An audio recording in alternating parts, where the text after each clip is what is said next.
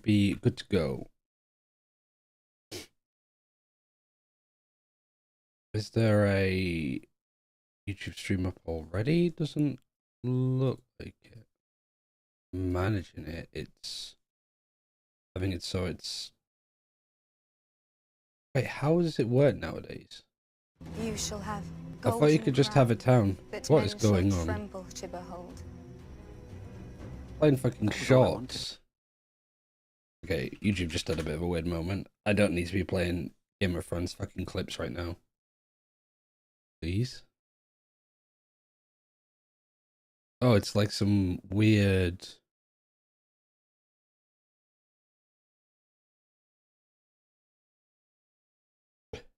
Oh my god, what is going on? Went there for a second and then it was off. So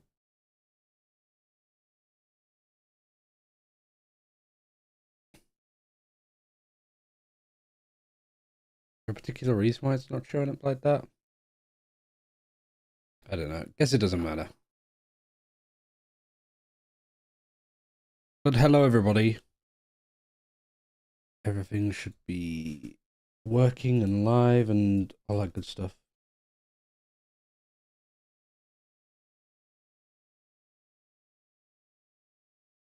We're obviously a little bit early, but I think it's fine. So I wanted to go over this again. Oh, I haven't logged into Augment on Firefox. Maybe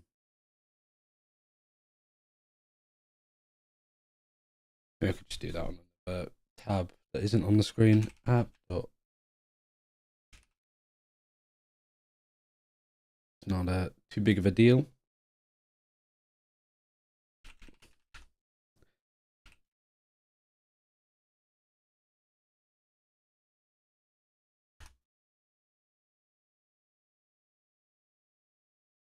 And how is this connected to that? Good, perfect.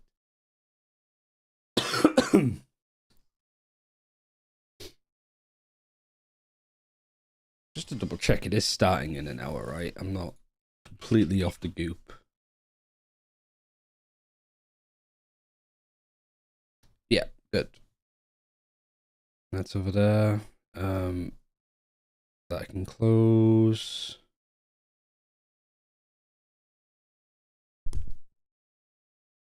They have PRX winning. What about Loud versus Sentinels?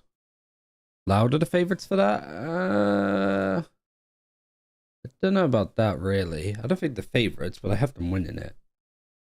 I've already sort of done the veto for the first series. I think GENG versus Loud. It's a really interesting. Sorry, this is Loud. This is me getting ahead of myself and doing it for the potential upper bracket game, I think it was. Here we go. This is more in line with what I think it'd be. I don't think I've touched this at all. The paper expanding out Icebox because GENG would want to play it over Breeze. So I don't think GENG would pick Breeze, but I guess we'll see. Yeah, Paper X will ban out Icebox because they haven't played it yet. Probably not much, if not anything, on it.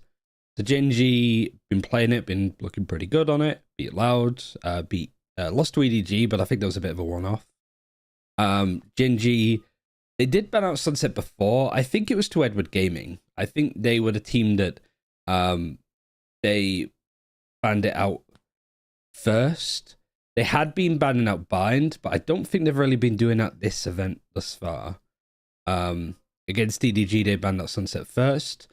And against, who was their first opponent? Loud? Ooh. I don't think they banned out Bind. We can double check what they banned out instead. They banned out Sunset there too. Did they ban out Sunset against EDG? No, they banned out Bind there, which makes more sense because EDG's Bind was like fairly decent.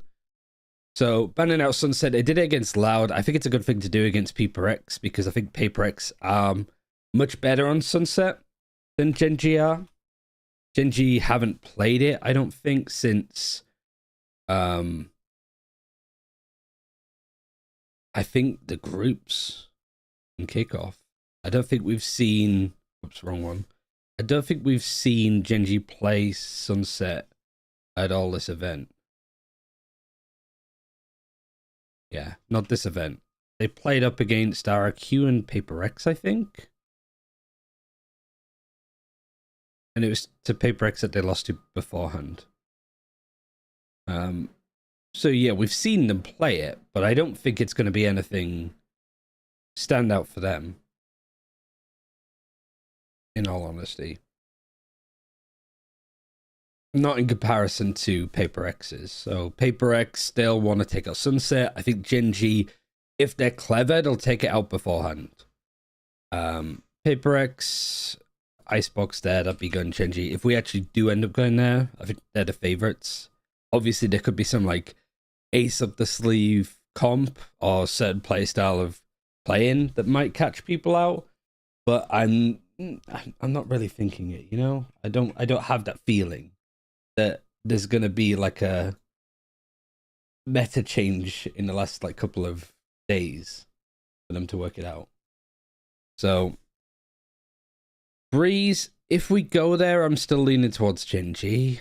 PRX, I did think did play a little bit of Breeze. I can't remember really. I think it was just against GENG that they played it and they lost.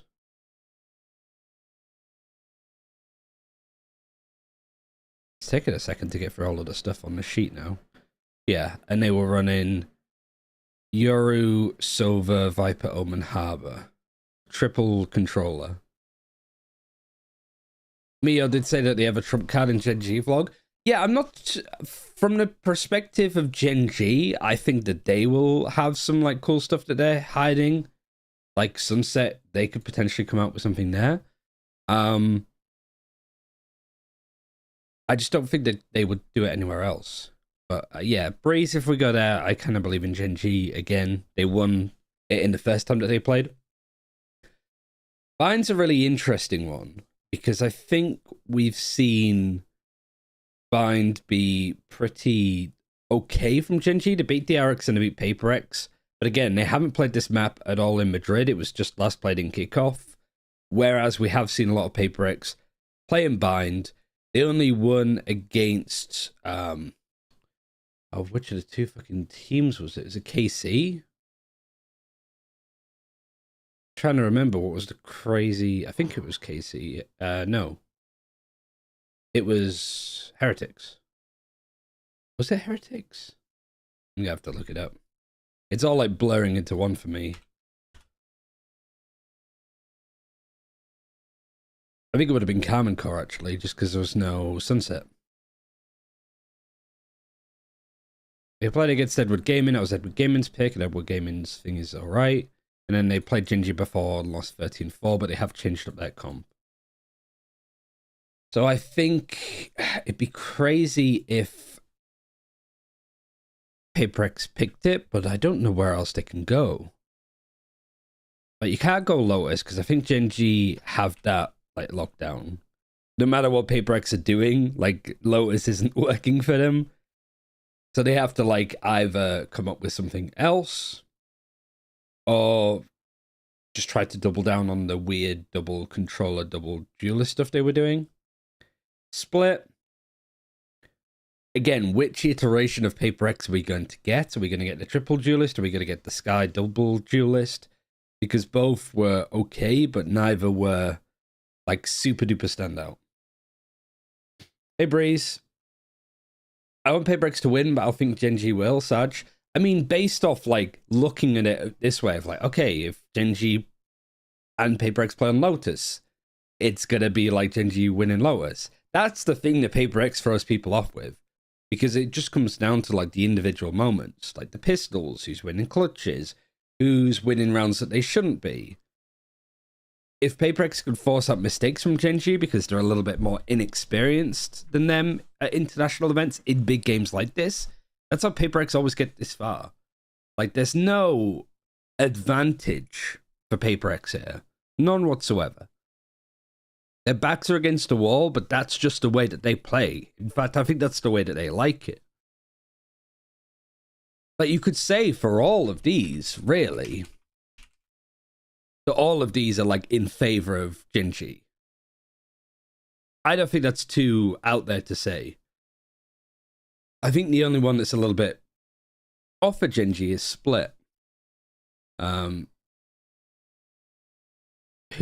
did they, what was the map that Loud picked? Oh, it was Breeze. They picked Icebox. And GENG's got a bit of a own goal by picking Breeze into them. Except Texture and Karen, everybody has been to a Masters. Yeah, Meteor was with Northception. Obviously, Lakia has a good amount of experience. Who's that leave? Munchkin. Yeah, I mean, I think the general backbone of the team is a lot of experience, but Munchkin doesn't have that much IGLing in big moments like this. Lakia, I think, has been lacking in some of the performances that they've had. And like, you never know, with somebody like Karen, they might absolutely just like fall to pieces here, right? A lot of pressure on them now. And with it being double elimination now and a bit more of a similar, I guess, format to what we're used to, I think teams like Loud and PRX that have done these kind of events frequently are going to feel really comfortable in this.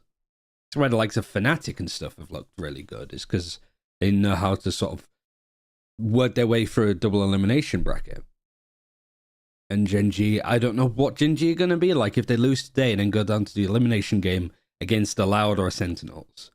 Like, do they have enough about them to actually be able to rebound off that and, you know, go on a bit of a loser's bracket run? Well, which map will GENG be first picking if PRX ban Icebox? I think Lotus. I think that'd be the more obvious one. Because it's been a really good map for GENG, I think. Like, I think the way that they play it, it's very straightforward. It's not really super flashy. But I think that that's how you want to approach it. I'm trying to think if we've seen them play it this... Because we didn't see it against Loud. Yeah, the only issue is that we haven't seen it in a while. But that only seeks to benefit them, I suppose. GENG qualified for playoffs in their first Masters with this squad. They've exceeded expectations already. If they understand that, they won't feel any pressure and will have a chance to win this match. I agree, but I think the Korean culture of we win or we die is going to probably like seep its way into the players. And it's the reason why we've seen Korean teams consistently get so high and then kind of bottle it as they get kind of like vertigo. They get a bit too high, look down, and they're like, oh shit. Yeah, like I actually have this GENG team winning the whole fucking event. That's the thing that I think is going to...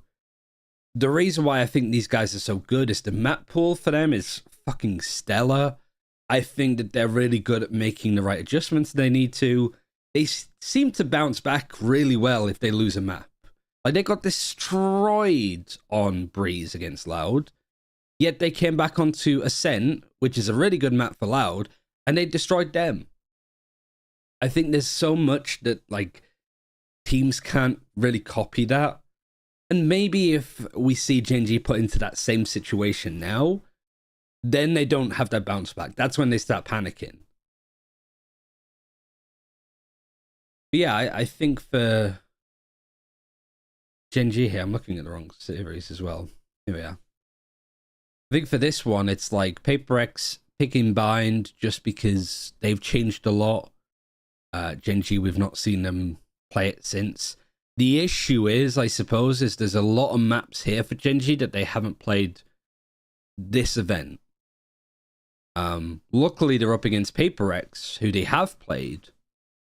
And maybe there's a chance, I suppose, that they might change stuff up.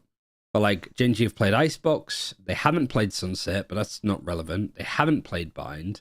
They haven't played Lotus. They did play Split, they did play Ascent. So, you know, if we had a veto, and they played Breeze as well, obviously. So it's like these two first maps and Sunset, they haven't played at all this event. And against somebody like Sentinels, that might matter. But I think for this game, because it is up against PRX, who they beat on both of these maps, the first ones, I think they're going to be like fairly comfortable with the environment. It's just a case of whether GENG tried to change too much, that they overcomplicate it, or they don't change enough. PRX gets a good read on them. PRX plays to sort of like shut them down and they panic. But from what I've seen from GENG, I think they have enough about themselves to not fall into that issue. What do you think about Monyet playing Raze? It has been looking better and better as the event has gone on. Now, I think at this point, it's balls to the wall for PRX. It's just based on like individual form, if you want to take a peek, if you want to go for stuff. But the fact that Monyet is playing in that way for PRX shows how good of a fit he is for PRX.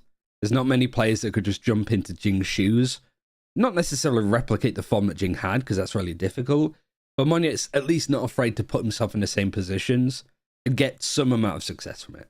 So I think Monyet's Raze, I like his Omen more. I think he's a fantastic like controller player.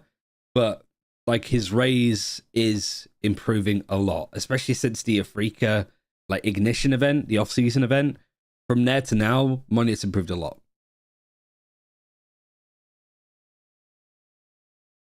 In long run, I think Monyet will not play Raze. Yeah, because Forsaken's Raze is also pretty good. And I think it's easy for Forsaken to sort of almost copy the things that Jing did well, because he was in the server with him and knows what Jing likes to do. But the problem is that Forsaken is just too good on various different roles that it's kind of hard to choose what you want to put him on, I guess. I was also doing this, so I now have this going. So I can have the stream open whilst I'm like,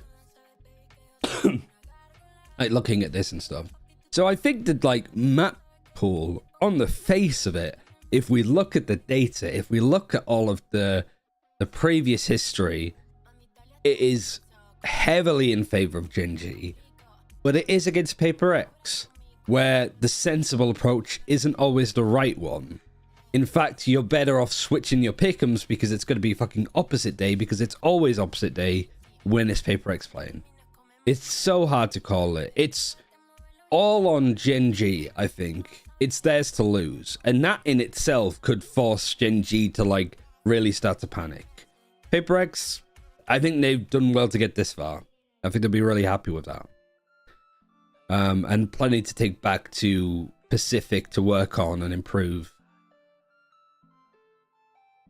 But a much better start than they had last year. I did want to look at the second series as well, whilst we had a bit of time. I even like tried to go through some of the other ones. I think this veto is a really tricky one. I feel something really underperformed. I feel to an extent he's trying to do too much, Mr. Death. Like, with his opping, he's re-peaking, over-peaking a lot. But in some of those situations, he's just like, I need to just keep taking fights. If I start panicking and playing scared because I'm not hitting stuff, I'm not going to be the difference for my team if they need me to win. But I do think there's going the opposite way of that, where you do too much and you try to double down on stuff that isn't good, which something has been guilty of, but I think that he's done well to like recorrect it in some maps. Lotus, however, though, he was way overdoing it. Is this the veto that I still think? Sentinels banning Icebox. Loud have looked pretty good on Icebox, I think, despite losing to GENG this event. So I don't think Sentinels would want to go there, especially because Sentinels have only played it once, which was in the grand final, and they lost to Loud. So I think Sentinels banning this out over Ascent, over Breeze, I think is kind of fair. Unless they feel more comfortable with what they were doing on Breeze. I don't know. It's a tricky one.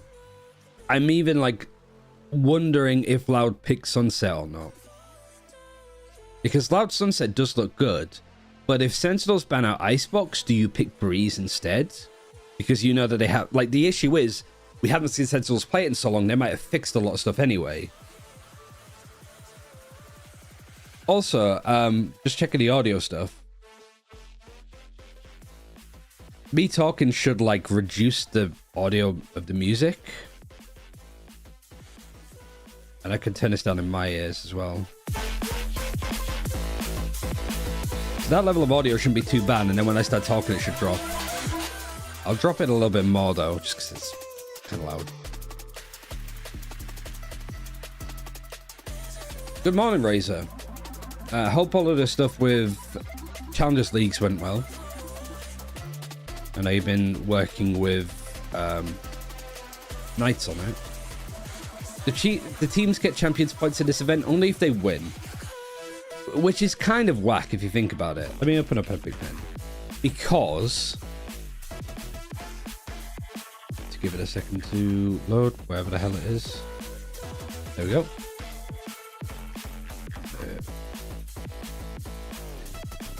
A team, let's say Loud, who got second at kickoff, get second place again in Madrid.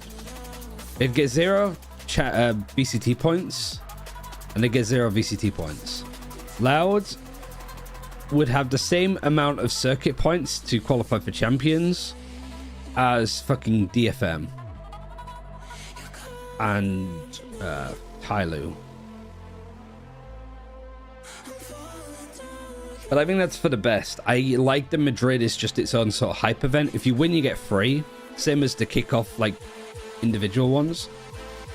But I think that taking some of the impact off of Madrid, especially with it being an 8-team event, to do with champions and just making it like its own sort of separate thing, kind of like lock-in to an extent. But I think that's really good. I think that's like the better approach to have there. We're still new to production, but I'm learning fast. Nice. I hope you like. I'm glad you're enjoying it. Each win you get 1 point, or was I high? That is for the group stages, KM. So when we get into the stages of EMEA all playing each other in groups, China playing each other, Pacific playing each other, that's where you get a point per. So there's less focus on Masters events for qualifying for champs, and more focus on like the International League and specifically the groups. Which means that the sort of midweek fixtures of fucking C9 versus Crew might matter a lot in the grand scheme of things for points. Every game matters, instead of groups being a bit like who's going to get to playoffs and then who's going to qualify for international events, and then the teams that do well at international events get to go to champions. It's split 1 and split 2, like both groups.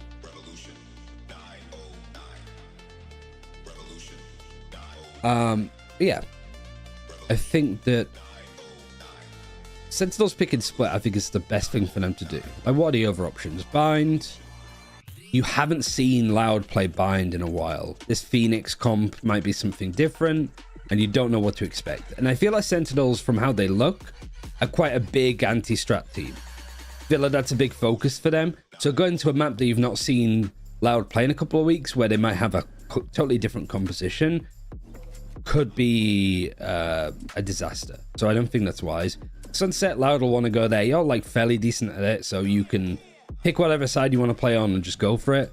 Lotus, well, Loud are now banning it out a lot more, so you're not really going to get the chance to play it, even though you look good on it. Breeze, you haven't done well. Loud haven't seemed keen on picking Breeze. They're happy to play it, but they're not really going to pick it. So you're probably better off like floating now. Yeah, I think Sentinel's banning out Icebox first, because out of Icebox and Breeze, I think Loud is more likely to pick Icebox. If you ban out Icebox, Lotus ban out, Loud ban out Lotus, is there a chance that Loud pick Breeze over Sunset? I don't think so. I don't think that they're gonna, because it's the same sort of thing. While Sentinels haven't necessarily looked good on Breeze, and you did beat them previously, I think, they might have changed / fixed a lot of their game, so you're taking them to somewhere that they're kind of hoping that you do. So just keeping it on the simple maps of what you've played a lot this event, what you've been successful on this event, what you don't feel you need to change too much of the anti-strat for. And both of these maps are really good if you need to like adapt to. You need to play more for mid, if you want to play to stop the plant instead of retake. There's a lot of stuff that you can do on either of these two maps to change your way of playing. Whereas something on like Breeze and Bind and Icebox to a lesser extent, it's a lot harder to like change your game plan because the maps are a little bit more like basic with how they play out. The Loud ban split right off the bat, and then you leave open Lotus, which Sentinels are also good at. I think that neither of them is great for Loud. I think it's like this could be the other way around. But this is just a general what is like likely. And then if there's like a big swing in what teams do, like veto wise, I think that that'll be like worth highlighting. And it should be clear as to why it's worth highlighting. Yeah, Sentinels banning out Breeze afterwards.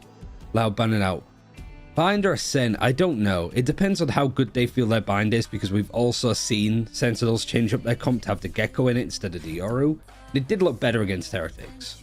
It's a little bit of a, you know, typical third map brawl fest, but I'm kind of happy with what I saw from Sentinels in that map in comparison to before. Hey, Sprite. So in these maps, Sunset, I think I'm going Loud. Split, Sen, Bind, really is 50-50. If we do see Lotus, I think that's going Sen. If we go to Ascent, I know it didn't look good with Loud when they changed over QCK from the Phoenix to the Yoru. But again, they've had a bit of time to fix it. It was a complete shit fest for them. So it's clear that they're going to VOD review that, fix a lot of the stuff, and make sure that it's, you know, top tip ready, I suppose. And for Sentinels, I feel like the way that they're playing that map from, like, it just isn't a map that seems to suit them. Like, they lost to NRG, I think it was, and they lost to Loud, and then they beat, I think they beat Leviathan. But I'm not too sure. I feel like Loud more so. But this is like 50-50. I think this map is 50-50. This map is 50-50. Icebox, if we go there, it'd go to Loud. If we go to Breeze, that goes to Loud. The Sentinels have a really good chance with a veto here to just get something that they want. And I guess it's just a question of like Loud, instead of taking them to Sunset, you know, you're happy with that. Sentinels are happy with Split. The Sen's going to be 50-50. It's going to be a really good series, the second one. If this was a best of 5, I think I'd favor Sentinels more. But in a best of 3, I think it just suits Loud in like the veto. But that's just, you know, on the face of it, what it might look like. Ultimately, I don't think it's going to be that straightforward, because it never is. Like, me doing this and me doing any form of like analyst-esque stuff, my job isn't to predict the future. It's to sort of set the stakes and what's likely. And then if the comp is different, if the veto's different, if the fact that, you know, GENG, when they have the top seed, they pick Team B, because a lot of teams do. PRX haven't had the chance to be Team A or Team B. The Sentinels, when they're the highest seed, they always, well, so far this event, they've always chosen Team A. So they get to pick first, the ban, their pick, the second ban. They're giving Loud the control to have this final map. But Sentinels will be more focused on getting, like, if it is Ascent as the third map, they might pick to defend first. Maybe this is the other way around, so Sentinels do have a bit more control in. In fact, I think that's like the better thing for them to do, is to go Team B, have some control over if you want Ascent or Bind in this case. But then again, your two bans are just two maps that you really don't want to play, both of which Loud are good at. So you don't really get a choice of two maps. Because otherwise, one of those maps is going to be Breeze or Icebox, which, yeah, neither are necessarily that good for it. Oh. How do you decide Team A or Team B? Higher seeds, mostly. This stream contains fast flashing images. Like, it was... Who are susceptible to photosensitive epilepsy and other photosensitivities. Viewer discretion. What was I going to say? Advised. Also tell me what the audio levels are like, too, when I'm talking over stuff. Because I've now got it so the audio ducks when I talk. So it means that we can have the commentary kind of high. But at the same time, if I'm talking, it gets pulled down, so it's not just too noisy. But I might not be pulling the audio down enough. I might be pulling it down too much. I don't know. Let me know. Today is brothers against brothers. We've got back-to-back regional rematches in our first day of the playoffs. Be busy today as well, won't it? This whole... Is this at the same place? Looks like it. Hello, everyone. Oh, and Hypox on the desk, like, full stop. That's nice. Madrid coming to you live from the Madrid Stream audio is still a bit high, to be honest. And I'm back here on the desk with Mimi and Even when I'm talking, is it too clashy or is it okay? 15 stuffed animals we have here too. It's breezing right over that. Breezing right over that. I mean, because I can fix got it. 10 seconds. We got attack the bear. Dan the penguin. Bunny. There's only one bunny. Attack the bunny. No, there's 3 bunnies. There are 3 bunnies. Trying to think. Maybe I could just dip it down like this. Oh, that's a bit much. From the top. Yeah. After the break. About there. I think that's about right. Yeah. I don't like that. But yeah. No, you nailed it. Either the team that comes from like the upper bracket, or you know, in this case, because Sentinels came through the Swiss stage without a loss, they were the higher seed. So they get to choose whether they're Team A or Team B on top. For the Swiss stage, it was literally done based off the order of the boxes being picked up. And both of you will have to cast it with some specific words that we've given you to work into. It's completely random word generate. Are they Spanish? What kind of words are they? They're English words. Yes, and I think Alex was the one that did it, so you can trust her. I feel like you can. Oh, so they're English. Okay, well that's a little bit of a relief. Mimi, you are going first, and you are. I also had to fix my fucking washing machine today, which was annoying. Wow. Negotiate extraterrestrial and dough. Have fun with this one. Extraterrestrial. That's free. Okay. All right, let's start the clip. Roll it. All right, where are we? Round 17 here. KC setting up for an A hit. They're going to use this Yoru to dive in to start this one and try and negotiate their way forward off of this ultimate from Martin Spot. Not negotiation, though, is it, Mimi? Negotiate isn't negotiation. This site now into the backlines. Forsaken just needing the kills like dough or something. Nah, come on. Now the flank becomes the biggest factor in this round. PRX will work their way back on through, and the dog doesn't clear the close corner. Tamazi has already found one and has more for his trouble. I'd say something like along the lines of what Tomasi's in such an alien position. You might as well call him an extraterrestrial. He's just in this corner. No. That's what I'd be like going for a specific style. Yeah, hopefully that works pretty well now with the audio.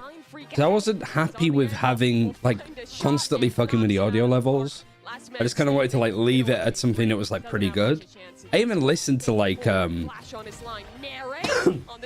what is it? I even like listened and downloaded some of Tarek's VODs just to see where the audio levels were for his microphone.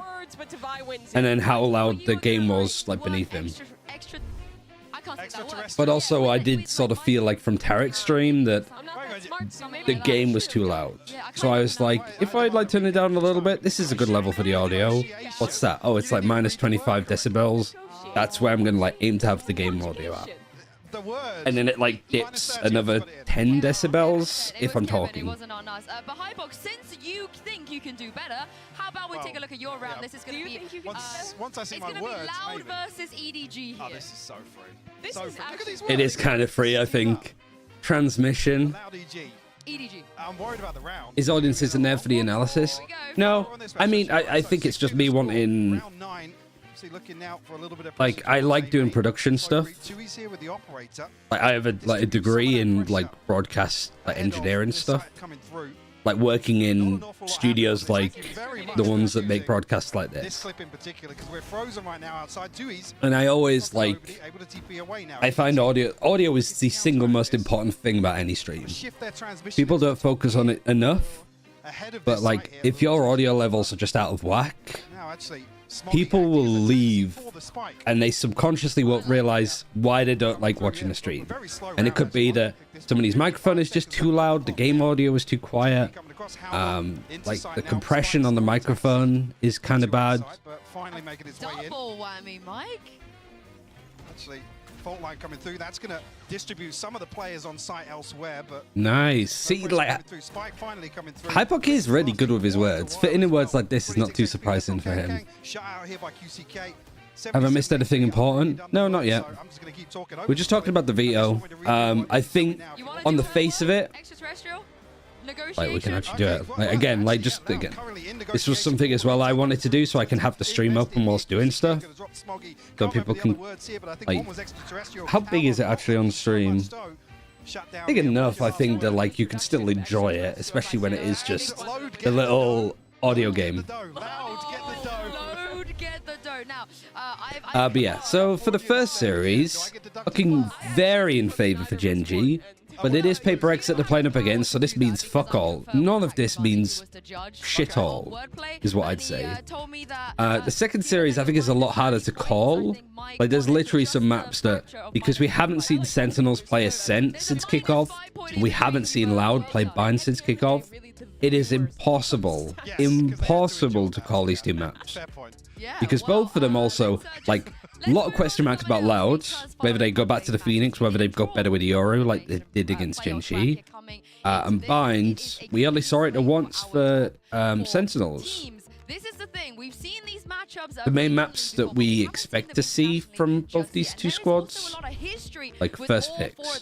But let's start with the easy one. Loud, Mimi, they but there's nothing to say the Sentinels don't up their Sunset game. But I think that Loud look probably like the best team on Sunset at the moment, even considering PRX. Players on the team are Sidak will lead a squad into the top 4 to get to this point, and I mean this game versus EDG for yeah. The short answer is you've not missed anything important, other than me talking about some stuff that I did with the audio in the background.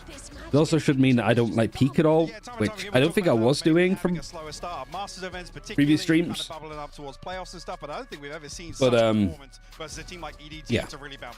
On the other side as well, looking at Also, I was watching a little bit of Cadril, and I noticed that Cadril for the LCK games, the League of Legends league that's in Korea, he listens to the Korean casters, which I think is mostly just because he finds them really hype and really funny to listen to. But at the same time, I kind of understand it from the sense of, like, me watch partying over an English broadcast is 10 times harder than doing one over the Chinese broadcast. Yeah, and lastly for GENG and Sentinel, because I just get, like, distracted by what the casters or the desk is saying. I've seen them won a title, but how did GENG get here?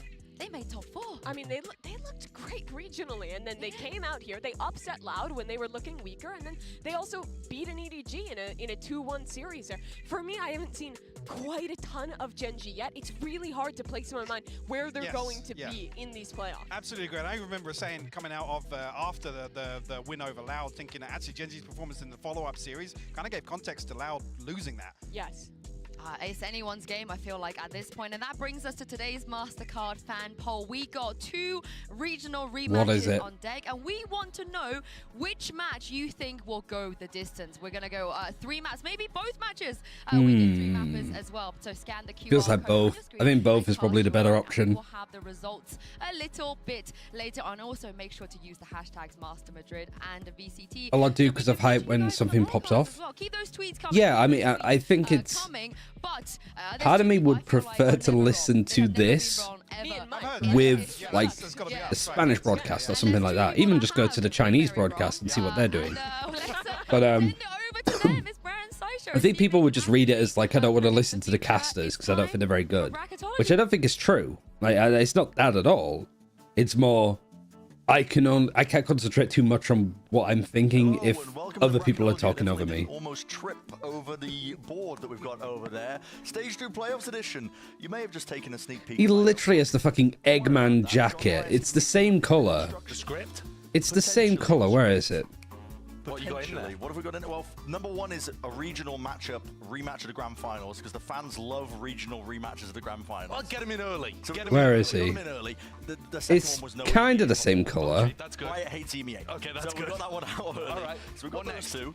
He just needs the goggles and he's set. The grand finals. Ah, that's tragic for them, so unfortunately. PRX, they make it to the grand finals. We don't know how yet, but they need to be in the grand finals. I think they'll probably make it through the lower bracket because GENG are favoured, in my opinion, in this match. Yeah, I agree. Okay, but there's one team that needs to make a lower bracket run because John Riot really loves it when Sentinels play the most matches possible. So Sen make it all the way through the lowers? Yeah, Sentinels are going to lose their opening matchup. They're going to go all the way through the lowers into the grand finals. But if PRX lose the grand finals, that means Sen already win.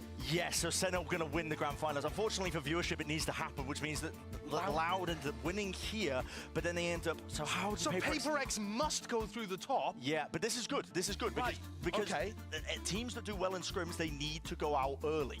So GENG have been undefeated in scrims. I also like this shirt from Bren. Perfect according to the script. We're right on schedule right now, honestly. Him on about fucking Vivance and taking naps.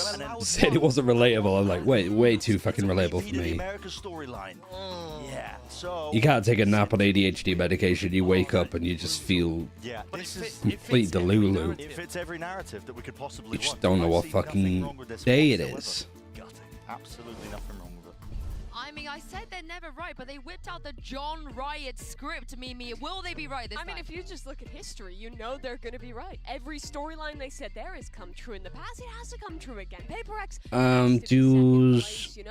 They're cooking again. It just makes sense to me. Was it accurate? That's not How is Sideshow's wife? We'll move on. We'll wait and see, right? Yeah. I am not going to answer that question. Just dive into our first matchup of the day. Because I feel no matter what I say, even me saying I'm not going to answer makes it sound like I've got it fucking stashed away somewhere. When we saw this last time, it was not PRX that came out on top. No, I think that was probably I don't want to say the big upset ahead of this, but my girlfriend is called Beth.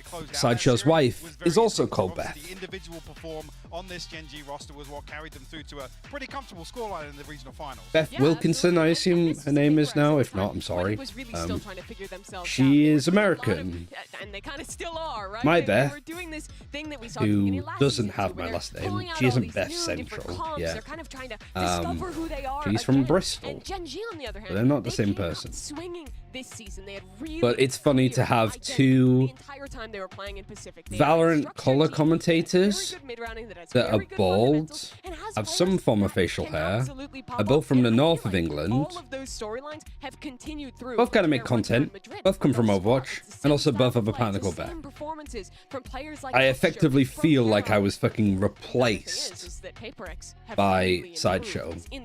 But you know, like in Indiana Jones, where he picks up the statue and puts some of equal weight in there, it's the opposite. Like I'm the sack of shit, and I've been swapped by the golden monkey statue. However, we did hear from Sideshow's fantastic as a personality, as a member of talent. I hope this time around we manage to shut Texture down, beat up Caron, try our best. They really manhandled us last finals, and we hope we get it right this time. I mean, Mike, for the sake of their tournament run, we do hope they get it right this time. I forgot how you said the name. Individually, I mean, identifying the threats here, Texture and Caron. It's a nice name. Somebody from my ex's uni was called that. Quietly, Caron, but Texture more so the headliner, but it was long ago now. Concern being really for I just can't remember if it's a who is that front line, right? With all this kind of composition shifting, and I don't want to say losing. Will Alex be happy today? He'll be slamming his desk, Ashling. I think it was a different pronunciation than the other girl, but it's easier said than done. But for more on PRX, let's send it over to Mika Fabs, who caught up with Mind Freak. All the audio levels and stuff good, by the way. Hey, Mind Freak, what's going on? Feeling good? Yeah, I'm feeling alright. Alright, so GENG, of course. Did you see all of the there were leaks for Clove? I'm not going to share them on the stream, but I did see that there was some stuff that was like leaked. I don't personally think it's legit. I think actually we the same, like nothing's different because like right now, yeah, we said before it's our odd. Performance is not.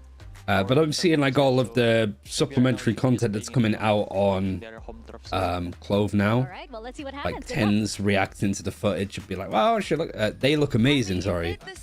They lost, right? So Mimi, this doesn't seem like a good sign. Yeah, it's so weird. PRX this tournament has had the lowest. I actually feel kind of. I feel lucky casting Clove, I suppose, because I don't. But seemingly they lack all that. Because there's a lot of like women agents that I cast men playing them. I typically just like pronoun them as they, because I don't say the Raze she is ulting mid. because obviously it's like, you know, if it's like Monye playing, it's like he is pushing mid. Sometimes I just pushing mid. On the international stage, in my eyes, the way they performed in that second half. So saying they them for pronouns, I mean, they're saying they lack confidence. I don't think it's good to impact me too much. Weird composition changes that don't really make a lot of sense. Unless I'm talking about what the agent can do specifically, talking about their utility. We kind of don't know what we're doing. But I don't know. I like the fact that Clove is non-binary. I think that what is the next step for this? I'm glad that just their Riot and Blizzard in Overwatch with, is it Voyager? Venture, I think their name is. They're running a comp on with no Sentinel playing double duelist, like both Overwatch and Valorant releasing non-binary agents pretty much in the same month is just before Pride too. Kind of cool.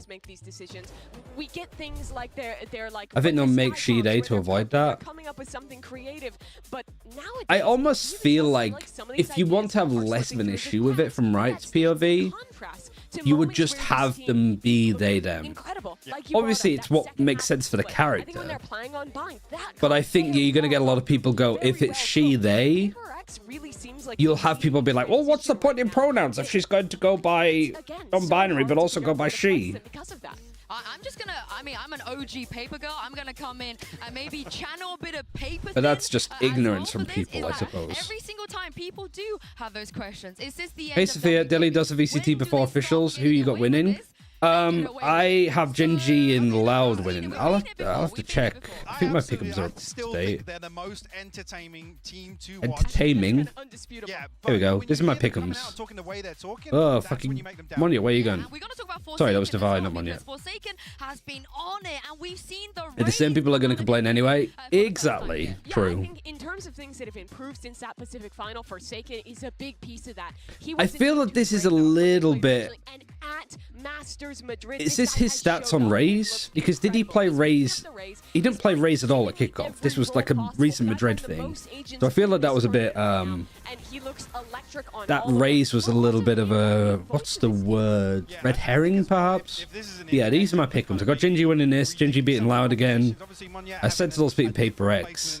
Like, me having Paper X going now instantly naturally means the Paper X are going to make it to the final. Like, it depends how strong the narrative is, but honestly, I'm not too sure. But yeah, I have GENG winning this first series and then Loud winning the second. If it was a best of 5 between Sentinels and Loud, I'd have Sentinels winning that. But I think best of 3's Loud are going to be very like comfortable with it.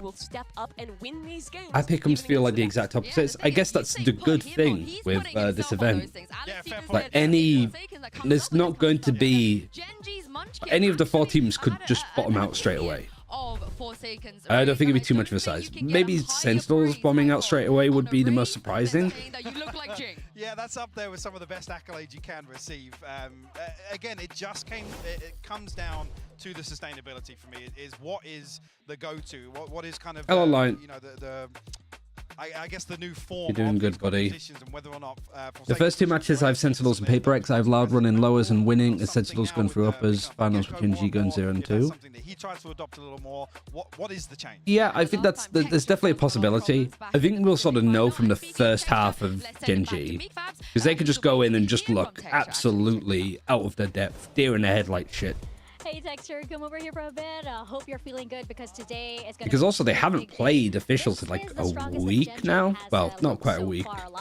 Like 4 or 5 days. What do you think contributes to the team's success? Like they last played Saturday, so yeah, Sunday, Monday, Tuesday, Wednesday, Thursday. I feel like the GENG jacket though.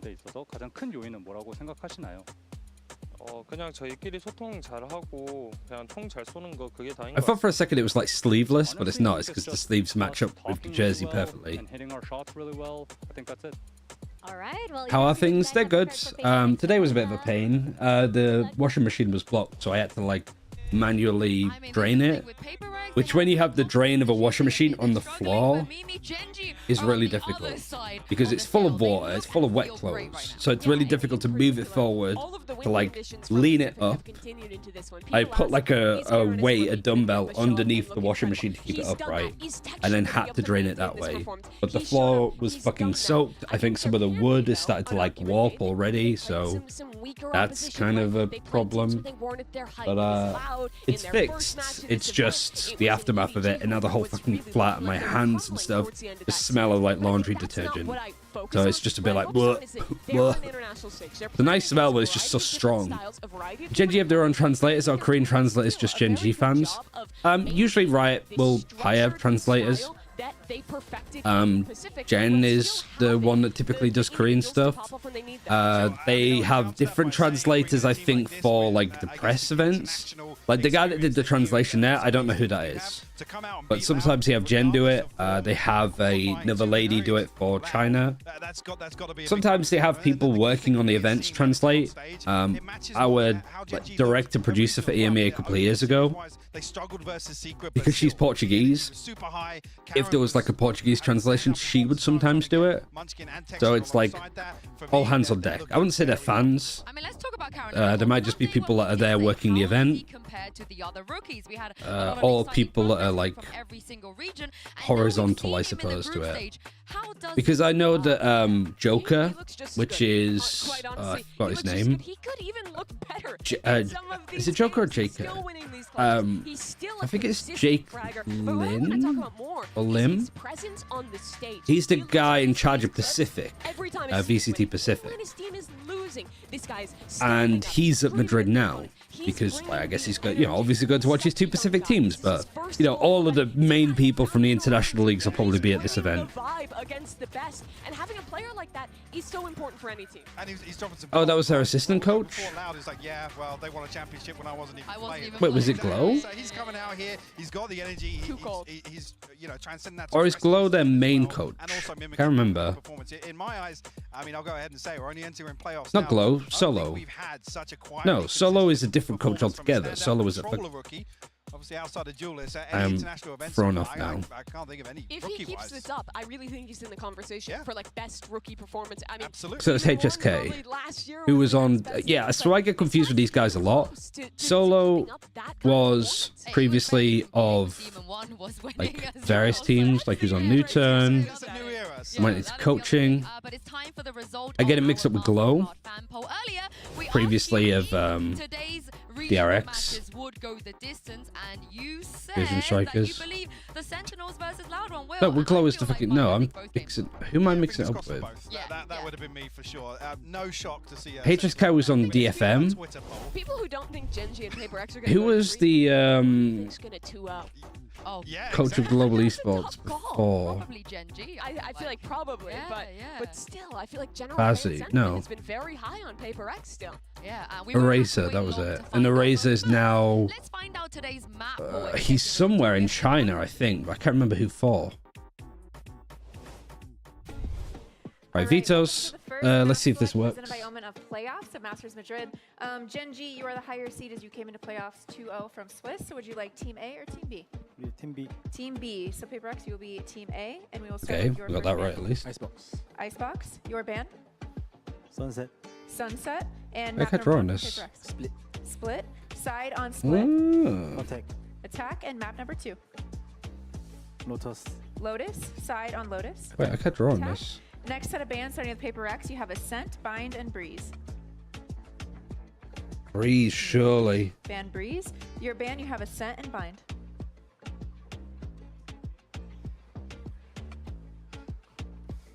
Oh no.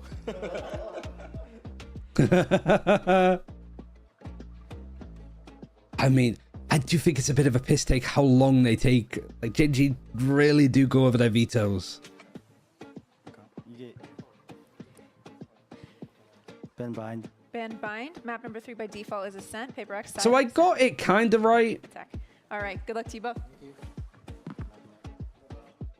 I don't know why that was much of a discussion, really.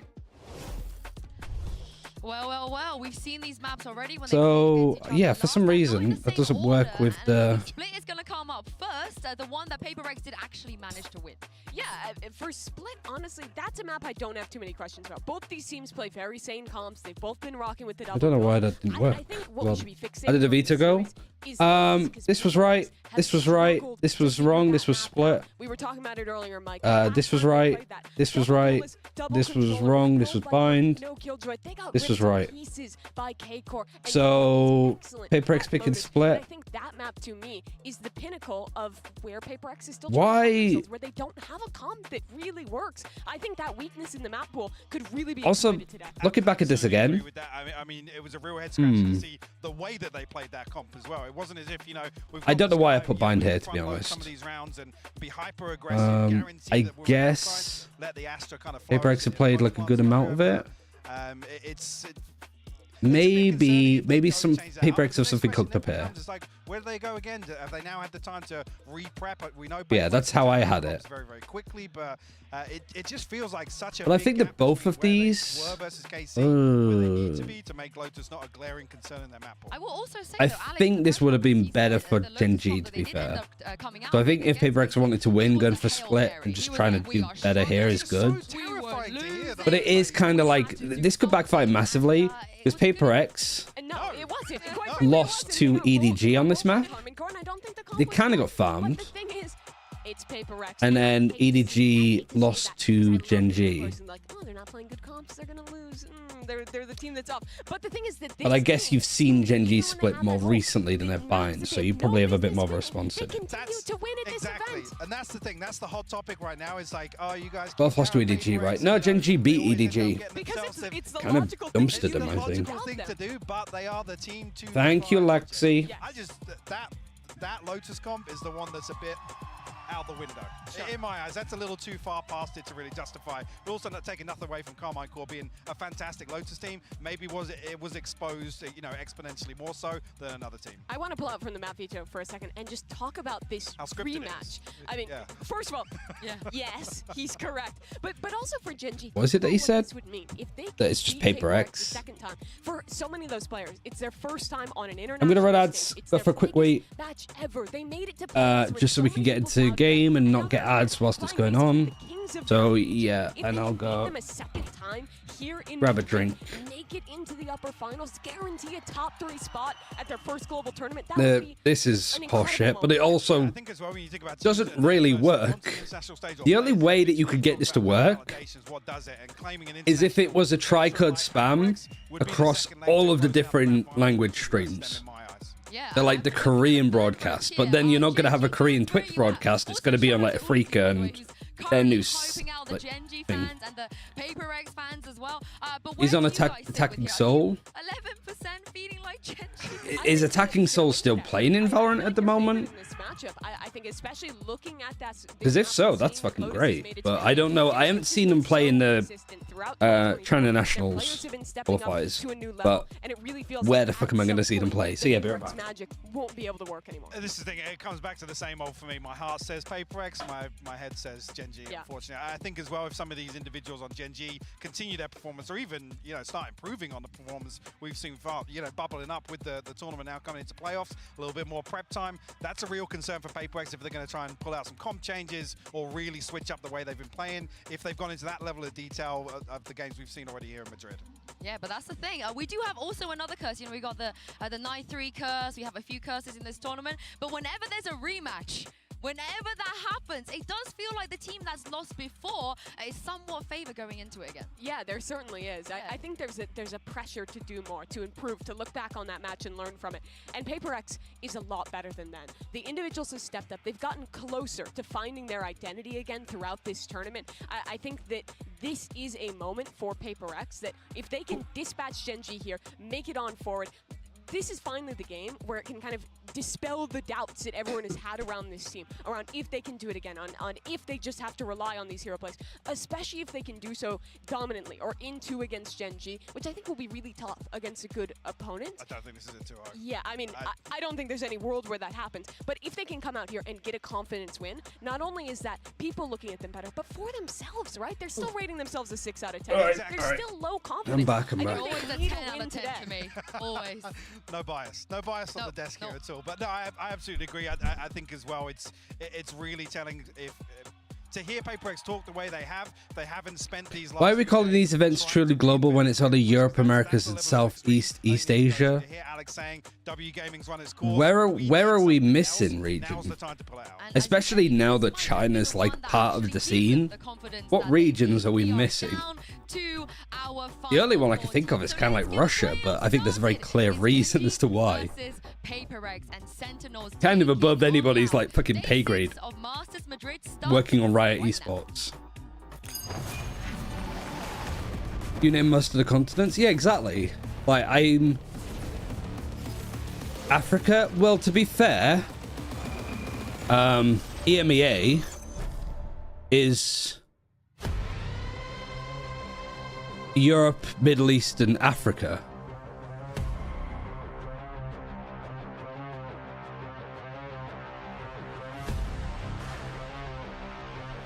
Yeah, but there's no teams.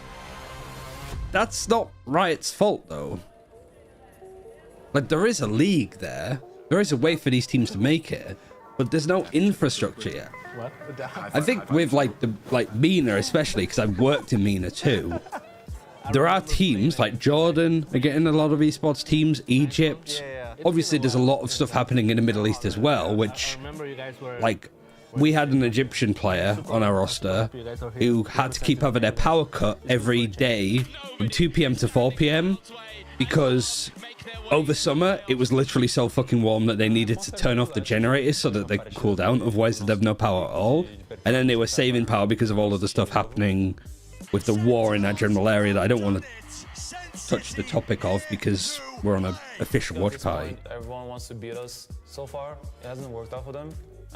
But my point is that in a lot of those places, it's kind of hard for them to just focus on like the building of esports because they're just building their economy outright. Especially now that esports isn't as supported by like venture capitalists and all that shit. Yeah, it's not on the priority list, but like India is also a really good example of like eventually India will become like a really good region in Valorant because it just has the population, the investment, and the interest. Especially when PCs get more affordable and can play games consistently on Valorant. And if it isn't like Valorant the PC game, it'll be Valorant the fucking mobile game. Like that'll be massive in India. Trophy for us for the Asia Pacific League. Last game against GENG was a pet final. It's just that Africa have no servers. Yeah, but they are starting to get them. Like there's now a proper like South African server. I think they're constantly doing new ones in North Africa. Scary. Valakia, it is a return to greatness. I'd love there to be like African fucking teams. Like in an Africa Pacific League, an Africa International League, I think would go hard. Like just the fucking branding, the personalities that you'd have there. I think it'd be fucking great, but it's just not there yet. Does Nigeria have a server or no? I don't know.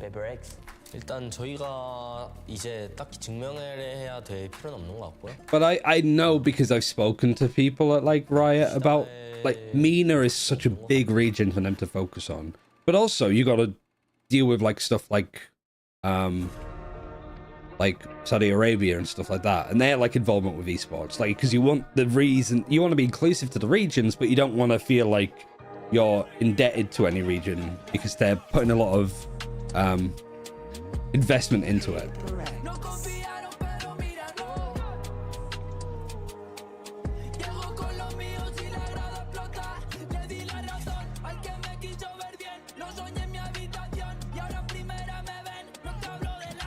Yeah, but it's also like you could have a lot of companies and a lot of countries have a lot of money overinvest. Well, we're seeing it already, right? There's certain regions and countries of the world that are putting a lot of money into Formula 1, into boxing, into football, the World Cup.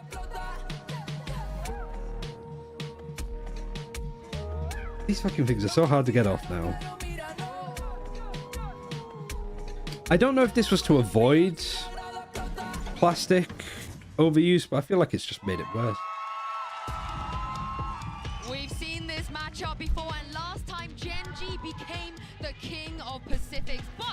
I'm scared for GENG. I think we'll just see. You know, as dumb as it sounds, I just think that this is going to be like, we will see straight away what kind of GENG that we're dealing with. I think PRX will fluctuate. They'll look really timid on... Like, they've been winning out the majority of pistols recently, haven't they? So I think for GENG, one of the important things to nail down is probably pistols. Because PRX got all but one against Heretics and maybe even KC. I think it's just... Meteor, I think, can do so much at keeping the team... I don't want to over-focus on Texture, I don't want to focus on Karen. I think it is just like the consistency of these players more than Meteor needs to be fucking MVP all the time, or Texture needs to be. The other one, I suppose, is... What other team will play a comp for the first time after scrimming it once and then show up and look terrible in the first half? What's something that's disruptive? Fuck, I don't know. Not to the same level, though, man. They show up, they make a miracle happen, and then you'll talk them after and like, yeah, we just weren't. I think just anti-op. They're ridiculous. Yeah, I mean, on the veins of Navi, Angel, he does currently hold the record for split, though. In a single tournament, but Forsaken is one away. I think there's a lot to do with him. What's he on? He's on Sky. So they're going for the Sky double duelist. Viper. Controller. Do GENG have an Oppa? Texture. But Meteor's on the Jet. So, and Meteor can op. Meteor can Jet, because Meteor was a Jet player before they went over to Sentinel. So yes, the answer is yes. I think it is like Meteor versus something for me. Also, Devi. So, like, win conditions on PRX's side, Devi. Actually, no, not Devi. Mind Freak. Because this is like the second or third map that he's ever played a Viper. And there's so much focus on this role in particular because you have no Sentinel. But yeah, it's like mirror comps on either side. I think that this is like a really important thing to get right. And yeah, these two facing off for me. I think Texture's got to be good. Forsaken's like position is solid. Also, just doing as much as you can on the attacking side. But this is out of the 3 maps, also including losing to PRX at kickoff. Because they beat EDG, they lost to PRX, and who else did they lose? They beat or lost? It was either Team Secret, RRQ, or fucking Zeta. Our fantastic analyst desk. Yes, we're pretty familiar with these teams, as I'm sure they played EDG, right? Yeah, oh yeah. But you know, we heard it from the desk. The only thing harder than beating a team once is beating them twice. PRX know that from EG over at Champs. Now it's an opportunity for them to give GENG a lesson in that very same thing. Well, that's the thing. I kind of want to touch on what Mike said earlier, where it's like a head over heart sort of situation. I also think it's mind over mental. I think that's, yeah, it's such a big thing for me too, is like, my head says this team on most maps. But just fuck it. There's something about PRX. It is impossible to really gauge it, just other than having those individual moments and being completely unashamed. If they have a round that just completely goes to shit, so many teams would get tilted off that. They would let that snowball and go into a downward spiral. In this particular instance, I think that PRX are just like, whatever. Like, we make so many mistakes all of the time. They'll laugh it off and just go again next. The only one that'll get upset about it will be Alex. Yeah, it definitely feels like fan sentiment. I want to see PRX against a more stable team like Fnatic. I mean, I think what would be a really good series would be this. I'd be scared of them just as much. Because I think Loud are the Fnatic-esque team at this event. Like, they play more out there comps, but they're starting to like go into really good stuff on Breeze, Icebox. it's not exactly the same. Sunset. PRX before, they were running Forsaken on a Yoru. Himself and Something were diving in, taking so much space and winning almost all of their opening duels. I think it was 13-4, correct me if I'm wrong. You have Something playing so badly, and as soon as it was. So for PRX, Elimination time, he just went nuts. Yeah, but also Something much like Forsaken, like Something is like on different roles. He's having to play a lot more than just the Jet. He's playing the Gecko, Reyna. Gecko Warping is kind of odd, but like here, this should be his most like comfortable position.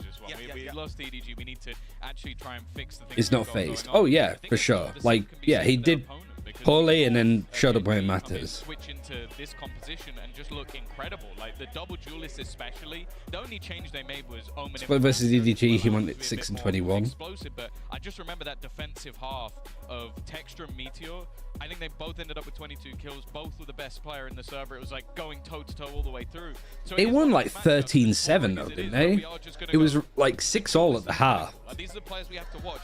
And then it was just all like EDG's attack, I think, was just no good. But the thing is, it's every time he plays Split, he has a someone else's life game. It's not a Forsaken life game. It is okay for anyone else. Oh no, wait, against EDG, that's the one that they won. So I was thinking of GENG for some reason. Yeah, Forsaken, yeah, with a 1v5, the 4K, yeah. Mimi say, well, okay, if you think it's going to be 2-0, who is the team to 2-0 it here? And actually, looking at the veto, right? Split last time went to PRX. Lotus was super close. I mean, if we go based on what we saw in the past, maybe I don't think you can. I don't think you can go based off the past. Like, because PRX's Lotus looks completely lost. The best of the best. Pacific #1 and Pacific #2. All right, finally, we're in. Throw down as the barriers go up on Split. Pacific versus Pacific. GENG attacking first. They chose to attack on PRX's map pick. And this is the side where they've only got like a 30% win rate. They're going to be stuck in the corner early on. This is a great start for PRX. So like 4 rounds-ish. The Boombot was chasing him. Munyet caught him. And for GENG, 2 versus 5, barely any damage done. At least they've still got the spike. But they have to hope for some serious mistakes at this point. The PRX go running forward. Yeah, PRX's pistols, man. It's a B hit, but you can see. I don't know how many that would be in a row. On the defensive side, they're just going to hunker down and wait for GENG to take a step forward and give them the first pistol round win. Yeah, I think the scary prospect as well is that... Also, let me know again, like, audio levels and stuff like that. Sort of rougher. If it clashes at all. Yeah, Monia doesn't need to peek that anymore. Especially because you have 2 people watching the angle to cross. Flawless too. As I said, expectations for PRX is this is the they'll win. If it's going to happen... Oh, this seems fine. Good. I would... So I haven't had to change or do anything. Because of the fact that we saw recently on Lotus the changes to the comp. What was the other team that was really insane on pistols? From when? So this is the map that I feel like PRX have to win. The problem is, throughout this tournament, I've said that. In like 2022? And then they've won the other map. Because that's just how they are. They just managed to adapt. They have the individual players. I feel like it'd be like maybe Liquid. And that is rare. Like, it is very difficult to have people... But Liquid has also been on the other side by having really bad pistols. Gambit? I don't know if it was Gambit. Because they weren't at international events that year. GENG, they've not got off to a great start, and as the push comes in, okay, actually they're getting close. The pressure's kind of being applied to Munyet. All right, yeah, they just bully Munyet off. Nice poison cloud on the push. And Device in a great position. You get, considering how aggressive and in the face that was, only getting 2 there for GENG. It could have been a lot more. The Divide did really good, and then Something. Now that would be... Did your pistols really bad, meaning the skin? Yeah, I hoped for a little bit like more. Yes, I do. Well, he just lost his gun. It's now been given to Something, and he's bought a judge to replace it. So that, again, if you're talking about if you're talking about Forsaken... Half armor in a couple of these cases, so the Outlaw could do a lot. So he needs to be careful. Munchkin and Karen. Which, to be fair, they're not going to be the ones peeking into the operator first. So Something goes down. We don't need to focus too much on these 2 players and their half armor. But him dying this early is a bit of a problem. That's the thing. They can just heal him back up. Some steps might have been heard by Munchkin here. I highly doubt it, though. He's just watching for any aggression, sees one, doesn't need to fight, calls it. Monia tries to focus some fake some steps back towards B and then re-peeks. And then, yeah, this crossfire is nice. You prefer this to be the other way around. Like, to have the judge on this corner and bait away from him would be really nice. They are not one of those teams that just aggressively. But the judge being here is good because obviously you could just be on this box and face this way. They're always, especially in these Viper being in this position is common too because you'd poison cloud this and then wall that. Feels like Paper X on this defense. Granted, we've only seen like a little bit, like 3 rounds. They're playing in the most like de facto default style a team can. Like this is Paper X just going to what's meta. It looks like. Paper X, hear no noise, see nobody here. There's a flash still on Divide that could be used to clear outside of it, but this late on in the game, you're just going to sit there, hope they dive. The flash, execute. They were stacking A. GENG got B. So for Paper X, you know, it's hard to get back into a site with these. What's the post ones that they're thinking of? This is even like a scary position to be in, right? Because if these guys are on like lower buys, specters and stuff, they can just like sky flash out, satchel out, just explode out pretty much onto your face. So he is pushing up, playing a little bit closer. It's just a little bit unnecessary, perhaps. And it's actually Karen that goes down, and then the rest just clear up the kills. Well held by GENG, even with a little you got to expect that, like, fucking Paper X are going to pull some shit like that. Out there, lots of space, so even when that judge gets up close, he's only getting the 1, and it's an immediate drop. The rest of the players easy to. I do think the Paper X, like, gun buddy in, like, pure white looks really nice. It's a fairly bog standard start to the game. Pistol win for Paper X, follow up, and then they lose. I mean, the one thing that we'll say is that maybe that 3rd round could have seen a bit more damage out of that side. But again, they did gamble on a site. It didn't work out. All the Paper X bundle is, it's the best bundle, I think. To deal that damage here as we get the operator out on something right away, and the shot is not. Oh, money, it's good. Traded. And drop the B site under threat, but GENG back off the whole time. I do like GENG cutting noise here. I think cutting noise and then going back B is a good shout because you don't have the smoke here. You don't have the paranoia to worry about. Freak's still very much close. Yeah, they also flash mid on the defensive side. Like, I feel like if GENG just tried to dedicate A, I think they've made a mistake. Who have you lost? You've lost texture. So like satcheling in is hard, but you still have the jet to dash. I'm not a fan of this. Like Paper X have read this nicely and just like stacking on the right side. Great trade, great position. Mind Freak tries to push to get a little bit more. Yeah, GENG are demolishing here. Not going to find anything more, and for something, I hope to God he's I wonder if they saw. Would they have seen anything? Would they have seen the operator here? Because there was a fight. I'm pretty sure not. I think the op was here. But I can't remember. Because it's them hearing the op, like an op shot is fired or they see them. If you shot with op, then yeah, going this way I think makes sense. They know that it's in play yeah. right now. So they're gone spread out. Already sending Munchkin to try and find this player. Like here, I think, you know, you put pressure towards A, you take the fights.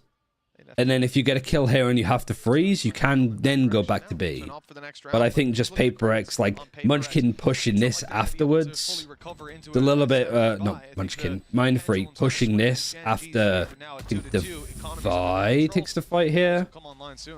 Yeah, and as I said, when we saw them wishful play thinking. CDG, they had a really stellar, aggressive, and confident defensive side. So I think for them, any sort of grinding out of these early rounds is going to be really important. Yeah, it was Divide at peak Sure, you're first. still going to have an operator onto something, which alone... And Forsaken still just had a judge. ...cause issues in the round. But as said, they've been methodical. Their utility's been good. That is the most uncoordinated fucking fist bump I've ever seen. Right, oh, these are the kind of rounds the Paper X win.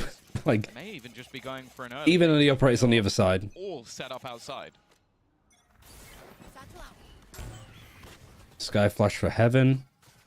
Good default. You got the paranoia. Oh no, you don't have the paranoia still. Skydog going in. Great flash from Divide. Divide doesn't get traded here though. He was taking a fight. That's such a good paranoia as well from Munya. Good fight. Forsaken's got a gun now. And now something Seekers is being used. It's a good eco, but something has the op. He's just going. Are these steps going to be heard? I don't think they expect it, but I could be wrong. So many tough angles, tight angles to clear with this op in hand. And no idea there's a player up top. He's checking. Oh, what a flick. What a trade. Good round for Paper. I told you, fucking these are the rounds that Paper X just somehow show up on. They're running away with this early game. Yeah, still a close round for what was invested. It's a good defense setup as well. They're like, the operator's like conditioning GENG to say, hey, I'm over at B. And then you stack like 3 players on A. Like this flash that came in from Devi was really nice. This position as well that the Saken was playing from. Like even though he dies straight away, rest of his team get a kill off of him. The quick trading again, the fundamentals of GENG sublime. 1 kill, 1 death as well. So A Texture, Meteor, and Karen clearly GENG's best players. I would say so. But as we said, ultis were coming online. Because one of those players is like the main initiator, which often gets a lot of the heavy lifting. They're not going to get a lot of kills. They're often going to have low ACS. And then also the IGL. Later on in the round for GENG, you can see their spread. I think my more... I didn't have Karen in my top 10. I think I had him as like 12th. And then Texture for me was 2nd. And then Meteor was like 8th. Like I said, the other problem here, GENG a lot of credits. Like, I think these two are the 2 top players. I don't think Karen is. IGL is Munchkin. Yeah, I mean like Lakia, the initiator player, and the IGL. Forsaken's been an hero before, but down to just 5 HP. That's not really going to work too well for them. And the Seekers went towards mid, but also in towards the A site. The realization's there eventually. Mindfreak can win this battle. It could be huge. I made that mistake before, though, thinking Lakia is IGL. Position to be in, but then it's revealed. And this is a bit of a loose round. Bringing back 2 kills. The spike just about making it to the site, and it is going to bait. Devi. Teaming up with Texture. It leaves this man who did get healed up early. You're just going before Forsaken's even with you. And he has Showstopper too. Oh, I didn't know. But actually, Munchkin's just teamed up with his teammates. Just left it. Doesn't even mind about the pit. I don't know if Forsaken... Nice shot from Texture. Loses the fight to his counter raise, and the march... Did he think that somebody else was alive here? But he heated that nade. Divide or pushing this. I don't like that at all. Don't like that in the slightest. No surprise that there's a timeout. To try and gain some semblance of an advantage. Divide did incredibly well. In his position, he stayed down... Luckier is vibes. I mean, he does the dirty work, I think, Lakia. I think there's still room for him to improve and play like he did in the early, like, new turn PRX days. But on this team, the good thing is that he doesn't need to do that. Same as like Sassy, I think, on Sentinels. Like, he can have huge impact for his role, but he is on Initiate, so he doesn't really get the chance to show like a huge amount, I guess. Already, GENG have found the same number of rounds they did last time they played Paper X here. Yeah, I said it's looked like a different beast. I think they're a team that have done really well with the coaching staff. Someone as legendary as Solo. I don't think you're ever going to have the... Takes stress for him because of his vibes. What, is it like he's super like positive and stuff? Even just giving him a moment to talk is going to be beneficial for them. Mindfreak off to a bit of a slow start as well, but also it is just that's cool. Those individuals a lot of the time. I think we saw... Because honestly, I feel like with somebody like Lakia, with how his career's gone, I pretty much considered, you know, at a point the best player in Korea, and then never really got the opportunity on DRX, got dropped, hasn't really been anywhere close since. I would have felt that he'd be the kind of person that was a bit jilted, right? They've been okay, but it's not been enough. Because it's been a frustrating career for him post DRX. Alright, they're going for the Omen Execute. There's no pressure here whatsoever, and it is just Devi over here. Mindfreak just running in. It's a nice smoke actually from Monnier to allow him to push in. They know that the Viper is the low ground. I thought Karen just was on the same team as him for a second. Ace. Sky Flash for CT, gets nothing. It's just something on his own. He didn't even use the Blade Storm. Losing the round, that's expected. It's the amount of players still alive on GENG. They're farming. Oh, boo. No ace. Triple peak. This is so good. Look at that firing squad down below. Yeah, broke his wrist after DRX. Against any other team, maybe he'd have a chance, but GENG... Yeah, I mean, that's what I mean. It's just unlucky. lose another member of the squad. But I think like he barely got a look in outside of it afterwards. But also Karen having the focus to expect more heaven. He knows that there's one on the ground, but he's still watching heaven. He's not getting like his attention pulled away. The spot keeps the control. Doesn't allow anybody to get too far ahead, and he even takes We love the turtle. So why not? This is definitely where on the side of PRX you start to feel that mental pressure apply. A wrist injury, so many just come to mind. I'm really surprised that I haven't done any fucking... My wrist and stuff clicks anyway. I think I'm double jointed. Oh my god, they're just absolutely annihilating PRX here. No paranoia to play with. Still some flashes on Devi, but PRX set up with a man disadvantage on a retake seconds into the round. Yeah, it's not going to be easy to get back in here. As said, I feel so vindicated saying that GENG is going to win this fucking event. Granted, I might jinx it. Not done yet. But like how well GENG at this time are playing is unbelievable. They lose one. That was a full buy, and they lost one. That was so quick from GENG. And you could just see the more the confidence build.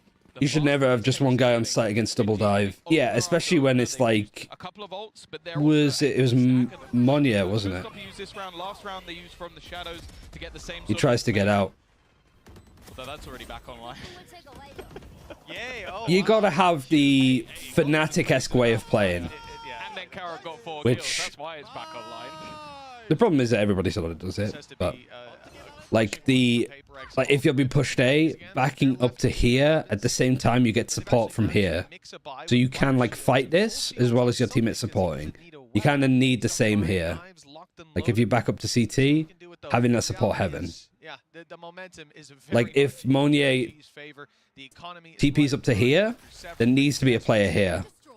Or a player here. It's looking pretty for a number of rounds to go. Maybe for the rest of this half. Would you try and learn from Lakia or Devi? Both? No reason to say not both. I think Lakia being able to support both of them are the same sort of thing. Actually, it's a very thankless task, and both Lakia and Devi do it well. I'd say probably Lakia, because Lakia, if you're an initiator player, you'd focus on... Like, Devi kind of plays everything.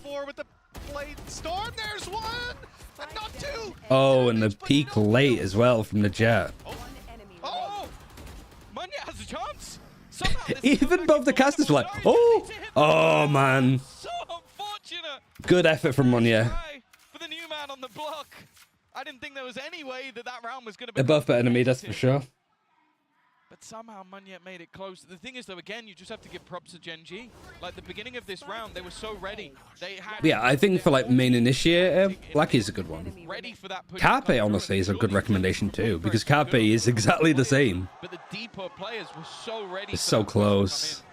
It ends up being quite an easy fight. No, not even close, guys! Not even close! Yeah, like I said, you know, there was no chance of them losing that clean. I thought something would be the hero, but Munyet, they complimented it. Who was it that just spoke then? Because their English, like, they sounded American with how well their English was, like, came across then. Close but no cigar. 7-2. GENG. Oh man, they're just annihilating something. How many times has GENG got the fucking first kill here? They're just pushing through.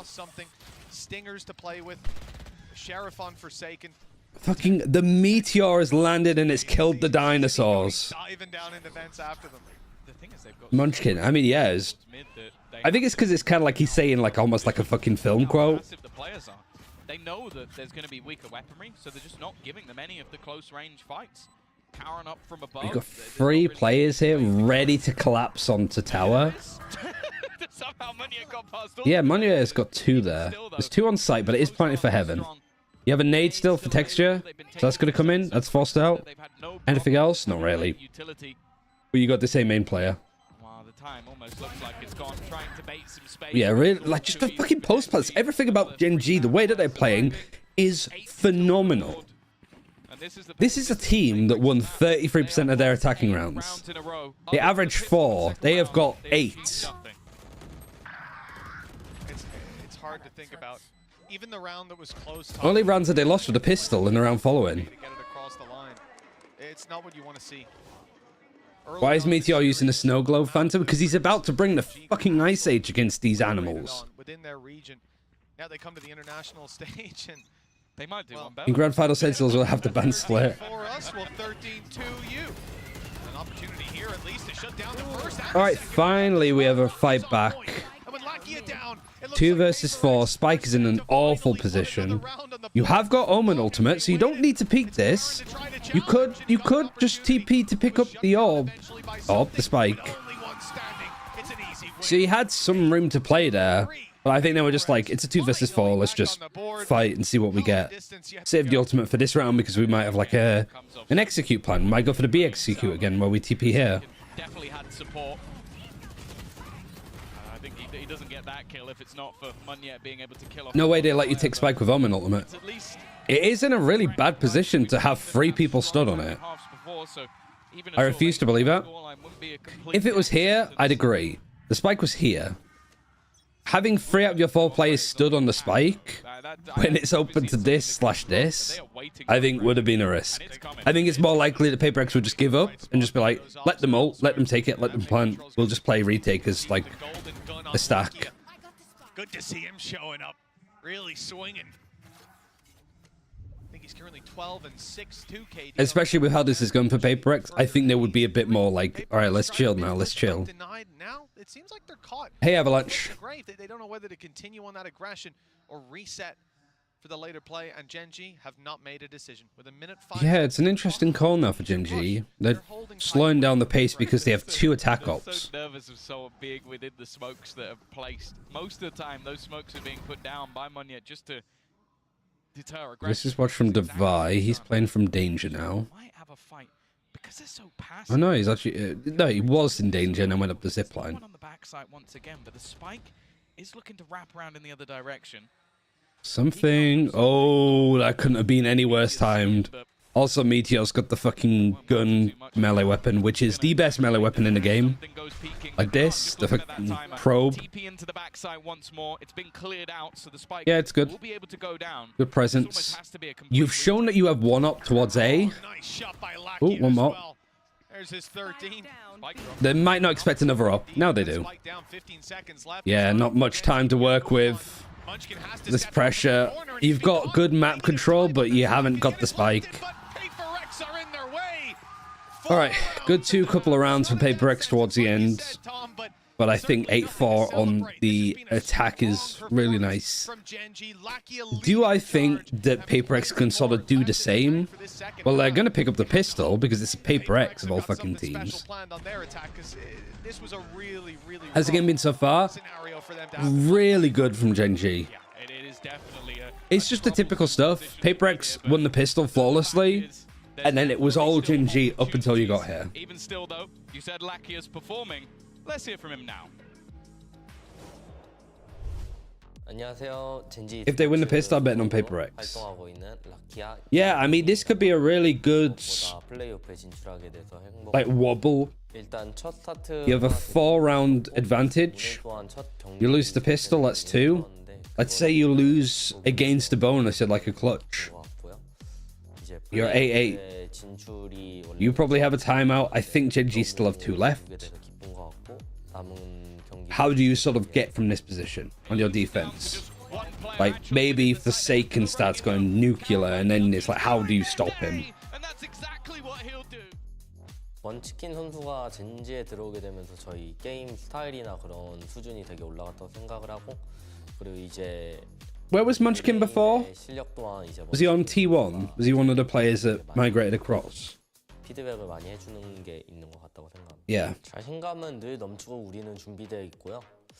그리고 이제 진짜 더 잘하는 모습과 더 좋은 모습을 보여드리기 위해 잘 저희가 준비해야 될 것 같습니다. 이제 플레이오프까지 진출하게 됐고 이제 또 경기들이 In Oz, yeah. 올 텐데 그때까지 더 좋은 모습을 준비해서 저희가 이제 잘하는 모습을 보여드릴 수 있도록 할 거고요. 진짜 항상 Who would win in a fight between a Munchkin and an Oompa Loompa? 팬분들을 위해 게임을 하겠습니다. Like gladiatorial to the death.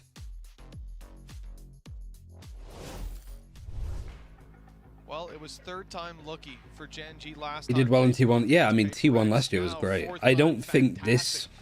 Like, this T1 is good this year, but I don't think it's as good as last. Like, the way that GENG have leveled up is great. Going in.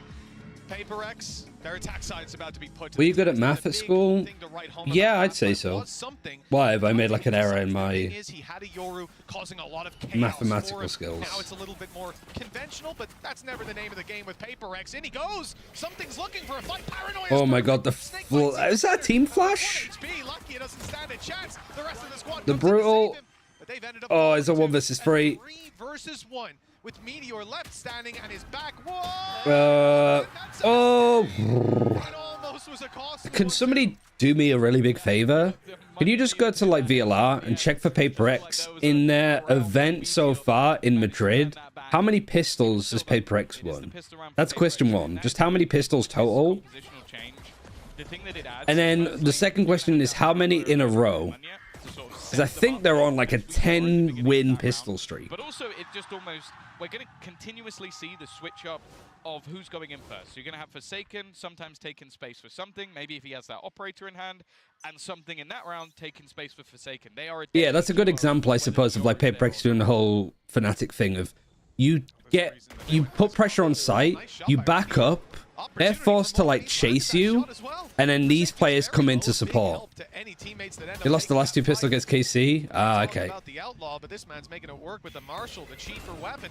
And okay, an opportunity if they had have spotted the player. Oh yeah, they did. I completely forgot. Able to deliver the killing blow. Mindfreak fell to a snake bite after Ooh, if that no-scope hit, that would have been a hell of a play. I was going to say that would have been something, but I think that gets confusing in the server. A serious opportunity. Yes, he's far away, but that might mean And they're protecting the guns too. could pick up a weapon. They're on 15. They've won 15 pistols out of how many? Plays of PRX have been so Wait, I can do the maths on that. It was a free map against EDG, free map against Heretic. So 9 maps, 10 maps now, 20, 15 out of 20. Still no weaponry found. Now, Karen does have himself a paranoia. He's brought up his full belt of utility. If he can somehow isolate one of these jewels, for now at least, it seems like he's waiting for that site to be taken. Unless I'm wrong. Well, I mean, that's why I said to like look it up. And now he can look to try and see if there's any gun to be had, and well, there you have it. Thank you, Yeti. Yeah, we've got a Bulldog to play with 100 HP. A Paranoia. He did these kind of clutches against DRX. Fuck, he even did it against PRX the last time he played them. It's a good double peak. That's a 3-2-1, perfectly on cue. They won the round, Tom. 3 players down. So out of 40 rounds. How they would have wanted to start it. When I add to that it's a Marshal headshot. Okay, what can out you of do? 40, are you doing like total? Pushing a smoke close range, using it like a shotgun. That's not going to feel great. And the other player died to a snake bite. So I could still have miscalculated. Right, I see. Engagements that ended up rocking the boat a little bit for PRX. We'll see how they recover. When the thing is as well, the player you really don't want those alls to be going over to is Meteor. 3 away from the Blade Storm. Even just a bit of damage in this round, and he'll have something for the next. Knockout in the second round. Yeah, I mean, yeah. Players now fairly low on cash. You've got Forsaken and Mindfreak down at 150 credits. So for the next round, they might be in a little bit of trouble. Forsaken, though, he's just gone walkabouts. He's sprinting. And then they got 2 here. Yeah. So it's 13 and then 2 here. At least for now, it's only going to be the control that's lost for GENG. All right, this is what I mean, though. This isn't the greatest anti-bonus. Sorry, I'm looking at the wrong team entirely. This is an uncouth hole. 2 players, and they're dropping in. This is okay. It couldn't be yeah, I was like, why has he just got a fucking stinger? What happened? But no, I'm looking at the wrong team. I think you did take out the 2 low guns here. You still have 2 rifles. That's another nail in the Oh, that's not a fight worth taking Munchkid, especially. I think Mindfreak. Just peeking out that wide. I think just staying here would have been good. Like, if you could get onto like the off angle and hold it. He's going to be half HP entering the site. They don't even know the Munchkin's there. A perfect reposition. This might be a if he had a stinger, that would have made sense. Devi's the only man left standing. But he just full out wide peak. Scenario. Talk about can he do any semblance of damage. As said, they invested some extra credits into this round, so the next round's not exactly going to be pretty. He's trying to get away. Steps. No, silent jump. Sorry. I think actually holding onto a gun here would have more value, and he's just been seen. Whoop. Knowing exactly nice flash. I imagine there's going to be pressure placed onto this man. Blast packs. I like the sort of peeking your head up and then flashing just over the top. To just jump down upon him. Who's willing to go for it? Texture is, and Texture just gets him straight away. Wasn't even close. Flawless anti-bonus. Sets Genji up really nicely. You know, it's a little scary because it feels It puts a lot of focus onto this round now. halves. Genji haven't had a problem. This is a brave decision for Genji to be making. Like, playing here against, like, close quarter weapons, like Stingers and Spectres, and you're fighting in close proximity, is a world where that can go hilariously wrong. But I feel like that was a bit of a read from Genji. To have two people waiting here, I feel that's an anti-strat. And a Sheriff light shields on most players. Poison Cloud missed. Oh!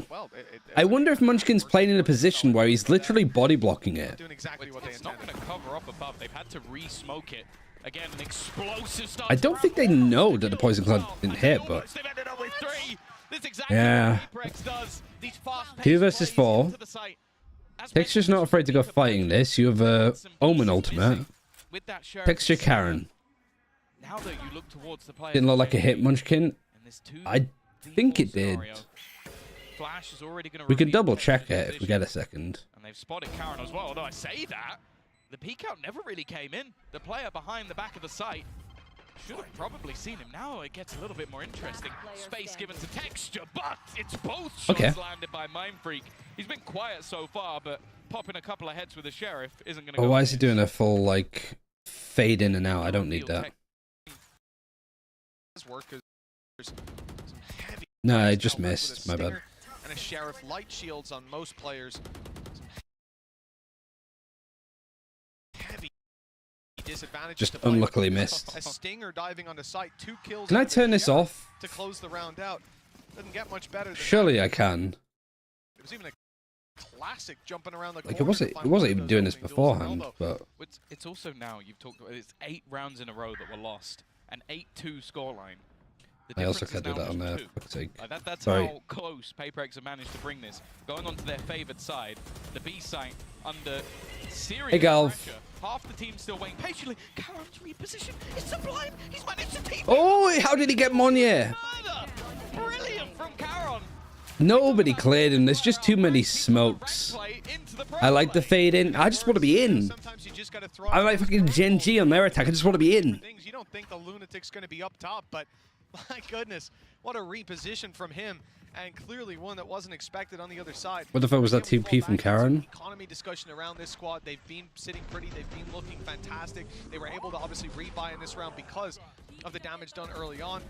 I could have gone both ways. I mean, we saw Monye do a similar play by jumping up on Nubox. Timeout called by PRX as they can Wait, if it's a timeout now, let's go back and watch that TP again. You know, unexpected. They've been looking. Going on to their difference is now just 2. That's how close. It's the fact that he even goes for this. Paranoia. You just don't expect it. It's so ballsy, but it's such a good outplay. Because if you see him here and he paranoias, there's no way that you would think that he would go for that TP. And oh, just as I pressed refresh, fuck me. Depth of both teams individually, but more so just that interplay. I think we're seeing much better fundamentals out of Genji, and it's mostly been those explosive plays from PRX, like going off the back of a paranoia. I'd get cleared in rank. Yeah, they're just thinking on a whole different plane of existence, though. Disjointed like that round, Karen just pulls out a crazy play and is able to win the round for them. Yeah, I mean, it's a common thing to do, right? Playing an Omen here. Sometimes Miska watches these streams.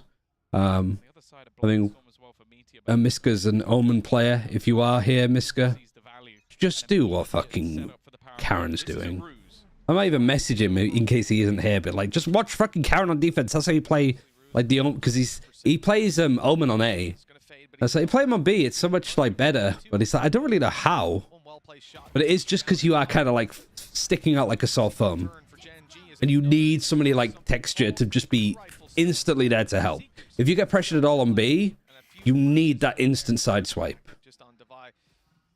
Not a lot for them to fight their way back through with utility, but it's this man's position that might get them something. He's found another with the He's got a gun and just on the angle. He might have been able to slip past.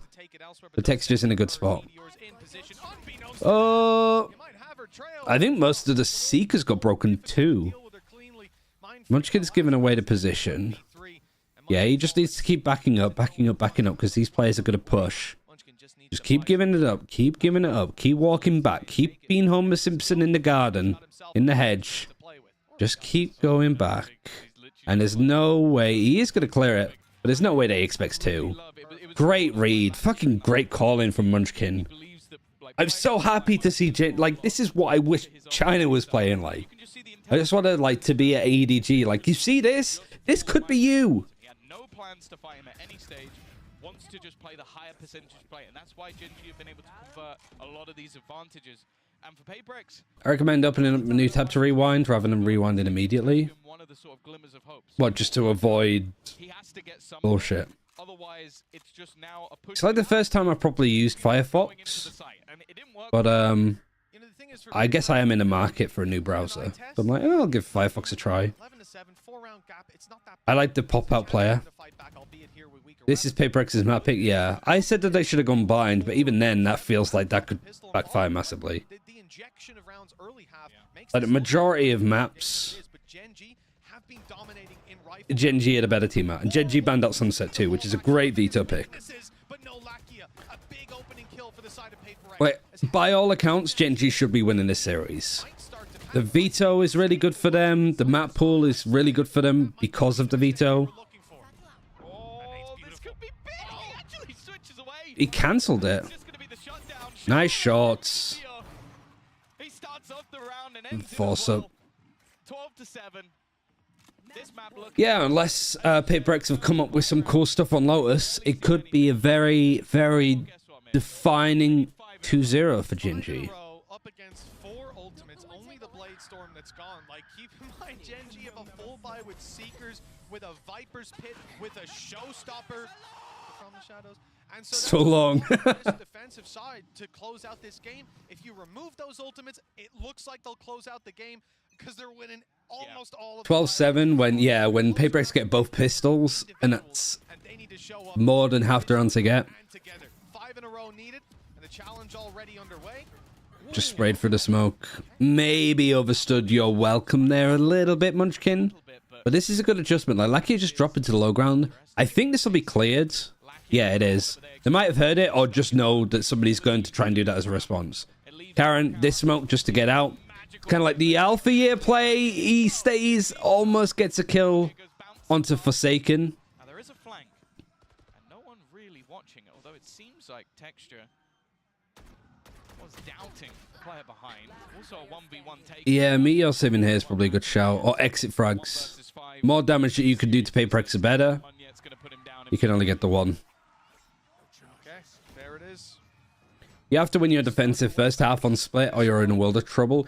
To be fair, they're both running double duelist, which playing the double duelist on defense is hard. The attack should be the better side. Usually. Winning a buy round, but winning a stacked buy round in terms of ult economy. And they've still got some left to play with. But I think 8-4, when you win the pistol and it's still an 8-4 half to the opponent, isn't good enough. GENG are finally seeing some negative economic state. Oh, they just peek out. Just ego swing. He's got his teammate Meteor with him, and they're absolutely extinguishing the flame of I don't think it's attack sides. Like, attack sided as much. I think comps is the defining factor on Split, more so than any other map. Because Split, you can run so many different like comps and like variations.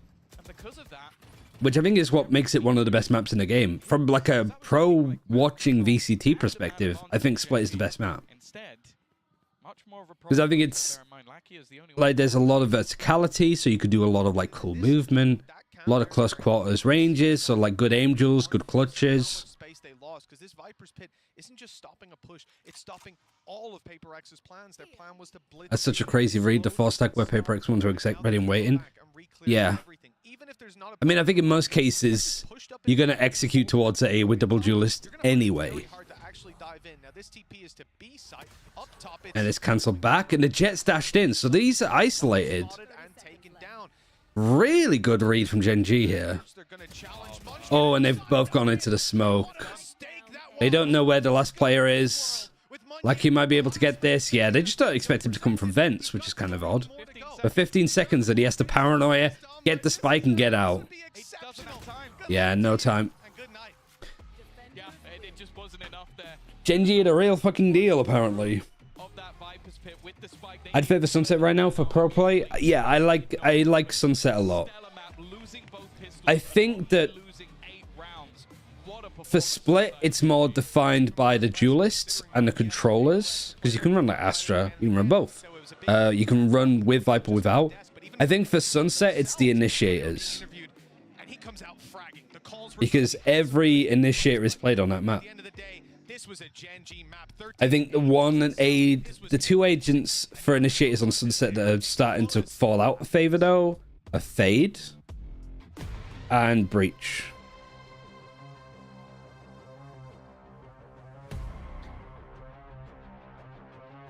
Because I think this is just getting replaced by KO. And Fade's mostly like Gecko, I think. But I think Sova is also good because of how good Cypher's got.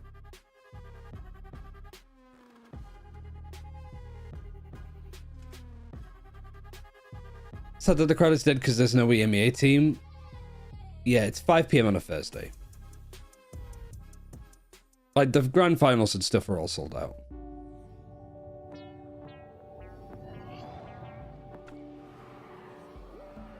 Like, even when we went to Copenhagen and watched, like, Fnatic and FPX, it was dead then. Because it was a weekday game.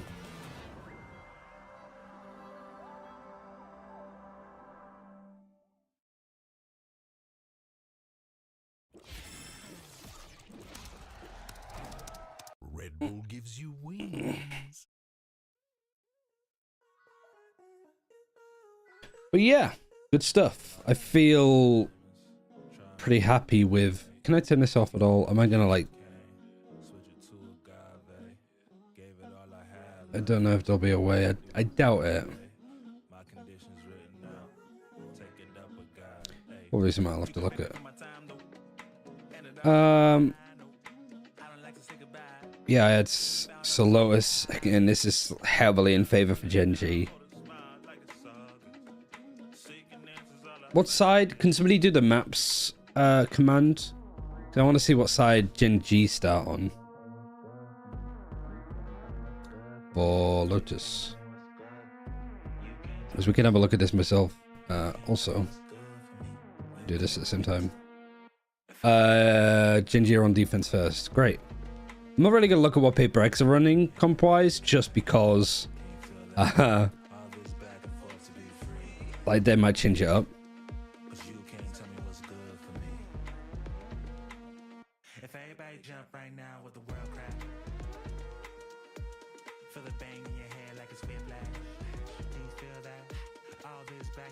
GENG won the Vita. I don't think there's really a way that PRX could win it, other than like them going behind. I think they would have had more of a chance there, but not by much.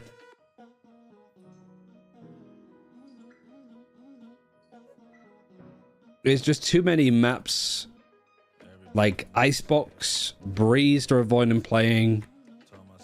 Their Split and Lotus aren't up to speed. Their Bind looks like you're adjusting. Ascent, haven't really seen too much of it. It's only Sunset that they look genuinely good on, which I think is a bit of a problem, because this is an event where there's quite a lot of teams that are either good at Sunset or will permaban it. Right, let's go GENG. Let's go Lakia first.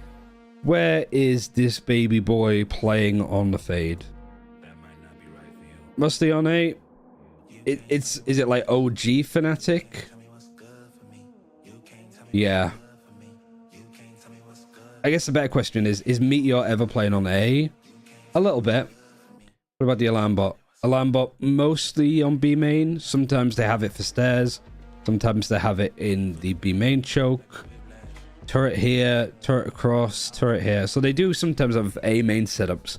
But I think much like old Fnatic,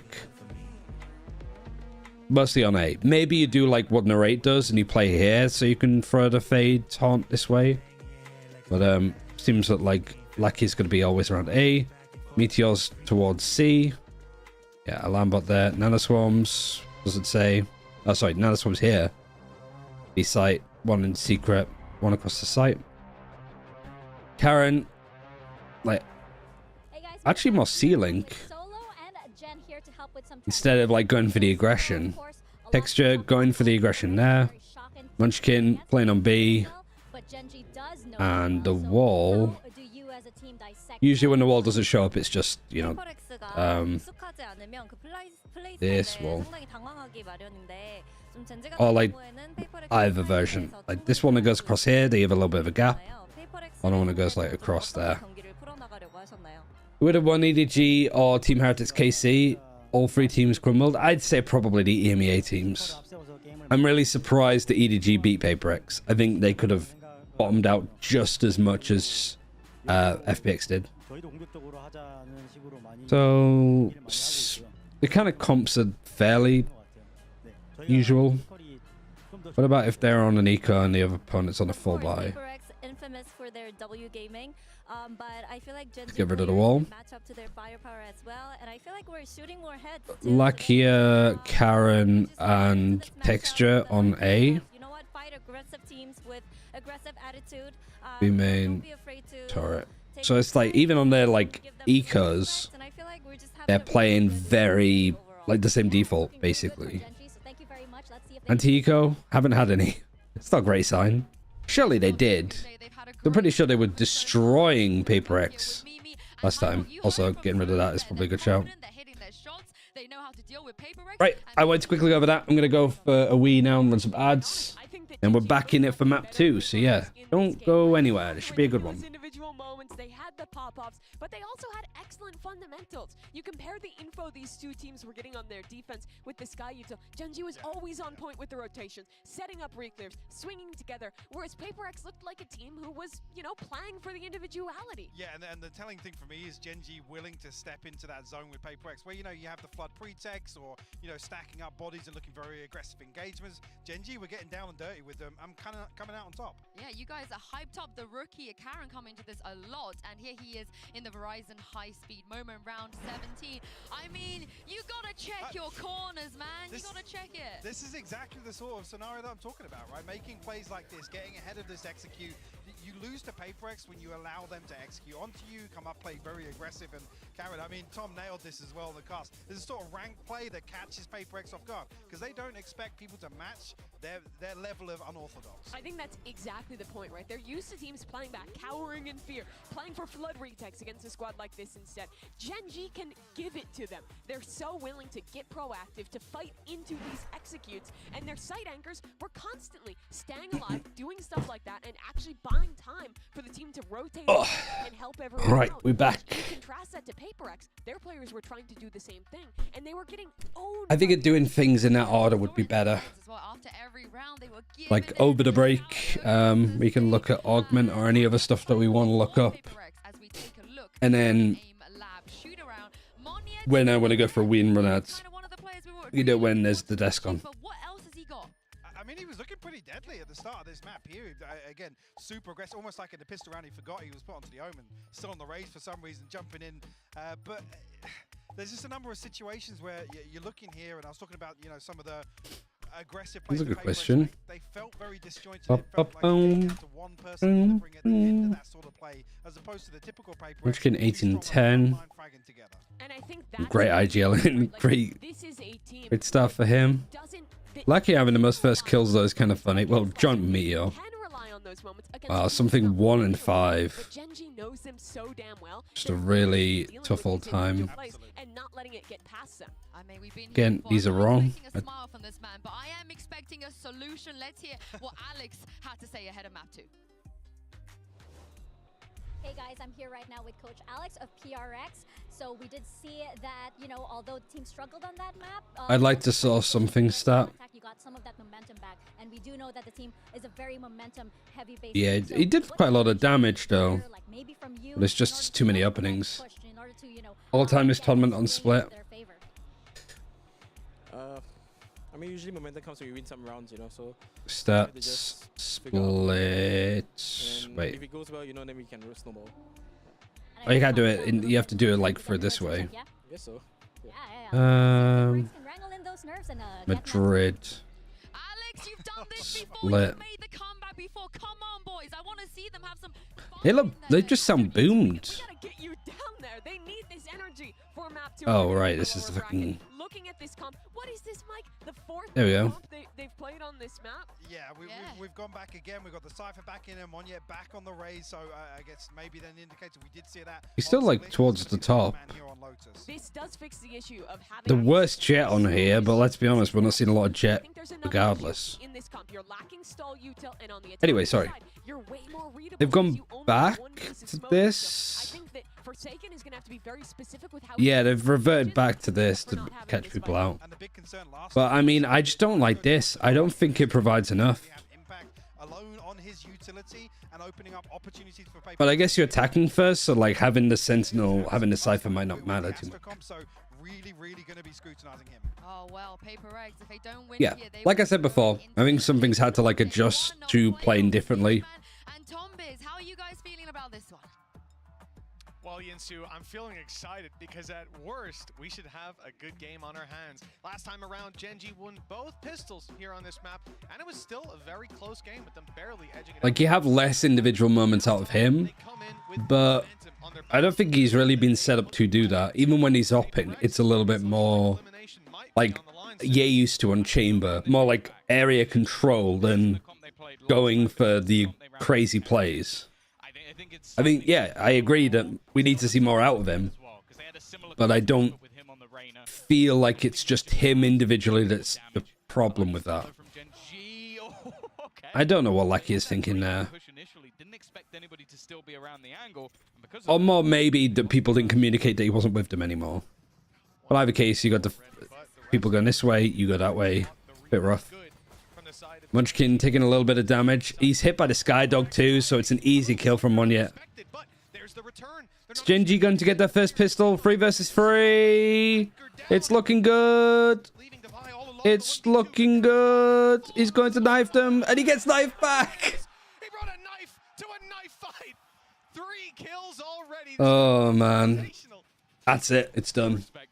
That's the series. I feel like you can't come back from that. I'll take you in the 1v1. Well, I'll win it out. And that, well, PRX, that was again. You might actually think about the Gecko swap.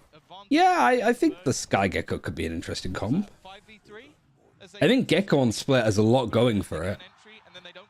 Forsaken just peeks into 2. To be fair, PRX would usually win those.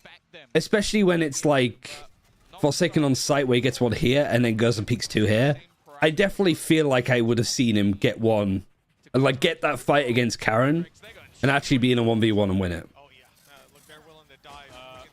Like, we've not seen GENG panic against PRX at all.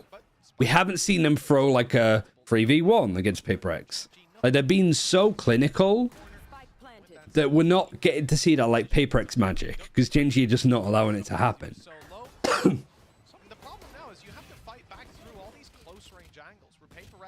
Yeah, the way that GENG play Valorant is like the way that I prefer to watch it. Where, nice shots. There's a little bit of like skill expression on the agents that they're playing. Like you got an Omen on this map. There's not too crazy about that, but it is Karen playing the Omen, and he's allowed to go for like aggressive TP plays. He's allowed to go for more creative things. Like Texture and Meteor have freedom to be aggressive as and when they want to. find something there. Like, just because you play the bland, boring stuff doesn't mean that you need to play it in a bland and boring way. Case in point, Carmine Core on this map too. He's just proven my point, isn't he? You won't expect this off rip if you're GENG, and a little bit of danger for texture. That crosshair's lined up on his head, and it's done some damage. Nade Paranoia. Even the Horn getting onto Monya, but they still can't quite clear him. I like this one way, actually. Just stops anybody from peeking out this side or being in a good position to take it against this fight where Karen is. I feel like you do kind of give away that Karen is playing right over here. And people can't quite like string that stuff together. Secret's been open. I don't know if it was open all along. Oh, and something just times it to a T. Might have seen him for a pixel. Munchkin on the other side of the map, and the thing is, he could just hold this through to the next round, but I don't expect him to. When there's an opportunity to have an upgrade, maybe take. I do want to see how GENG sort of play this for the rest, though. How much A main aggression they're going to try and do on defense. Because having to do that against a team like PRX could be a bit of a challenge. Nice shot from Munchkin. Now these guys have to respect it a bit more. This isn't just to do a bit of damage. Never mind. The time is fairly low that the likelihood of getting this is kind of gone. And he thinks at their backside. But that's still, like, Munchkin has turned it from like a, alright, that's a fine bonus, to a really good one. Yeah, Alex is definitely mad with how Mind Freak went around this side. I think he went that way to sort of like try a bit of a crossfire. Or to be in a better position that he can like get out and get away from the spike. But I think he's better off for like doubling up with his teammate in tree. Hey Acre. Did you have a good time? I just sort of, I didn't realize that you also went to check out Clove. Have we actually got a controller that's worthy of being hyped for? Challenge for this attacking side. Weakness is already seen. Chance for GENG to shut down the way back through for PRX. I'd like to think the Clove would be what Chamber is for Sentinels. Where he's not a duelist, but people are still really want to fucking play him. It's early times just now, but with showstoppers online for both squads. Oh, the Paranoia hitting just as the showstopper does. He has no fucking clue where he is. It slowed him down enough and actually bought some time for Meteor to escape and for Munchkin to round the corner. PRX is just like my team. I'd also say the same. Like, that's a fucking, that shit tilts me to no end. Karen is, he had to move because of the Tiger. Monya's gonna try and Oh, it's an Acre raid. Sorry, I thought you were just stopping by, but thank you very much for the host. We're watching GENG absolutely annihilate PRX. And I was trying to bait out an answer from Acre about the new agent. It's going from bad to worse for PRX. They need to find a miracle through these spams. I didn't realize he was priming me. Here's me fucking asking him, like, Clove, look, is she like Chamber? Too many bullets to dodge there. Meanwhile, all of you are watching me like, he doesn't know. And well, we mentioned them losing all their players. It's gonna hurt now. Yeah, thank you for the host. We are watching VCT today. We got this upper semi-final, which GENG are 1-0 up on. I don't know if Acre's been watching these games. I don't know what you're talking about, Ryan. To be fair, there was a picture of Meg that you were tagged in, but I didn't see a dog in that picture, so I genuinely don't know. Because that's the exact timing that GENG go for the retake on all sides. Gorgeous stuff. 3-1. I don't know who Glove is. Through Lakia, going way up in my estimations, let me tell you, buddy. And the spams. Is it a 20-second? No, I can't talk about it. In this round, PRX have basically nothing to play with. 4 sheriffs. Well, also they've already taken. But yeah, GENG are 1-0 up. They absolutely annihilated PRX on PRX's map pick of split. GENG, I have winning this event, which is a little bit controversial when you've got Sentinels and Loud still in it too.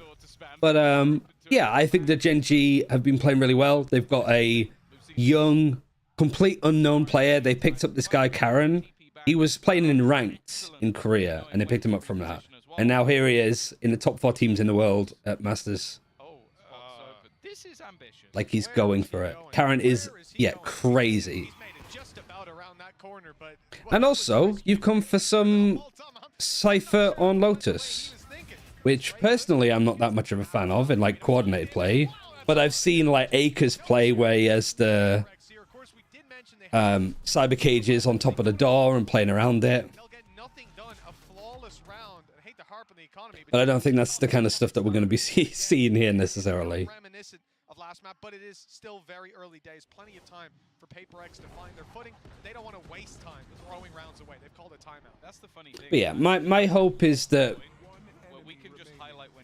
people are incentivized to play. People are more incentivized to play Clove and like controller related stuff because they have like aggressive bits of their utility. I'm gonna go get some food. We'll be back in a bit. No worries. Cheers, Aker. Hope you had a good stream. Man, you must have like come back only like a day or two ago. Like being in America for what, like less than a week, it really screws up your like body clock. But ever since then, they're just getting boomed, and everyone on the other side for GENG has looked utterly. PRX players also like not hitting this best of three. Mindfreak, all of them hit very hard against the EMEA teams. Maybe it's just the EMEA teams are easier to hit.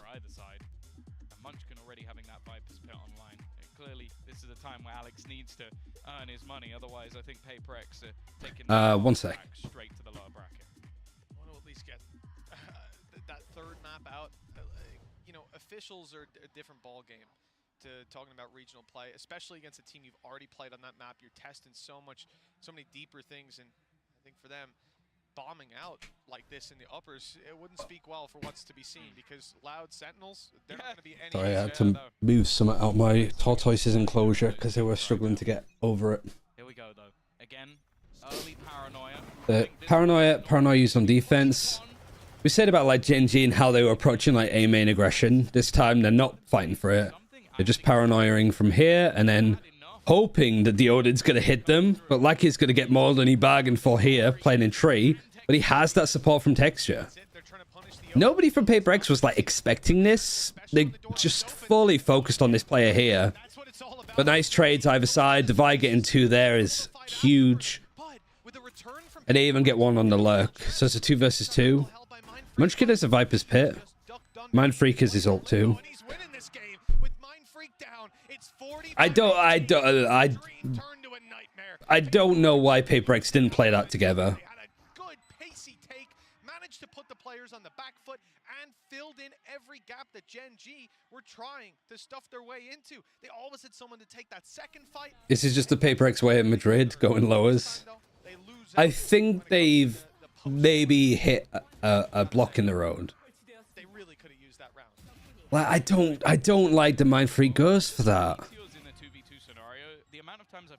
Like, especially when, like, we have the information, we have all of the stuff to work with here. Yeah, this is not surprising that Alex is just gone. Even, like, his interview, like, between maps, he just sounded like it was GG. But, like, we could see that there was a player here and a player here. And PRX, you know, if 2 of them go and fight this guy, it would have been so much better. But they just isolate themselves from each other and offer up 2 1v1s for Texture. Who, by the way, is an argument for potential tournament PvP, yeah, like MVP. Claim some space by sneaking through. We saw good success for that. I think when Yet on the previous map was throwing out a few of those little feelers. But the idea now is you can't play up against that op. This ain't the round for it. Your Blade Storm's already gone, and everyone else has pistols. Close range, numbers advantages. I mean, not afraid to go for that, which is nice.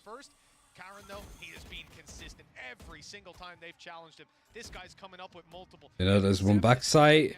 Karen gets taken out. Lakia, Meteor's just peeking out of the smoke. Oh my god. That's a little bit unlucky for PRX. I don't really like the way that GENG played that. This is fair enough. You just maybe don't expect 3 people to peek through a snake bite and fight you. But I think trying to go in here and close the gap against potential eco weapons is way too scary. But I guess both teams just showing a lack of respect to each other, which is good. Not to be rude, but I think they need a roster renew. I think what PRX need is just like a roll lock. They need to work out, like, put Monye on controller the whole time. already puts down Monyet. They're getting absolutely pulled apart. Like, it's not even entertaining anymore. I just feel bad for PRX. This is a really good start with 4 ultimates to fall back on, 3 of which will help you out if you're in a pinch. For PRX, where do they go? Where do they take it? Maybe they can get a neural theft if they can even drop a body. Just gotta absolutely clear him out. Prowl, I think, connected onto Forsaken here. I assume so. Couldn't see with all of the walls and the cages. Oh, luckier. Oh, they're the kind of mistakes the PRX could just absolutely rout people with.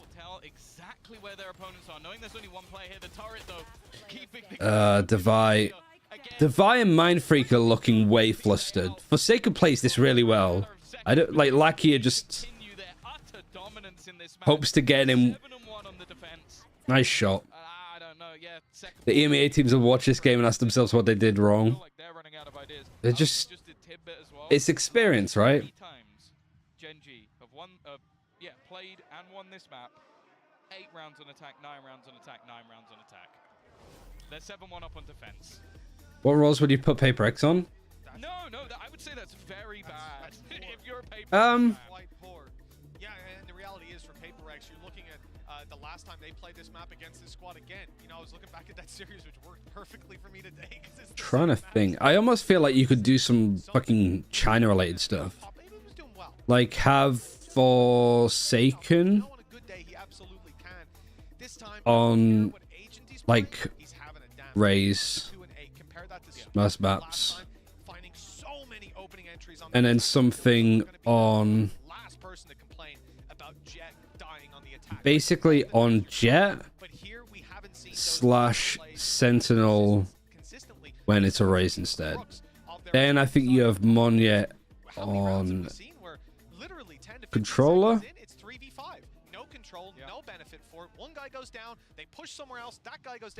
Devi on Initiator Flex. They weren't even holding the deep angles anymore. And then it'd be Mindfreak on just like, I don't know, I guess it'd be like, They're everywhere. Now we have no advantage. We're playing like Viper Flex, I guess. Insta smoke. B control being taken by 3. But like, I think this role would suit something. Of this control, Paranoia immediately put through. The trade's not awful in the beginning, but they quickly divulge into nothing for the side of PRX. Forsaken trying to claim it back though. Finally, he comes alive. Well, this is the round that he needed to wake up in. That spike is theirs, and they can walk it straight to the C site once that door is closed. 16 HP, Mindfreak on 42, but Texture's got an op and an aid. And there's a snake bite left. This could be very, very dangerous indeed. For now, though, Texture's not deploying the nade. Something can play Raised, I'm pretty sure, too. Alright, the operator's just pounding. Good aggression this time from PRX, but they're still just... When they tried to up the ante, GENG can match them. Yeah, Forsaken sort of just been filling that, like, Sentinel... Not quite Viper, but like Harbor on Bind and stuff. 8-1, Tom. Yeah, I almost wanted to say coming into this map, well, it can't get any worse. It just has. It was 8-2 at least last time. Like, I don't know. Like on a map where you want a Silver, who plays the Silver for this team, do you reckon? You could also put Mindfreak maybe on... This is assuming that they would want to. Like, you could put... I think you put like Devi on like Sky... Silver. Because that's looking like the difference between these two is I think both are fine though. We've seen before. All 5 ultimates, by the way. GENG don't need them. That's actually the point we're in. They don't need the ults. They're just winning the rounds anyway. Normally you'd be thinking that yeah, I don't know what they could do. Like roll wise, it's so weird. All right. All right, so lockdown gets broken. Round 10. All of this space taken. Door was opened by Texture. He has a showstopper, so he's just trying to group with the rest of his team. Monia gets seized. He could have collided him because something is right behind him on an angle that you just don't expect him to be. Even with the Night Force showing his position, it's still awkward. This is looking like a triple peak between people. Really good fight against PRX. Or for PRX even. But the spike still hasn't been planted. I'm putting the headset down. They've got decent amount of HP and they've lost Mind Freak. Okay, but it's up. Mind Freak just is dying a lot unnecessarily. Just take these fights, not one at a time. Oh, he's so low. I beg of you, not one at a time, not up against Munchkin right now. He's 11-4. He's been winning round after round, but a reposition by Forsaken. Oh, the double peak is nice. They're both so low though. Like, I don't know where Mind Freak's head is at this game, and I don't want to single him out in particular, but he is just... Yeah, that's what I mean. They lose the rounds, they use the ults. That's the weird thing about it. And again, a lot of this just came down to... Does this show how strong Jing is? Not really. I think if they had Jing, it would have been the same problem. This is not a good meta for them to be fucking around with, essentially. We would have needed a new desk completely for Alex if they managed to lose that. I think you could make this comp work if you had old Sky, but you have new Sky. I think just get rid of the desk, man. Punching bag with an LED screen in it. Whose face is on it? It depends on the game. Make it interchangeable. Well, Forsaken's picked off Karen. That's a fantastic kill. Look how open the A side is. Yeah, I don't think Jing fixes No this. further challenge. There's no utility. There's no reaction from GENG. So Forsaken realizes it's wide open and he gets caught by Lakia. That timing was near. But yeah, Genji are just fantastically drilled. Like 6 angles, so he has to just be clearing those, constantly being paranoid about them. The site though is lost, and PRX will find the plant nonetheless. Showstopper online, not wanting to allow them to set up. Something's going to try. Like here, something goes for a fight, just can't get much. Has to back out. I do think that this is a... Like, I don't like playing drop here because you have nobody to play off of you. Now you're just... Yeah, the C's has got you as well. They had to TP out. I guess that's a good thing about playing the Omen is that you could double TP to get into tree. Yeah, he just gets farmed for another one. Good post plant, no. Oh, this is a late fight. Oh, I love this position that Moniet's in. Oh, he missed. He's going to be able to peek it. Yeah, that's nice. Really nice from Devi. Clutch King. Devi. Well, it's the same thing as what we saw before, Tom, right? They're getting this little resurgence towards the end of the half. This time, PRX... It's still, like, very rough. They went both on the previous map, putting them up 4 rounds. Yeah, this spot in, like, post plant is just incredibly nice. They're doing it in the clutches as well. As close as they may come, it's still giving them that little bit of a heartbeat to continue on forward. Now, this round, the last of the half... Watching Genji right now is like watching Loud, honestly. I like watching Genji more, I think. But that's just me not really giving too much of a toss about Loud. I think what makes Genji a lot of fun to watch as well, because you've seen them get better too. We've like... This isn't a team that's just come out as perfect. Like, they lost to PRX the first time that they played them. Went through play-ins. Farmed all of that experience up there. And then sort of came out on top. Just with every map and every series that they play, they've been looking better and better. PRX have given him another shot, and it looks like another bite of this apple. As around comes another, but finally the miss is there. Texture gets the The reset. dash is good. Really nice entry from something. Paranoia is going to connect onto him now, and just Lucky can't quite win that duel alone. A lot of individual 1 versus 1s happening this round that PRX are going to be happy to take. 3v2. I'd like the Meteors here. The Snakebite as well going into drop. And Meteor just, I guess, was holding to see if anybody was going to push. Ooh, peeking and finding that angle is kind of scary. The smoke kind of makes it harder too. And they're both on Phantoms. So these are great guns for this. Ooh, almost lined up. Yeah, really good turnaround for PRX. They found some legs to stand on, some foundations laid. The second half will be Yeah, good effort, I think, with Genji in that, like 2 versus 3. What we saw in the last half. a streak of rounds. That's just disgusting. I was thinking from Forsaken's point of view, I didn't even really see anything. That's how good Texture has been. But this is like more of an attacking leaning map now. So 8-4 on your defense. It's time now to toss this one over to Divide, who had some words to say. Like PRX chose to attack, Stressful game. I felt like for me personally, and he only got 4 rounds. playing against ourselves because the way It's a bit rough. like similar, you know. I mean, trying Pistol is 100% needed, I think, if they want to keep in this one. They are smart and they kind of like one step ahead, especially on Lotus. We kind of like they did exactly what we were watching them like in the VODs. Like they play the same. Like they are not scared, even though this like I think for some of them it's like their first time in Masters.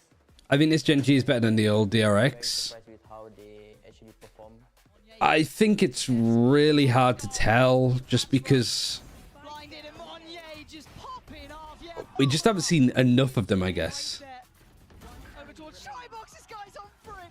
He's absolutely on the money today. GENG, I mean, the good thing is probably we might be able to get some revenge, you know. I mean, we lost to them in the Pacific kickoff, and yeah, I mean, I think Texture is giving us a lot of problem. Like, just All DRX were ahead of their time. I think they definitely like lacked in some areas too, though. Like, I think they were too rigid and too structured, which I don't think we have that problem with Gen G. Like you have like Mako and stuff that can have like clutch moments on like Omen and Controller, sure, but I don't think we've ever had like. It feels like DRX have never had like a texture. I don't think they've ever really had a Meteor. Like, I think it's the front and back of the team that they missed. Like, you got Stacks as an IGL. You got RB with being flexible. Like, the middle core of the team was good. But, like, Buzz was never all that, I don't think. Yeah, it's a bit of a challenge, I guess. Right, Gen G 1 and 2 on pistols. See if we get a third from PRX. Just as the dog like is about to get broken. Timings of bits of utility like that is what makes PRX so strong.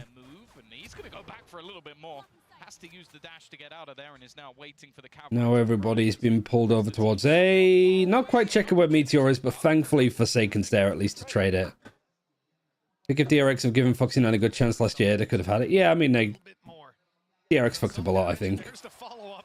A shot right to Texture's temple. That's going to put us in a 4v2 with PRX. Definitely favored to take this pistol now. Forsaken fallen. Little bit of like finding isolated fights here, one at a time.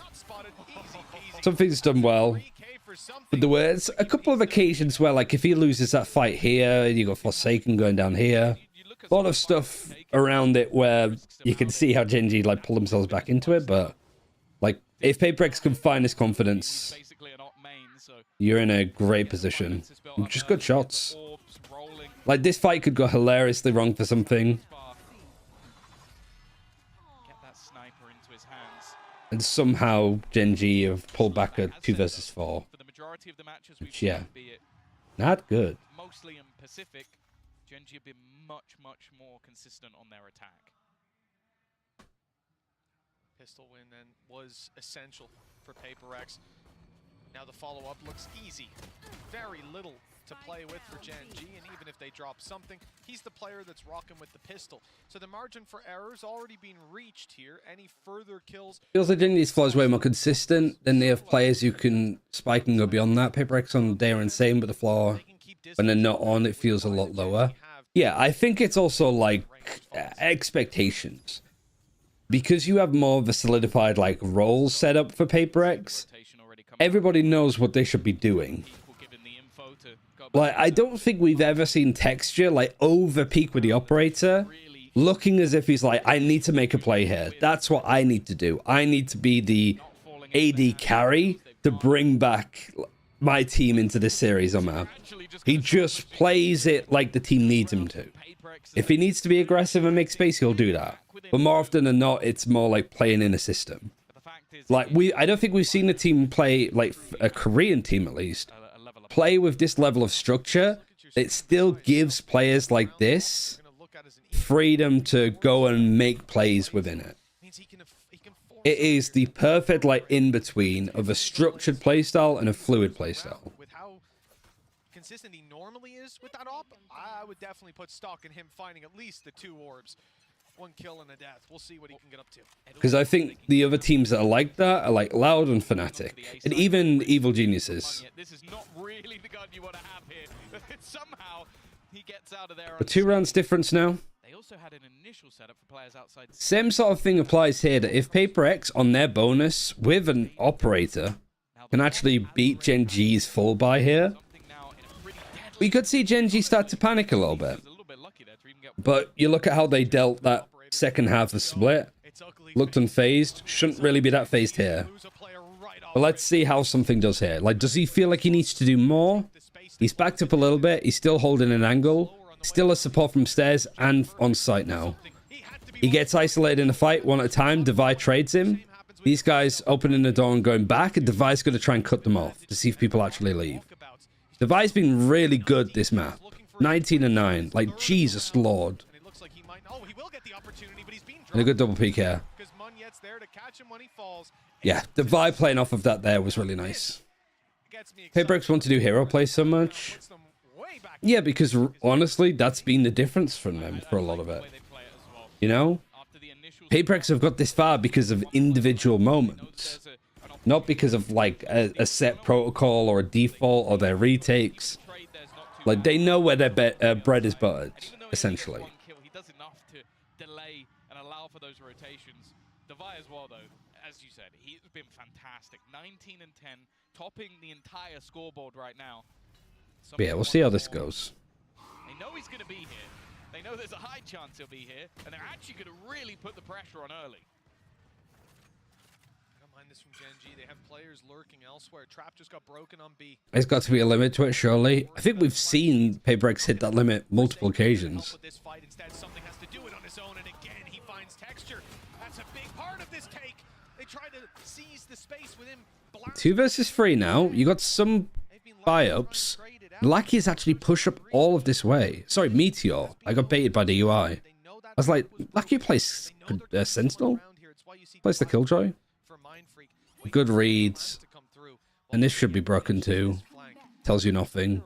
These guys just baiting and holding, see if there's any aggression further this way because of the flank that's happening behind. Really good call from PRX. These moments, the calling and like fundamental understandings of PRX are really nice. Like, there's a bit more structure, there's a bit more respect. And Meteor's found himself an op. And this is like a Jet player. I think they know that both of them are coming from Waterfall. But it's a really good post plan for them to be played CT. Oh, that's a hell of a fucking flick. Holy shit. Top 10 player. I told you. Meteor is fucking unbelievable.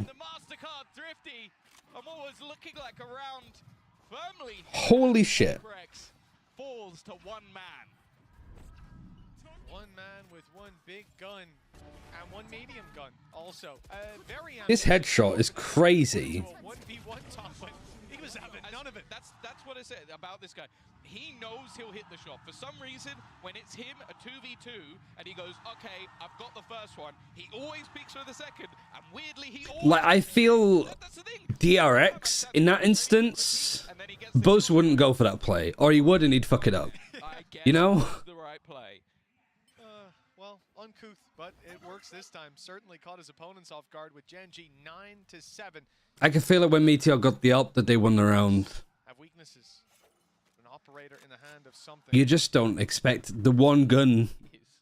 Like Meteor picking that up in a 2 versus 3 and holding the flank. But he hasn't got the dash anymore. Showstopper. It's going through onto B. Munchkin's been given a second chance at life. Satchel, where's he going? He's going towards Secret. If he throws it down now, he holds it.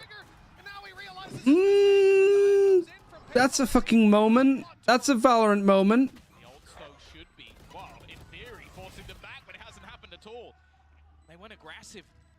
Made this one problematic. spike already planted at least. So they're going to have to respect it. And just 2 versus 3 again. Player disadvantage for Gen G isn't going to matter. Now you've got 2 players that don't make the hero plays in this hero play moment. That's the only snakebite that they have. It's about time. Something dashing through. And they just go for it at the same time. For some reason, I thought it was just Devi is the last player there. Or Forsaken, sorry. in this second half, and they close the gap once again to just 1 round. Why not shoot it always? Because I guess he didn't want to give away that he was in that position. This map, and indeed this series, Yeah, he would have killed him if he threw it there. That's got to be so infuriating. Yeah, I can understand he doesn't want to give away his position, but you know, you make a decision there. Do you gamble it? Do you not? And well, he chose wrong. Chips on the wrong color. Well, 9 to 8. And for PRX, Yeah, nice try at least. really got their hands dug into those reins. The economy is low. We've seen Gen They have a win low by rounds. bit of a buyout, but it's a buy next. Munchkin, 1 orb, 1 plant. But the main thing is something has got basically an all right now. That's a Yassine dash. But it works out for him. No punish. And the reposition gets him another kill. Swing out. Coming in to the side. Good response. Closing the round in just a second. Blink and you miss it as we're 9 to 9. Against Loud Munchkin made some nasty hero plays as well on Icebox, hitting some 6 shots. Yeah, I mean, I think it's more like... What was basically, we were at a scoreline where this looked over. What was it, 8-1? And then they went 3 rounds in a row. I meant more like clutches and stuff. My God. You don't really think it at the time because an 8-4 half is still great, but it seemed like Gen G just let the foot off the gas. A few big plays. I thought that Eco got Gen G to 12. Not quite. I mean, it's still even on score. The rest has just been all PRX again. Everybody else was a lot. Well, something has been closing the gap. I'm also just looking at Mind Freak. Nice shot. Paranoia is marvelous. Oh, and Devi, 2 HP. They know that he's like 148 HP.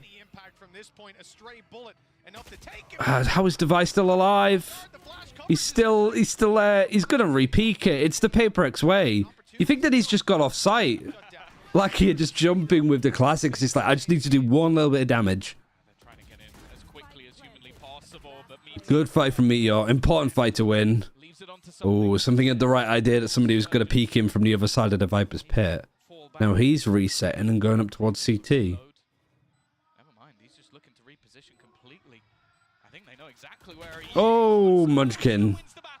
3 bullets left in the clip. The pit's been dropped. He's already going to spot. Oh, he doesn't have any bullets. He has to get the PRX Classic out. Oh my God. This is how Meteor and Alpha switching great duelist players with cracked aim to Sentinels could work so well. Yeah, I think for most teams you put your best aimer on your Sentinel. Really is like a pendulum swinging. Because you have the least utility to like actively work with. Especially on attack. But the fact that it comes down to this, that the Viper is dropped outside the pit, and then that's the result. Clean as can be with a final right click. Did I hear Vukashu? A great example of it, yeah. They've got a lot set up in front of them, Tom. There is a showstopper for Munyet. Other than that, everybody is just on the rifles. Credits are low. Gen G could be on the home stretch very, very soon, and Forsaken in that corner needs value. They've not seen him. He's good for 1 and damage. Good trade. Because you could also put Forsaken on like Sentinel full time. He did play a bit of Killjoy and stuff way back when. So many players are low. He's definitely filled that role before. Snakebite kills him out. That was the low HP player that goes down. I don't think they're going to mind that whatsoever to put it back into a 3 versus 3. Something about to try and go through this. Here's his smokes and an updraft. Here he goes. He's in. Oh, awkward fight. Karen just seemingly like they look like they line up for him. They don't have anything. Not worth. No. This could be the beginning of the end. It feels that way, Tom. 2-round gap. Gen G in this Wow, that's a good transfer. I mean, it's slowed down, so it looks not that amazing, but it's still pretty fucking good. It is a strong scoreline, but not damning for the other side. But when you look at both, This is the easiest 2-0 prediction. Based off of coin flips. I would have said it was a free mapper, but that was assuming that PRX would pick Bind. And I would, just for Gen G, it'd be hard to gauge. And something's Just dashed right into it. By his side as he falls to the floor. Something down, so too is Devi, and they're ready for another player close. There seems to be nothing that PRX can do to surprise this GENG roster in the last few rounds. And with 12 looking like it's on the board, Tom, these players, they have to be feeling. It's just about as good as they switched over could go. Yeah. Agreed. Them, and there they'll face elimination against the Sentinels are allowed. Nice shot. Easier fight for them than a team that they know. That's why I think putting something onto Sentinel would work. Seems like GENG have got their number. This round at least was a weaker investment. Again, PRX losing because of Vito like Champs Grand Final. To be fair, in this instance, I just don't think that PRX have the map pool. I don't, like, even if they had picked Bind, I still don't think it's going to be an easy, like, choice for them. They have too many maps that they don't want to play. Overhaul of this roster with risks taken. Players brought back who had been at a Masters right at the beginning of Valorant. A player they got from Ranked. Especially because something seems like a player that wants to, like, hold down a position. So, yeah, I think that role would suit him really well. And then on maps where you don't need a Sentinel, like Bind, you can put him on the Reyna. It doesn't seem to matter as much. Unheard of, surprising, and now looking like that pinnacle of Pacific. Looking to try and do what Also Russian, so another Russian God Gamer Sentinel. Open Sentinel? Yeah, you could do that too. Reminds me of like Yampy when he was on like the Op in Killjoy.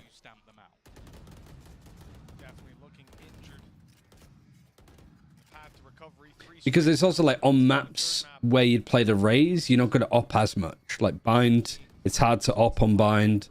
On Split, you could still play the Jet as well as a Raze, so that's fine. You could just double duel it still. Sunset, I still, like, the Gecko op seems to be fine, I think.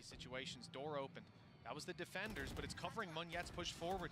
Problem is, okay, good nade up close. That's going to force that. Oh, and he forces out onto Texture. Where they knew the Texture was there because he was fighting beforehand. Meteor's always consistently able to get one. Oh, wow. They've even cleared Mind Freak. Oh, and the TP.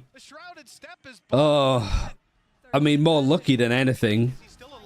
Don't like that something went for that peak before anybody else was ready. I mean, it's just what PRX are doing. They're just peeking one at a time. Move towards that singular door. For this, Devi needs to buy some time. He still has a flash to play with. There it goes. It's popped and it's cleared out this corridor. Devi's even won the fight. The smoke is down. A chance if Mind Freak can make it to Devi. If they can take this fight together, but they don't know where the last players are. And the nade has even forced them back for a second. The time now very low. And with two players still to root out, it might be too low. Time is getting way too low. Not to be played with. Oh. Okay, no, Texture went out swinging. There's no chance. There's no chance. Just lucky, just unfazed. What a statement from GENG. At even a time, it would have been incredibly low. From the side of GENG, as they take victory over their Pacific comrades, it's on to the upper final. Yeah, it is another huge. You can't say GG easy. That's not fair. Not even close. I feel like you're sounding like a very tilted PRX fan. Galf, you're sounding very unhappy.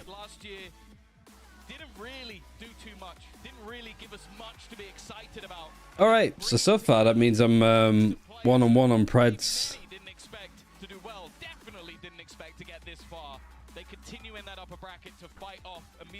I do think not a Mon yet problem now. Yeah, I don't think you could ever say that it was.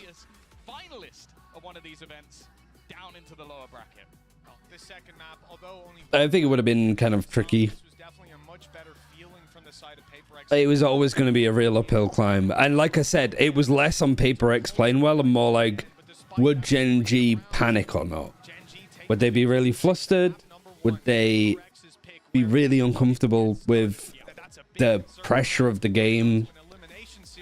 Playing the occasion more than the server itself? But like, honestly, GENG looked better than they ever have, honestly. This is a very nice position to be in and a chance to make a historical run here in Madrid for their. They do need to establish their roles more. Yeah, just I think a weekly stage of playing is going to benefit PRX a hell of a lot. Chinese team of EDG in there as well, making a run. PRX making a run. This GENG squad, though, it feels different. They're just being able to chip away at maps and know what to focus on instead of, like, they just ran out of stuff partway through the event. But them just coming up with random ass comps was still good enough to just go in and, you know, just come in and dominate against like EMEA teams with less experience. It definitely feels like they have a long road ahead of them. Hopefully no bumps in that road. And the reality is, you know, texture for me. Where's the 2023 GENG that I shit on after they go 0-6 in the final week? Yeah, I mean, we actually have a Korean contender. It would be so funny. Like, the one proper, like, international event that we have without DRX is the one event that we actually see a Korean team win. Do you think that a team like KC or Team Heretics would have put more of a fight here? Against GENG? Yeah, I think so. Like, I think that they would have, like, especially on maps like Split in Lotus, bit more of like a mid-rounding, slower style, know how to deal with aggression. Coming in as a relatively new leader, that's such a huge compliment to hear from. And I think that's the great thing about this team. You look at them on the stage, you look at texture, just having a great time. Everybody like standing up, like bows and arrows. Yeah, GENG played a lot like a very experienced EMEA Americas team there. What we've seen. Luckily, now we get to hear from Munchkin as he's going to be down on the stage. Who's doing the interview? Sounds like Dryad. Most convincing victory for GENG so far, and it had to be in playoffs. Tenía que ser en playoffs. Estoy aquí con Munchkin para que me cuente un poco de lo que ha sido esta partida y lo que ha sido este recorrido. And the first thing This is Jen. Can we hear for GENG? We're the GENG fans over here. La primera pregunta es que fue una partida en la que se hacen algunos cambios por el lado de PRX. ¿Había alguna idea y en qué se enfocan especialmente en este segundo mapa para que el cambio de composición no le afecte a GENG? I do believe if T1 getting better, then Shanghai is going to be GENG in T1. It's 3 slots. I want to know what goes behind the scenes when we get to see that. What makes GENG so much better than the DRX? It's hard to say because it's early days, but I think that they have a star duelist, which I don't think that DRX or Vision Strikers ever really had. I think Meteor on the Sentinel just offers so much for them too. Like on lurks, on finding opportunities. Karen kind of plays like Mako, so that's sort of 50-50. I think it is just that. I think it's just that DRX's backbone, its core of a team with like RB and Stacks and Mako, it was just way too good, but they lacked some of the like MVP. They didn't have a Durker-esque player. They didn't have a Les. They didn't have a Demon 1. Like, they just missed a star duelist player that is on the duelist full time. Doesn't change depending on the agent. You've just got texture playing the Raze and the Jet whenever necessary. Cómo tenían que jugar en contra de ese Cypher, y cuando PRX en esa segunda mitad estaba ganando rondas, el enfoque principal era en que la comunicación no estaba de la mejor forma y después la podían arreglar y cerrar el I'd love to see Zeta come on after kickoff. I feel like the tournament came way too early for them. Yeah, I think that a lot of maps like their Lotus and stuff look really good, really well drilled. The young players that they have look really promising.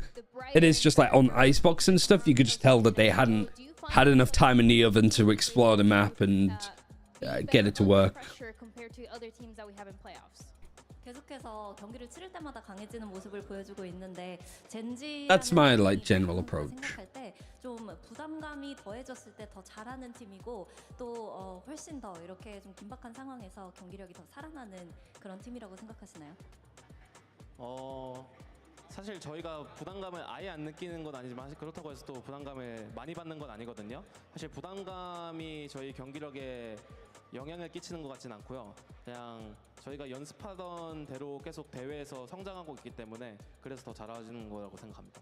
I would say there's a little bit of pressure on us, but not a lot, and it's not going to be a lie. There is a little bit of pressure, but that's not enough pressure to crack us when we're up on the stage or, affect how we perform. And I just feel like we're that type of team that gets stronger and stronger. Holy shit. Fucking, as we play and as we make those runs.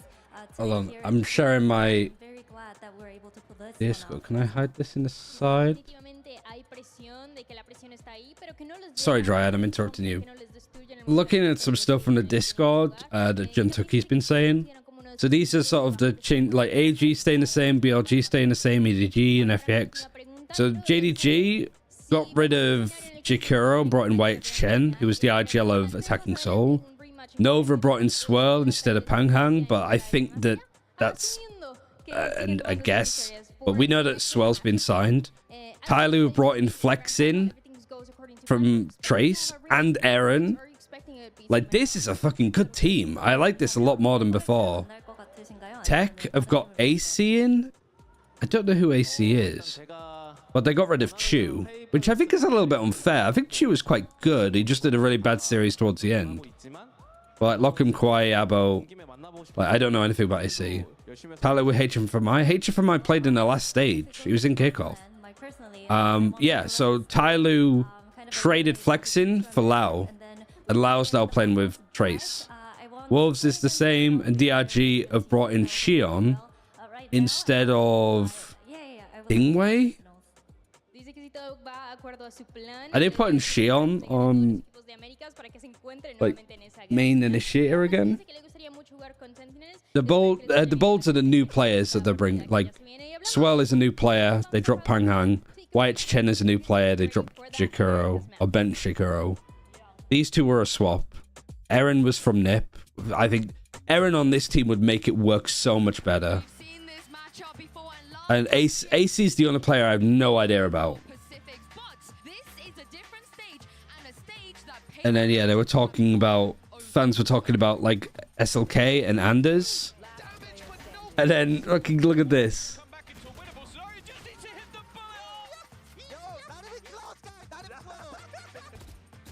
This is SLK. But, like, holy shit, I would love for Anders to go to China.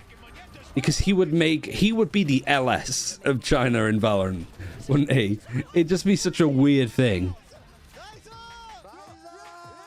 Yeah. Also, yeah, some of the other teams like CXY, like this ZYG team looks really promising.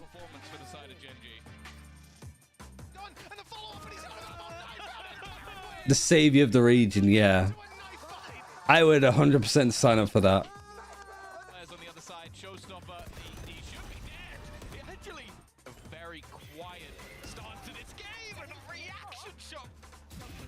Imagine EDG with a Fnatic system. Yeah, I mean, you'd be what?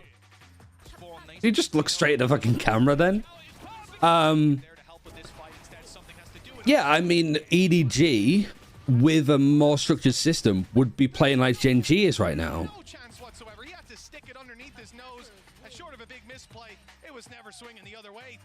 Let me just check my messages. As they take victory over their Pacific comrades, it's on to the upper final.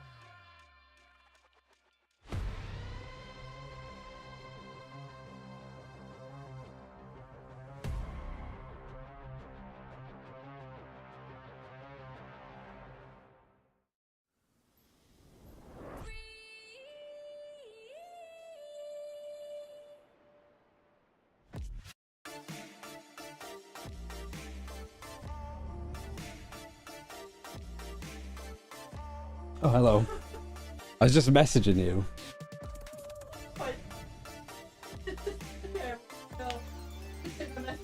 Oh. Oh, I didn't even notice. I didn't even hear you come in. Didn't BLG have an economic issue? I don't know. Yeah, I don't know what to have for tea.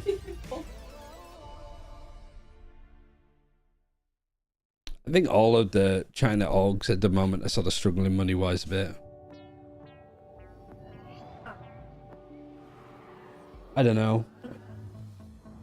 What are the options on the poll? Yeah, but what are the options on the poll? Can't run a poll without any options. I don't know. You can have the hot dogs in there.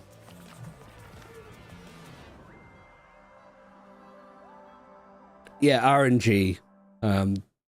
They were the ones that had a lot of like money issues, and probably one of the main reasons why they didn't get franchising. Also, it just sounds like they weren't a very good org. Like, didn't pay managers and stuff like that. We cheer Wolverhampton. Yeah, I mean, I'm excited to see what like Wolves can do with more time. I think all of the teams are looking a lot more promising. I think like Trace, I feel like maybe flexing was done a little bit dirty. But also, if there was a player to change on this roster, it would have been him. They brought in CXY though as a 6th man, and then they just signed Lau. And it's insane for how successful RNG have been in LoL, yeah. But I mean, you could say the same about EG. They won champs. They've got a horrendous reputation now too. So yeah, it's kind of like tricky, I guess, for them to find that balance. We can do the pop out of this. Where is it? Here we are. And in Series 2, how do I feel about this veto is the question. Sentinels banning out Icebox, I think they kind of have to. Loud banning Lotus, kind of have to. Sentinels picking Split. Yeah, confident in that. Loud picking Sunset. It's either Sunset or Breeze. And I think with how well it's been going for them, I think they go Sunset. Because I guess their worry is like maybe Sentinels like can anti-stratus and also Sentinels like to play it. So maybe the pick Breeze because they know Sentinels is less likely to want to play it. But we also haven't seen Sentinels play Breeze in a few weeks. So it could be looking a lot more competitive. And Sentinels haven't had to show that much this event so far. So taking them to maps that they have been playing and losing, probably a good shout. And then whatever, Sentinels will ban whichever of these. And then bind or Ascent. Yeah, I think this is a good veto. I guess it's more of a question of Sentinels go for Team A or Team B, but they have been going Team A and been comfortable with it.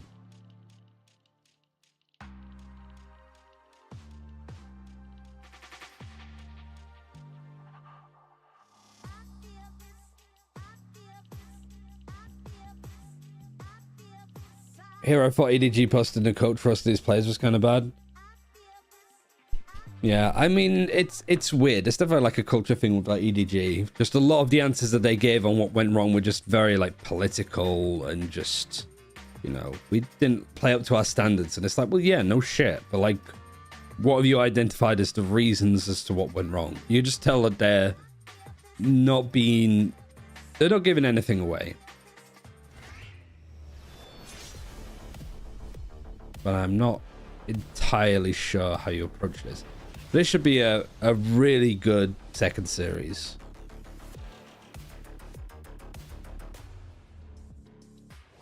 Welcome back, everybody, to day 6 of Masters Madrid. I'm your host, Yingsu, and I'm back on the This is a nice cosplay. And Hypog. We've had our first regional rematch already, and let's get into the second. It is America. Look at the wingman. It's just bright shining. The matchup that you're very, very excited about. Yeah, this one's going to be fantastic. It went all 5 maps in the finals in America. Sentinels pulled it off there against Loud, but Loud has really leveled up at this event thus far. It should be a great match again. Yeah, I think so. A couple of stumblings along the way. It is a concern for me that Loud have already kind of shown some bad tape here, obviously with the permaban even being shown. Did I miss something about EDG? Or is this about the EDG League? No. Oh, EDG League, sorry. But I wonder we're going to get that again here. But I was talking about EDG from the Weibo interviews after Madrid. Into this tournament. They continue to do so here in Madrid. Yeah, a lot of tape obviously to go through. An opportunity there for Loud. They've already shown that you know. Yeah, Sentinels have had to show very little. Pulled out a curveball and changed something up. So there is actually a real opportunity with the break coming into the playoffs. That's pretty bad though. I'm going to quickly see Beth. I'll run some ads. The rest of you with teams. Twitch Turbo or a sub or Adblock can just watch the rest of the disc, but I'll be a couple of minutes. I won't be long. And it was the same in Americas. They played more rounds than the rest of the teams in America's playoffs combined. But finally, this team has had a bit of a break ahead of playoffs. Yeah, and I mean, this break is going to be very, very important for them as well. And speaking of that, here is what Coach Kaplan had to say right after they secured playoffs. I cannot wait to sleep. It means a lot. It's been really hard to have such a quick turnaround. We showed everything we had pretty much in kickoff, and it's we didn't have a lot of turnaround time to deal with that strategically, right? Especially even with scrims or jet lag. There's just so many challenges. So having some time to breathe and be better equipped to handle opponents studying us is a huge relief and a confidence boost for the games ahead. I mean, this is the thing. They've already achieved everything so far without that a little bit of a break. So how much stronger do you think Sentinels are about to be? I think they're going to be really strong. We've already seen, even with the low prep time, how good this team is at counter-stratting. Against both Heretics and KC, I think the squad came in with really good game plans to fight forward, to punish their opponent's tendencies. I think they're really good when they have even more time. And we saw that in Americas. When they went into playoffs, they further leveled up. This is a squad that really take that effort to study their opponents and come prepared to a match. Yeah, and I think the individual performances here, Sassy a little bit of a concern, but I think if there are going to be any change to the composition, the way that particularly Zek and Tens are both performing individually, there's room there to put them on anything potentially, and outside that, John QT as well, individually standing up so far here in Madrid. Yeah, let's talk about Tekken here, because we say, yeah, Tens and Zek and Tekken. Okay. We've been kind of debating, you know, rookies here and there, but there is no debate when it comes to these two Mimi. They are just the best right now in this tournament. Yeah, both these guys are looking like top 5 players in the tournament, and they're on the same team. And the thing is, they're always playing together. These guys out of the server, they're good friends. Their teammates call them the kids of the team. They're always hanging out, and they're setting each other up together in the server as well. They're a very aggressive duo. You'll see them take risks, but the difference between them and maybe a team like PRX as a player like Forsaken per se, is it's always together, and it's always being really well integrated into John QT's system. When they go for these risks, when they go for these early fights, the rest of the team is calling around that. They hear Zek and say, hey, I want to make this play. Tens knows how to set him up, and the rest of the team adapts around that really, really well. Yeah, and I think as well, just to double down on that, the support system here is really the difference. To have everybody here delivering individually, Zek and Tens being the ones to lead the charge, it's terrifying to have to go up against them in this sort of form. I'm going to make Tekken a thing. But let's move on to the other side for Loud, because they had a slow start. But Hybuck, as you know, even when they've had a slow start in the past, they always go really, really deep, and they manage to take it all the way sometimes. Yeah, Loud have always just got this playoffs form that they seem to, it's almost like the trump card, the Uno reverse that comes out in the series that they need to deliver it. And I don't necessarily think they've shown that so far, but coming out and bouncing back the way they did with the follow-up series, we talked about obviously it being a bit of a concern, the loss to GENG, but outside that, you still look back and you think, well, what series has Les been playing in? In particular, Les having another MVP-worthy performance. And you look back at the series, you think, how's he doing that? Yeah, and I honestly think that this team has leveled up yet again to a form where they can be a contender for a title. I think they worked out some of the issues they showed in the kickoff event, where they're playing these like Phoenix comps, it's not really working out. Here, I think they really narrowed down their map. They showed maybe some weaknesses on Breeze, but on the maps that they're committed to, their Sunset, for example, they've looked excellent. The strategy is really coordinated. Players have also leveled up. Quick in their last game looked so much better than the rest of the season thus far. This is a Loud that always wakes up the deeper they get into tournaments. It seems like they find the ability to hit the peak at just the right time in like every event. Yeah, and I think as well that they've already shown here that they are willing to kind of detract away from the commitment to the Phoenix and Breach. They're obviously busting out the Euro in particular, but QCK's individual performance across all the duelists has been pretty incredible. I keep saying that nobody plays this much Phoenix and comes out looking like, you know, a great duelist or a great individual player, but somehow he's doing it. Yeah, you guys mentioned Les already, who's also having a great tournament. I believe he is standing by with Mika Fabs. Take a look at this. Not just quite yet. What about this? What about this? I want to look at this, because this guy's stats have been ridiculous this tournament, but they are every time. Les is a consistent member of this squad. With Osmus out of the team, he's the #1 guy you have to look towards. He's always playing Viper, but but he's competing with the star duelists in every role. The guy's ridiculous, and if Loud is going to win a trophy here in Madrid, it'll be because he's... So what is this? They probably got fame mode fans, so, which I think that side of it, I guess, is what I want to see in like Valorant, is them just be like, yeah, we've been doing really badly in this element. So you've been on the team for forever. You know how it's like when the team gets that synergy in order to win championships. I'm curious how this level of synergy has been from like the beginnings of this roster all the way up here to Masters Madrid. What's that journey? Is this like a funny pack? Kind of a trendy, yeah, it must be. Put your wallet in there. I mean, especially walking around Madrid and stuff. I haven't seen the LPL lately, but hopefully they're doing fine. Yeah, I was also quite surprised to see that the LPL and the LCK like clashed quite a lot. Not gonna lie, I don't like how that looks. It's better than nothing, I guess. Better than the little fanny pack I have. But yeah, it wouldn't surprise me if VCT China and Pacific clash a lot. Because China, I think, is going to be Friday, Saturday, Sunday. Did I miss the veto?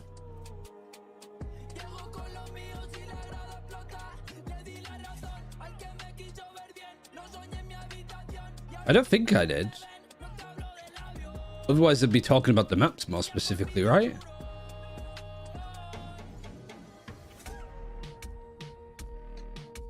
Veto hasn't happened yet, so they're doing the walkouts before the vetoes, which I guess is kind of good because the vetoes are pre-recorded anyway. So just get the players out, show the veto, show the agent select, bish bash bosh. Who have people got for this one then? Because I think a lot of favorites, bookies wise, but I don't think they're favorites, but I still have them winning. Is that me just being like a sort of pick me? Loud pick fracture. Okay, here we go. What's the veto? It's a Breeze, Lotus, so I'm immediately wrong. So Icebox surely for Loud here. Yeah, so interesting. So wrong on this, wrong on right with this, right with that, wrong with that. Sentinel's running out of scent. Wrong on that. Right on that. Sunset's a third map. I think Sentinels has fucked this. Yeah, Split is far and away the best map for Sentinels that we have seen thus far. They look lights out on that. In particular, their defense. Like, I've Sentinels winning this one, but like, Sentinels have to have a good game plan here for Icebox. If they don't, they fucked it. They've given Loud two great maps. I'd say Loud are heavily favored here. Maybe not heavily. Sentinels here. Loud heavily favored here. This favored towards Loud. Do you feel like it favors one team or another coming into this? I'll be honest. Yeah, this is a really nice veto for Loud. Yeah, I don't think we're going to have a very clear-cut series, though. I think Loud may be looking to reinvent themselves once again and have that bounce-back factor. I don't think this is going to be an... I hope Sentinels have something cooking on Icebox. It's also like, do they just flounder on Split? But even the best teams haven't been able to beat Sen there. I look more towards the rest of this pool. All right, let's look at something else real quick, because we actually do have like the stats on the bottom. So Sentinels on Split, really good defensive sides, and they're running Raze, Sky, Viper, Omen, Cypher. So the Cypher Viper comp is pretty good, and Sassy on Sky just makes it looks better on new Sky than old Sky, which is kind of weird. So this is a good map for Sentinels. I imagine they're attacking first, because Loud's defensive side is a little bit better, and they are running Sky Breach Viper. So yeah, same compositions by looks. I do think it is a little bit concerning Sassy's performance in areas, but I mean, you could argue again, it's another one of those familiar opponents. The Sentinels attacking. So yeah, Sentinels, what they just need is like a decent half, like 4+ rounds on attack, and I think they're good. Because their defense is strong, Loud's attack isn't. So here, I think the event right now. And 8 rounds minimum. If he can get the openers for Sentinel, give Junkie those Just like that. those options in the mid round. That just looks like a sad face on its side. This tournament, it's gonna be really tough for Loud to recover. Yeah, well, I've just been told that Brand and Sideshow are in fact contractually obligated to cast every single Sentinels game. So here they are, over to you guys. Tens hates Icebox with a passion, so I think they'll lose that map. Surely you'd want it, if you hate Icebox, you'd get so fucking good at it that teams are scared to pick it against you. So you don't have to play as much. These two teams clashed, and they're kind of taking over that mantle now. You know, me and you, Josh, we were talking about it just before we got into the game, but, you know, you think of that Optic Core versus Loud matchup. That was, you know, El Clasico. And now maybe the passing of the torch over to this one. We've seen Sentinels versus Loud now many, many times so far in 2024, and it's always pushed both of these teams to great heights. It's possible that we'll see it even later on in the playoffs too. We've yet to really discover which of these teams are going to be able to battle it out against each other and make it deep. Got sharp on the bottom of my desk. It was stabbed me in the leg. Looks scary. You do not want to be in the lower bracket if they end up down there at some point. Obviously, PRX no pushovers either. So winner plays up against GENG. Cool regional matchup that you have. Loser plays up against We only had PRX. one regional title in Americas to fight over. That was Loud that ended up taking it away. This year with kickoff, stage 1, stage 2, we're going to have 3 potential opportunities for regional fights like this. Good, like, we've already seen some pretty good, like, Omen plays, so, like, seeing Tens maybe do some stuff here would be good. But Loud and Sen, they're not just fighting here for the rivalry, but they both believe, and I think a lot of the fans do too, that they've got a serious chance of being able to win the thing. I think every team does that's at this event as well. I think Sentinels win cons. You know, not in a danger zone. One is Tens. Let's just see that continue. Two is Zekken. Actually, which, you know, every team here is looking to do. one is Zekken. Now that we've got a little bit of time too, just to dig into the map veto, it's going to be electric. 2 is just getting 4 plus attack. In the 3-2 victory that Sentinels ended up putting 3 is Lurks. And Sunset too. Because there's no Cypher on Loud side, it gives John Cutie especially a lot of space to find like gaps and walk up places. And there's no like Sentinel utility to make like stun plays off of. Loud are going to be fighting B main. No one way, just a smoke and a boom bot. Are they going to try and like have 2 push here, 2 push here? This is a great position though for Zelsis to be in. He's just backing out further. He's pinged it. They've pinged it back. Skydog used. Already, well, they didn't use 1 flash. They only had 1 flash. They have 1 flash, 1 dog, and a frenzies. Select spy. Sorry, wrong Sky. This side. Full utility. Sky flash, heal, and dog. Dog being used on the other side. Zekken gets the first kill, and Tens is traded. So there's no smoke on attack now, other than the Viper wall. This is a good call, though. Like, if they could just walk out B, especially if John gets all of this information. Getting 1 is enough. That's enough of a window for these guys to go, but you gotta go now. Getting past these angles and get past this choke is good. The nade is fantastic to just buy a bit of space, and now Sentinels are going to try and push CT. It's a 3 versus 3, so they don't need to overextend, but it's like they're playing ready to snakebite, fight this. Good utility from Zelsis. And the snakebite actually kills him in the end. That's a fantastic pistol for Sen. I love watching Sen set up these kind of little plays. Actually, good utility from the Viper there. Actually, I kind of like less versus Zelsis. Like, it's the 2 Vipers. Interesting matchup. Kind of post-plant aggression, and they've always got a different idea. That's the great part about this Sen team that took the offseason so seriously. These players now have just a depth of micro plays that they can add in. This one, a snakebite off contact. Just more bundles. Already seeing examples of both of these teams just trying to be proactive.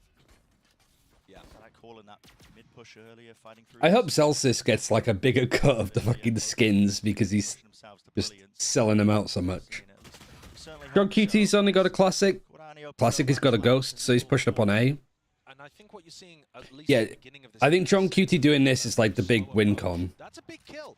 Like, it's a fantastic kill. It's not a gun upgrade, but you know that this is kind of where the main part of the default is going.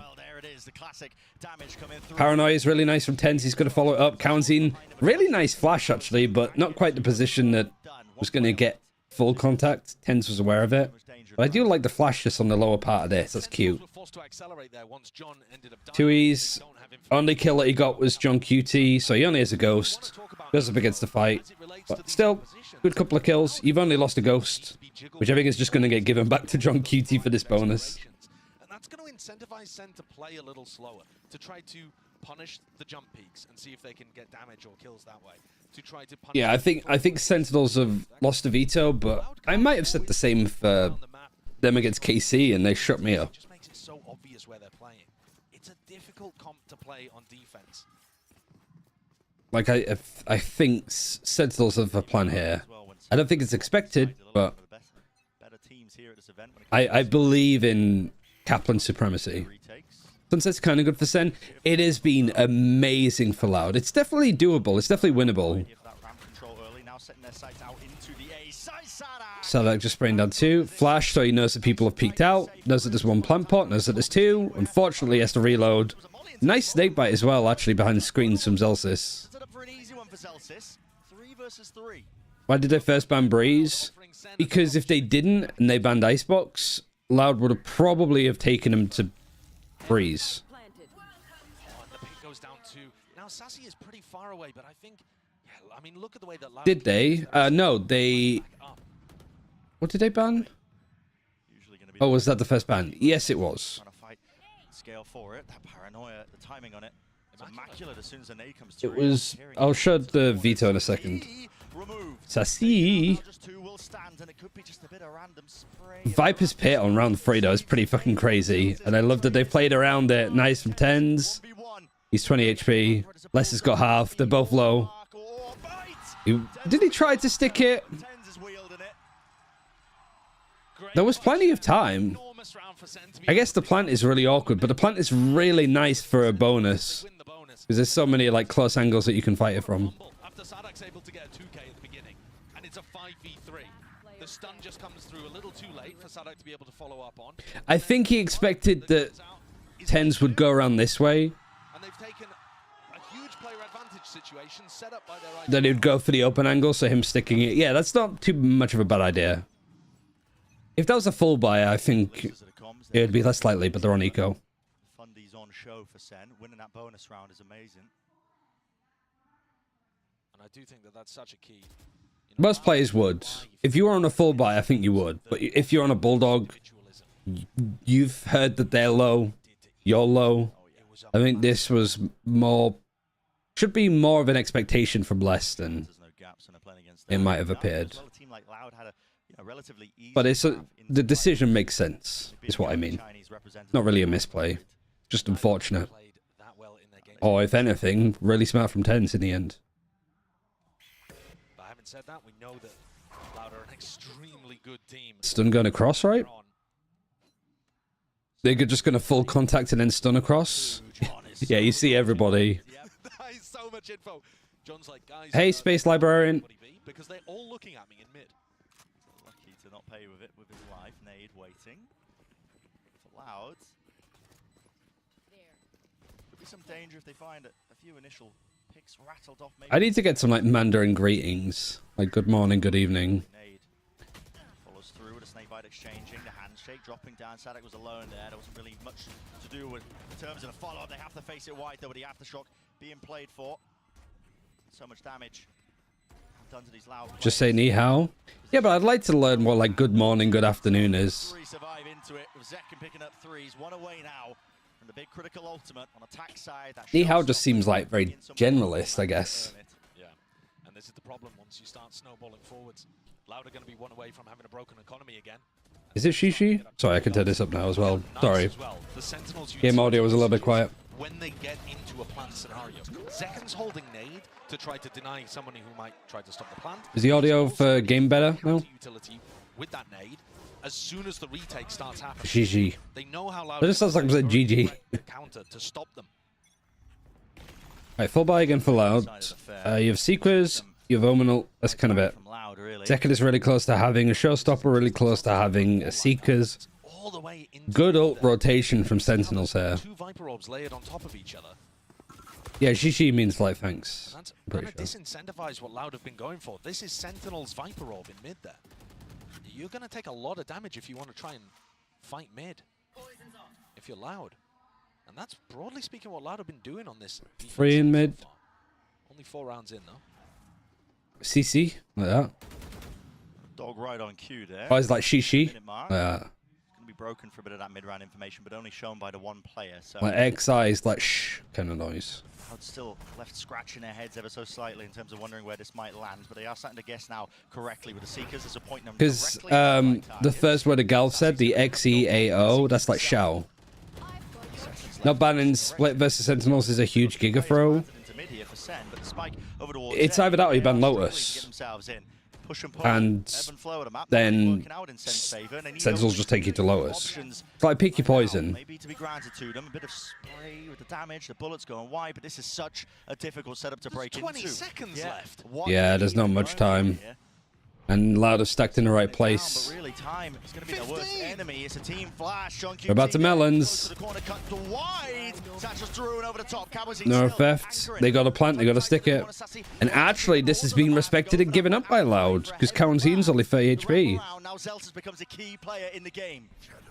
He's managed to pick up his orb. He's pinged it. Too, so he's got more control over towards heaven. Les is going to repeat this, I think. Paranoia goes onto elbow. No reaction. Wow, Zelsis has read this so well. He's backed upon heaven. Oh my god, Zelsis might have owned this round. Just playing here. They're waiting now. They're waiting for Zelsis to peak. Yeah, Les is so well aware. That was really nicely done there by Loud. Coming back in, they had so many different things that they needed. I'll take Lotus into the split is god tier. I think the Loud split is better than our Lotus. Utility in response or aggression in response. Look how good Kawanzin is. And also, we've seen a lot of Sentinels this split. You've had a couple of days to actually like watch them and prepare for it. The good thing for Loud, I suppose, is that when this map is open, you know that Sentinels is going to pick it. So you you could scrim 3 days worth of split, right, in preparation. Or VOD review and anti-strat them. Success with the executes at the end of the day.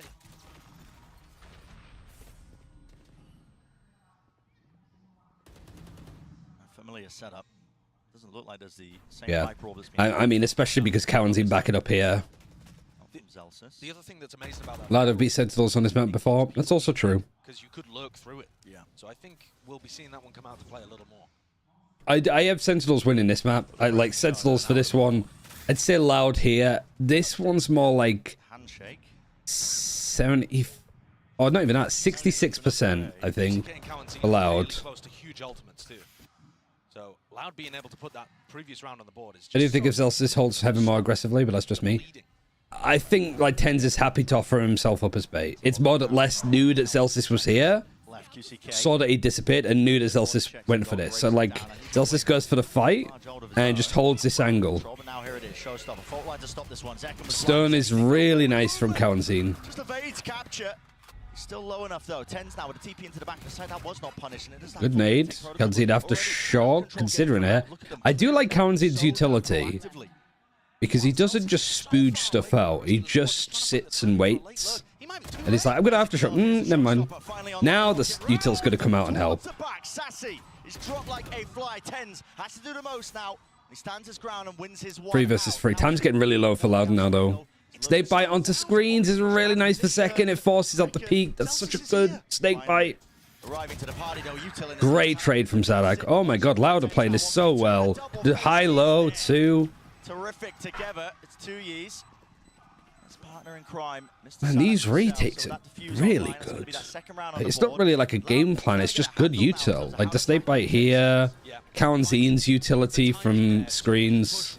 Before Sentinels were anywhere near set up for it, right? Now the aftershock, did you see that came out at the same time? Some kind of post-plan idea for aggression. That's really nice. A backup plan like Zelsis goes Hold on, let me show it, because it's even better than you might think. Because the showstopper comes in here, the aftershock goes across here. So with the players in this spot, when the showstopper comes in, they can't go and hide an elbow because this was aftershocked. So you're just stuck on site. It's a really nice little set play from Loud. And all because Kaunzin was like, I'm going to hold on to my aftershock. Go straight into a pit. I don't think that's going to have the value that Zelsis was hoping for. And yeah, Sadak, the mid-round reads are good. Yeah. But it's lost, isn't it? Can't really be reclaiming it unless you have a plan to re-clear, which it's stacking bodies, don't get me wrong. Just hoping that a few stray bullets might land into the cranium. This has to be like a positive side though for Loud. They need like, what did I say that they needed? So I said the Sentinels only needed 4 rounds, 4+. They were already on 4 rounds. Unless Loud's attack is a lot better than it's looked, because it hasn't looked great. Skydog with just John following up. Full clomping, making a bit of noise. But just him alone and the Sky that's probably got like another flash maybe Sassy could throw here. It's just John. Like, stun is really good. Kaunzin goes to fight it, clears it. Aftershocks just in case there's more. And at the same time, Sentinels tried to go towards A. It's a really nice flash from 2Es. He's backed off to CT.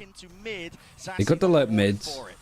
Tens is paranoid across. Great position from 2Es again. They don't expect him to still be on site because they heard the TP's going away. But Zekken clears him new box. And then Zelsis playing off of that too is fantastic. Oh man, the quality of this game, like some of the stuff we're seeing on either side is really nice. And that was a tricky round for Sen to be able to convert. When John Cutie goes down over towards A, Sen are forced. Their hand has to go. This game is already much more like methodical than GENG versus PRX. Yeah, agreed. Zelsis destroys that attempt to flood retake. Dodge the flash and pick up both players.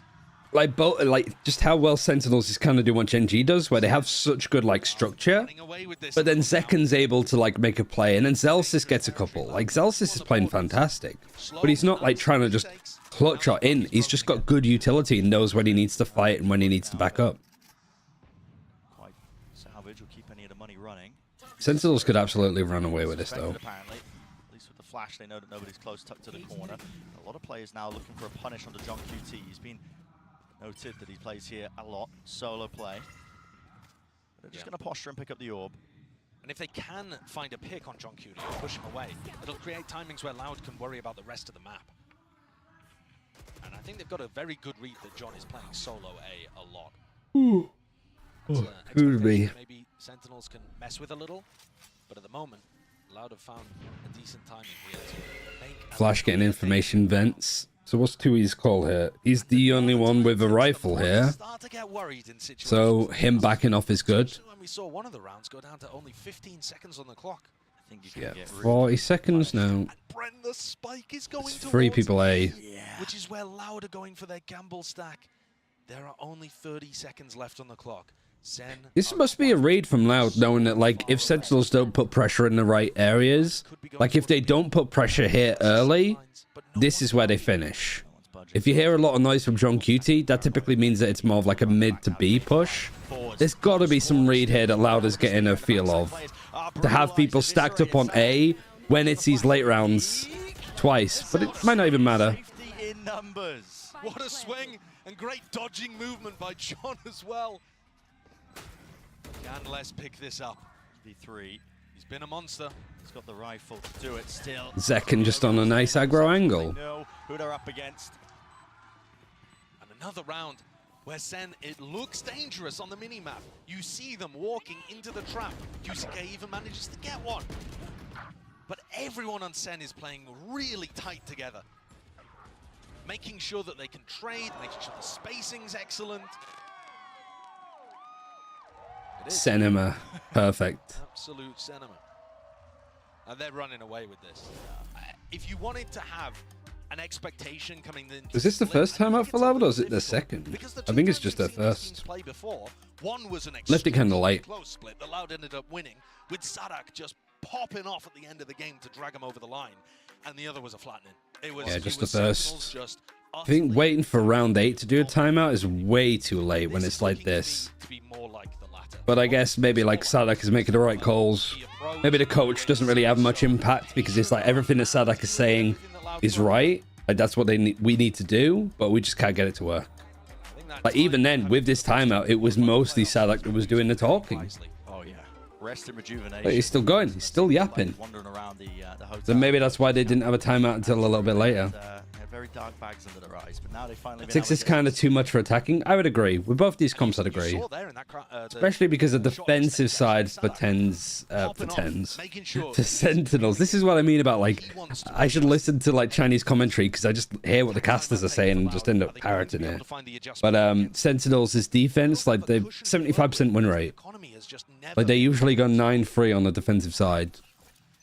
And they're already 6 up. Like, this is their weak side. This is Loud's strong side.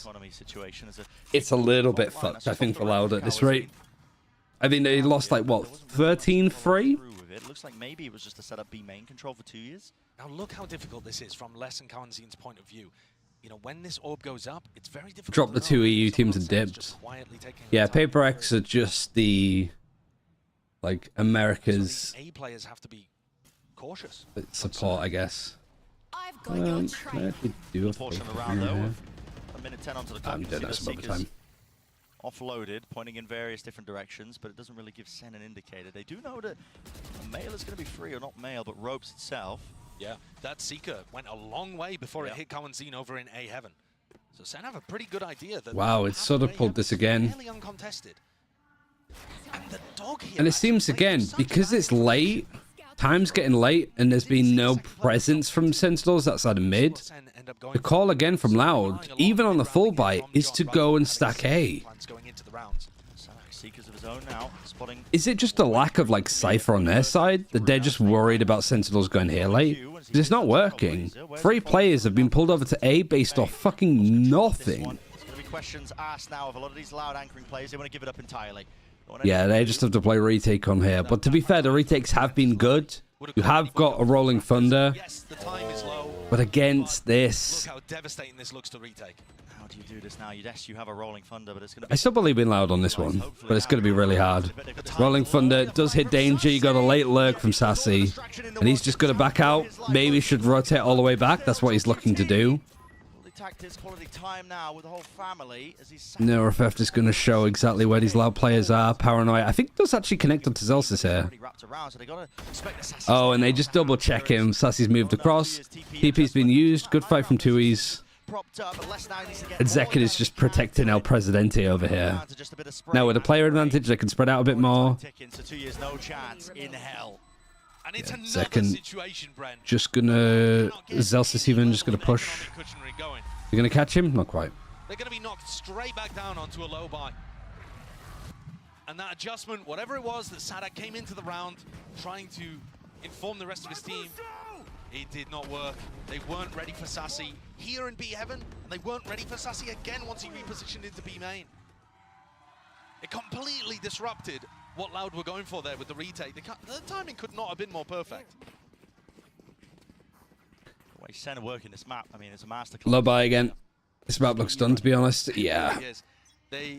Unless Loud have really worked on their attacking side. But playing against this defensively, when you've got Sassy who's making new Skywork as well as he is, it's going to be hard. Nice nade. Just goes right into this corner, stops these players from vent.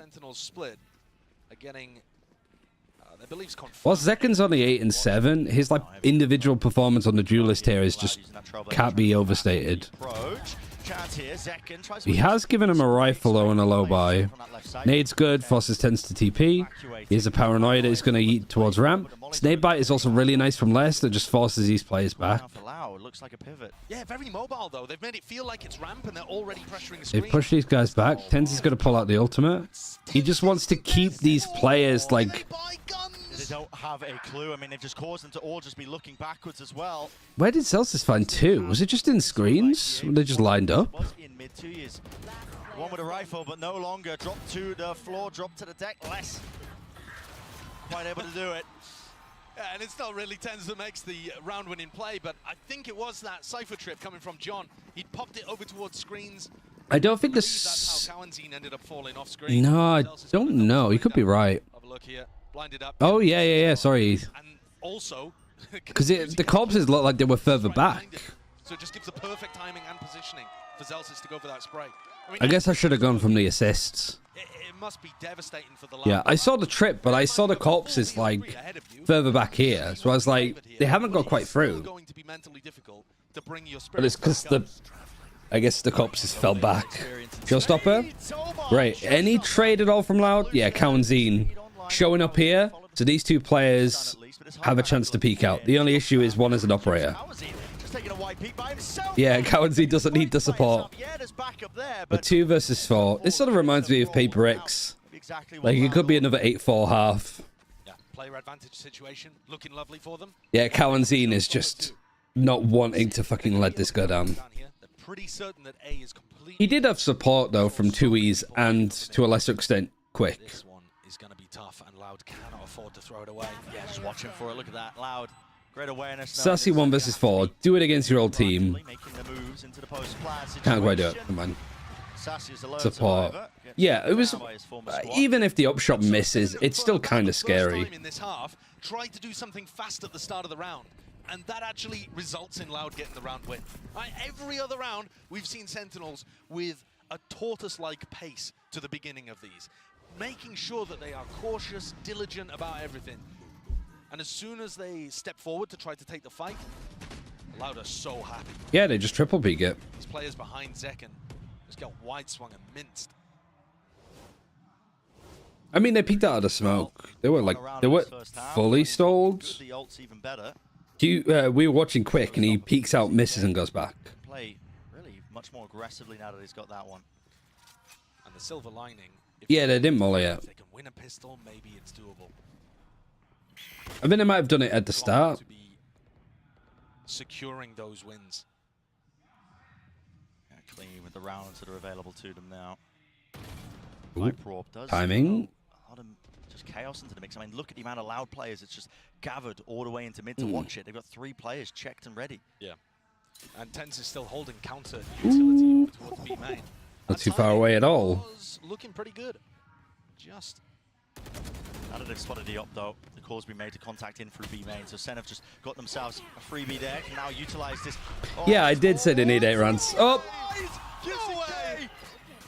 Now, no value to be found there. Out wide once more. Still QCK's on a swivel. Fucking, it's raining acid. Into the open.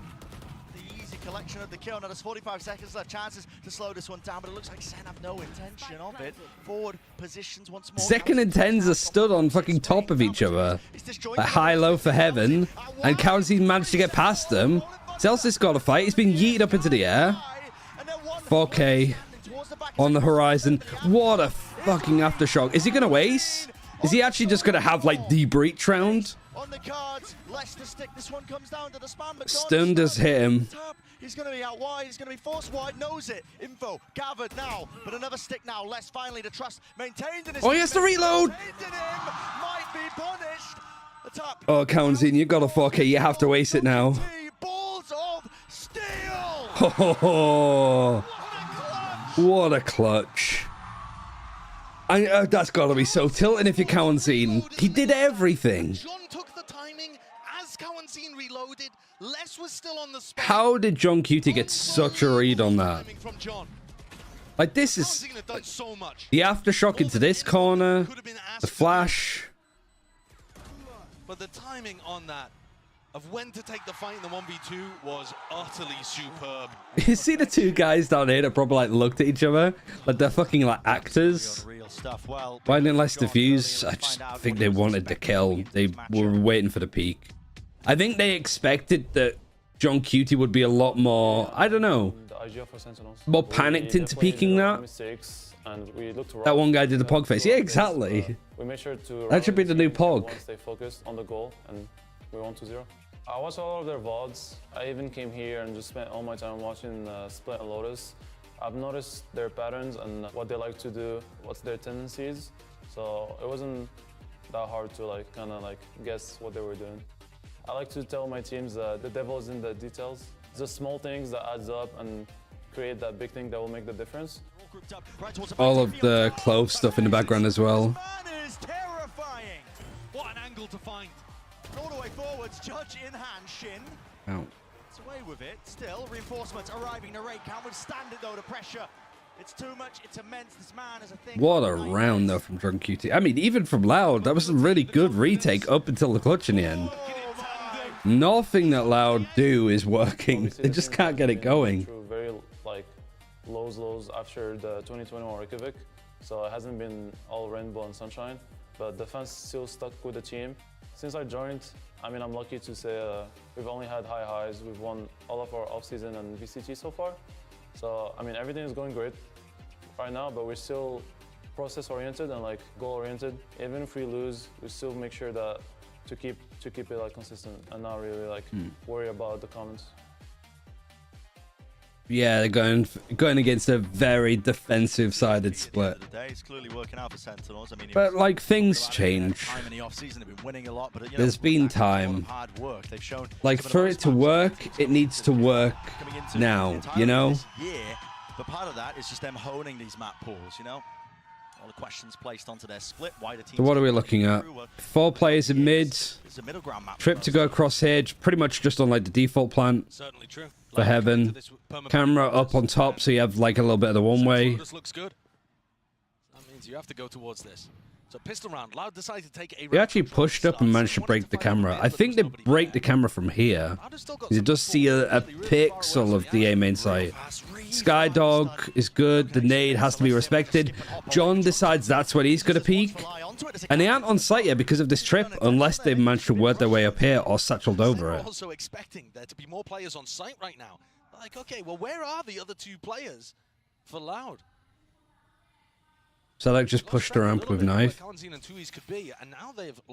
Yeah, I mean, I think that doing this as part of a pistol is a pretty common thing to do too.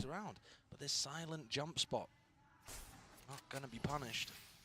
Comes down to a couple of obstacles, really. And look at the rest of Sen. Tripled up, re-clearing areas of the map, trying to regain some information. Not with Sky, no. Don't offer any 1v1s. Yeah, methodical.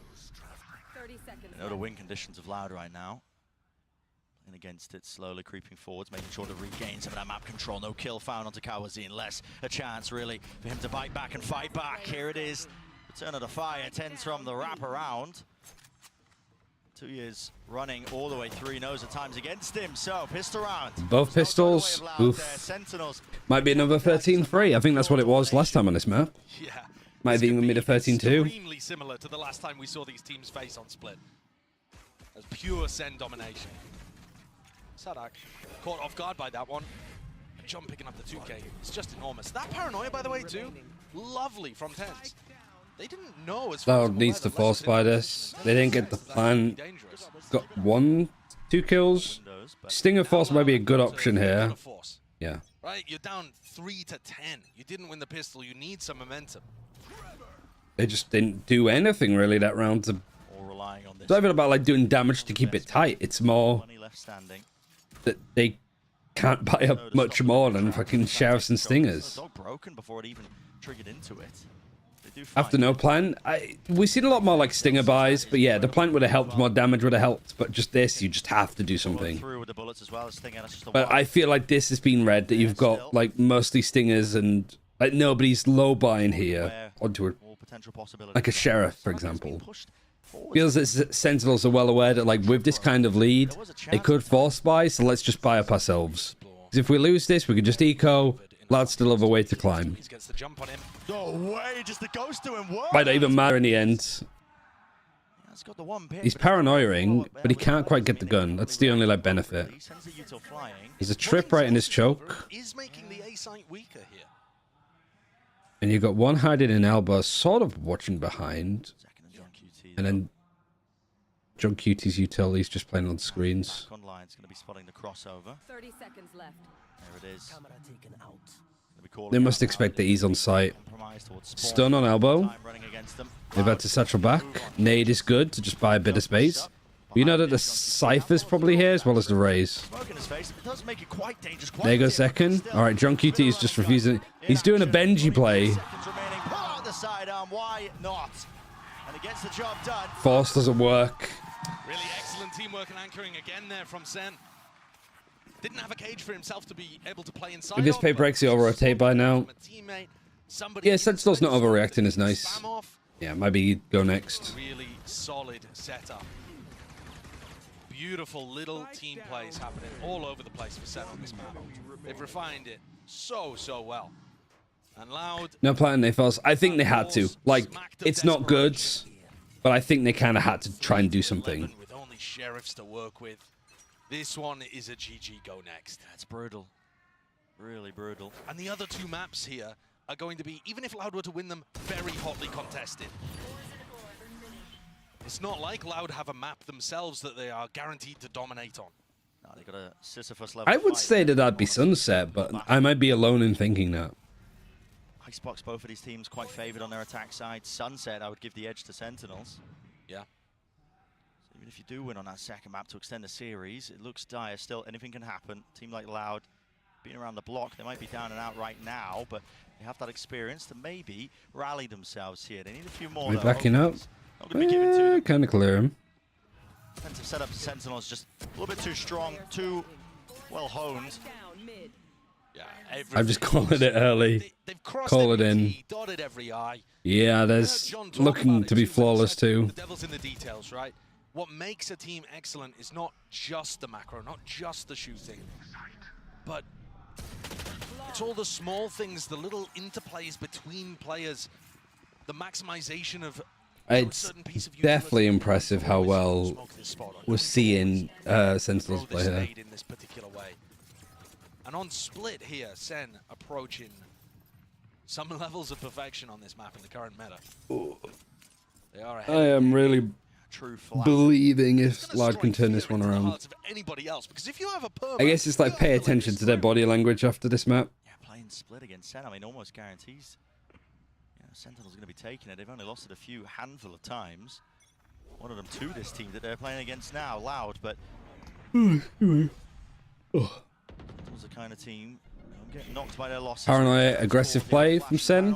Well, good one, yeah, from Kawazine. Sentinels might win Icebox if Loud are too boomed. I think there's a good chance, the more that I think about it. I think Spectres, the Bulldog. Really depends on how Sentinels are set up for this.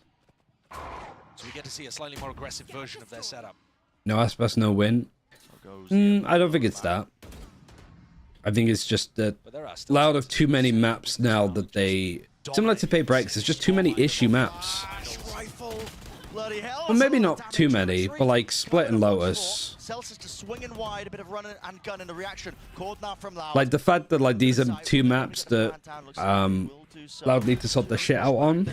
They're also two of Sentinels is best. This is just a hard veto for them to win. Waiting for the right timings. I mean, a smoke up.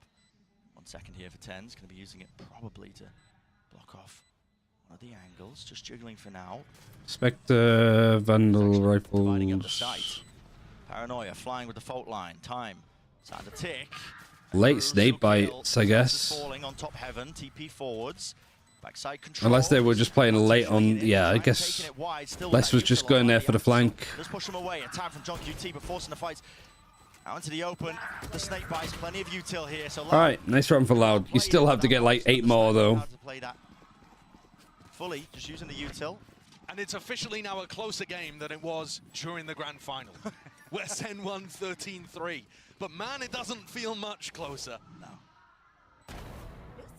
If Loud win Icebox, Loud Sunset is also good. Yeah, I think if it goes to Sunset, Loud win that. It's a bonus, you know, Sen didn't have as much util available to them, but still, you know, Loud. I think for Loud, this map is just a pick your poison. I don't think they expected to really be able to do that much. They kind of felt that they had to go here. So I'd here a Lotus and more of a chance on here, I'd assume, which just says a lot about how bad their Lotus is. Look at the timing there, just beautiful. So the Zekken has the confidence to go and push that as well on his own. Less dropped. I mean, this is your star player. This is a guy you're expecting to put up massive numbers who's going to offset that mechanical. They trip across here, like across these boxes, like that. The desk was talking about it. When he shut down here, and then a trip across this is nice. In their face, there's no protocols at all to really deal That's with one thing I do like about Sentinels is like Cypher Util. It is just very like, instead of having all of the Cypher utility on this part of the map, like you have a trip here and then a trip across here and a camera, like it's like full map control. And then last alive is Sadak. IGL runs into the double peak. All right. one of the most one-sided maps we've seen. Two of our top teams here in playoffs. Sentinels are I'm kind of glad that we didn't see EDG play up against Sen, because I don't think we'd ever realistically recover from that. That was just a dismantling of the opening map. I don't know whether Sentinels have, been talking to EDG and told them they'd get revenge, but they just stomped Loud in the same way that Loud stomped EDG. Absolutely impeccable work. We'll send it to a quick break on the other side of things. Plenty more action where that came from. What was the comp that Sentinels played last on Icebox? Guess we can close this now. Sentinels Icebox. Taking a picture of us? Oh, no problem. Thanks. Yes, problem. You need Verizon. Trade in that old thing and get a new iPhone 15 Pro with tons of storage. So What's 1311? So many selfies. A preposterous amount of panos! That means panoramic. And as many portraits of me as Why is this like weird? How about none? None feels right. Trade in any iPhone in any condition and get iPhone 15 Pro and iPad and Apple Watch SE all on us. Only on Verizon. Some of these ads, typical America's cringe. Sorry, I don't know where to put this fucking board. There we go, I'll just stick it there.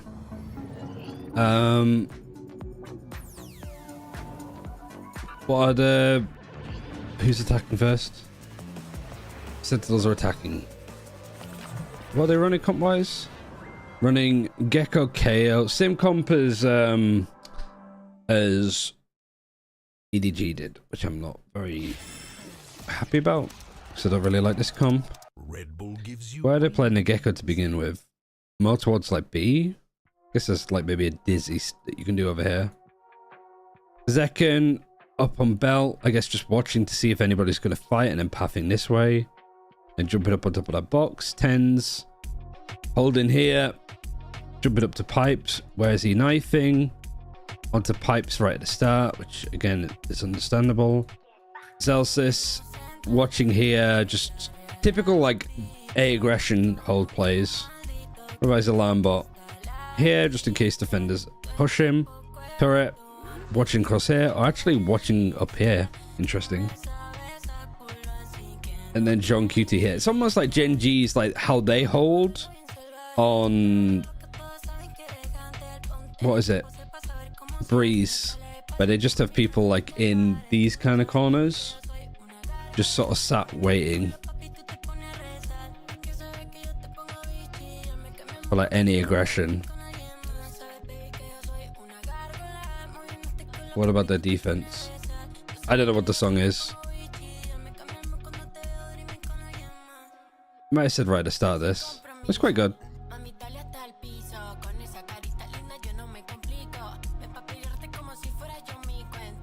John is on B.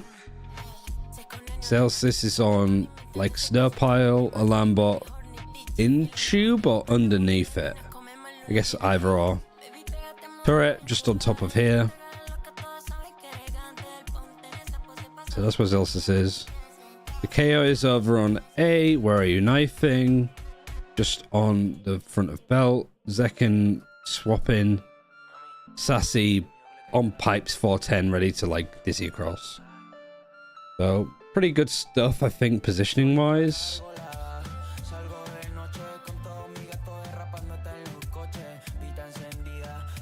Like pretty standard stuff, despite it being a pretty weird comp with a Gecko. Everything that they're doing like compositionally seems to make a lot of sense.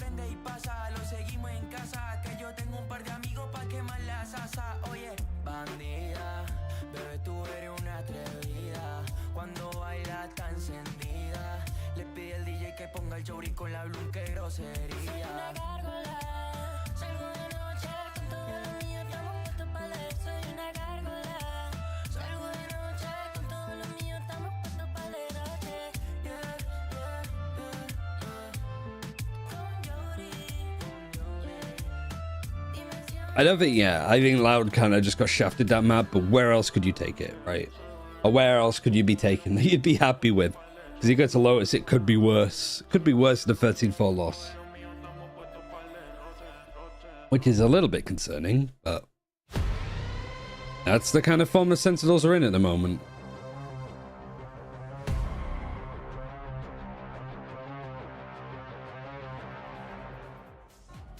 Hey guys, I'm standing right now with Kaplan of Sentinels. Now, of course, the team, I don't think I need saying, but the team is looking like the current favorite to win it all, and a big part of that is just how consistent the team has been. How have you ensured that, especially since you guys have been very vocal that it's such a hectic schedule, how have you been able to ensure that consistency in their performance? Yeah, it's always impossible to perfectly control how your off days go. You know, you can't prevent things like jet lag or a hectic schedule, but the one thing we can do is control how we sound once we get in the game. So as a team, we really emphasize the atmosphere. Is it too high? Is it too low? Recognizing it as a team without me needing to pause, and you know, the whole team having the skills to call it out and know what to do to shift into the right space, and the guys have done an incredible job with that.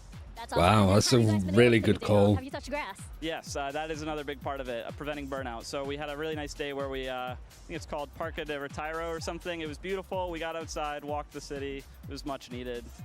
Glad to hear He sounds like a dad, though. That's the only issue. Let's see if they can carry it over to the second. Yeah, I'm gonna run out out. Oh, great choice of extracurricular activities there from Coach Kaplan. I'm your host, Yingsu, and I'm back here with Mimi. And High Park, they look so good. It's the park, man. I went to that park. It's lovely. They ride around on a little rowboat. There's peacocks. They in the had park. a boating day for sure. For sure. How could they not 13-4 last? How come we don't perform like this, Mike, after we go boating?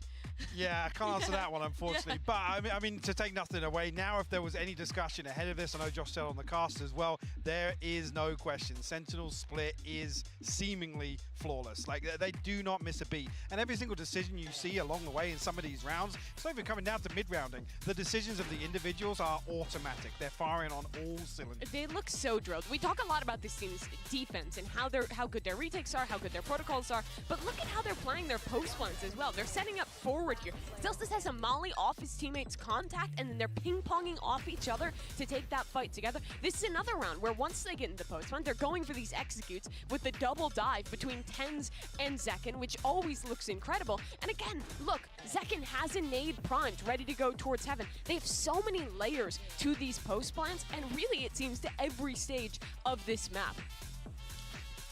So yeah, sorry, just caught my breath for a second there. I think as well, Loud, just an inability to really throw them off their game, right? There was no pressure towards the backline, the weaker extremities ahead of some of these executes coming in. Unfortunately, Loud just didn't really get a look in. And with the way Sen have been playing and how well drilled things are, if you let this Sentinels execute on you, you're losing time and time again. Yeah, and I want to shout out to the fragging IGL on the other side too for Sentinels. John QT, take a look at this. A HyperX reflex. I felt like every round when he was still alive, Mimi, something magical was going to happen. I mean, this was after Cow and Zine got a 4K, almost gets the ace in this round, and then John just plays the clutch to perfection. He's not always the flashiest player, but when you put him in a position he needs to step up, he seemingly always does, Mike. Yeah, he does. It looked absolutely ice cold afterwards as well. Giving him a wave to close out the half. It's heartbreaking to see Loud lose rounds like this, but like I said, with the individuals on Sentinels, not even Zekken and Tens, in scenarios like this, stepping up, this is the plan B. How scary is that for every other team? I mean, everything is just coming together beautifully for them, but the job is not done. The job is not done just yet. They are one map up, but let's throw it down and hear what Loud's coach STK had to say ahead of Icebox. Welcome back, Mika Fabs here, now with... I'm back. Welcome back, Mika Fabs. Oh dear. Now with STK of Loud. And I think that was a pre-recorded thing anyway. Map. What was the team struggling with the most, and how do you guys plan to remedy that going into Icebox? I think that we entered in the game with a game plan. This game plan didn't work. Unfortunately, they adapted their... People forgot John Cutie was a main duelist for his MENA team. So on Icebox, we have a Man knows how to take duels, that's for sure. We have more plays on this map. So I think that's about this, reset about the first map that anything went good and go for our full power right now.